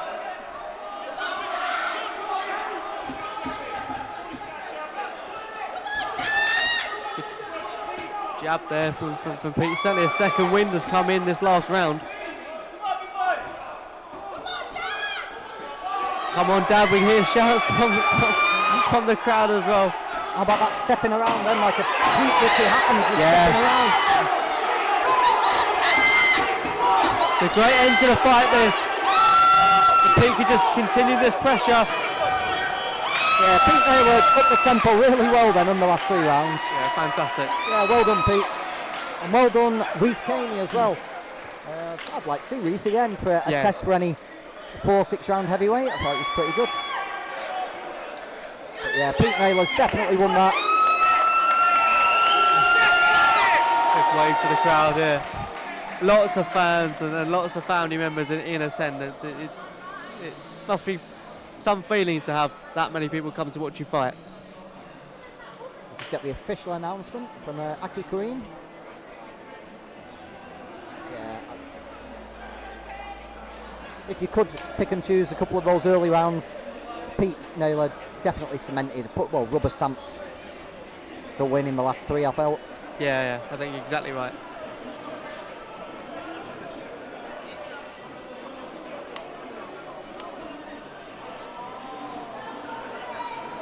Ladies and gentlemen, let's have a hand for both of our heavyweight boxers here.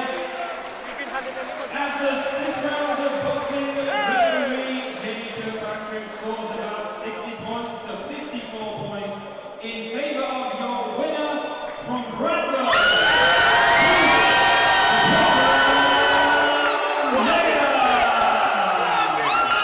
There we go, 60 points to 54, Pete Naylor. A little bit harsh on RHYS Kaney. I'd have may have given him one of the early ones, but a deserved winner. So thanks to Harry Judd for that. We'll get Milan on to see what she thought before she ends. What's been your highlight of the night, Harry? I must say, Tom Rafferty fight, I thought that was a really good one. Again, certainly a great learning fight for him, and like I said before, for this fight and for many others, that every Black Flash show there's so many great contested fights. So, but the Tom Rafferty fight was a standout for me. Yeah, I'm gonna say, yeah, I enjoyed Rafferty fight. I also thought Tatenda Mangombe was really good against Lewis Wood. We'll get Milan over, see what Milan thought of her highlight of the night.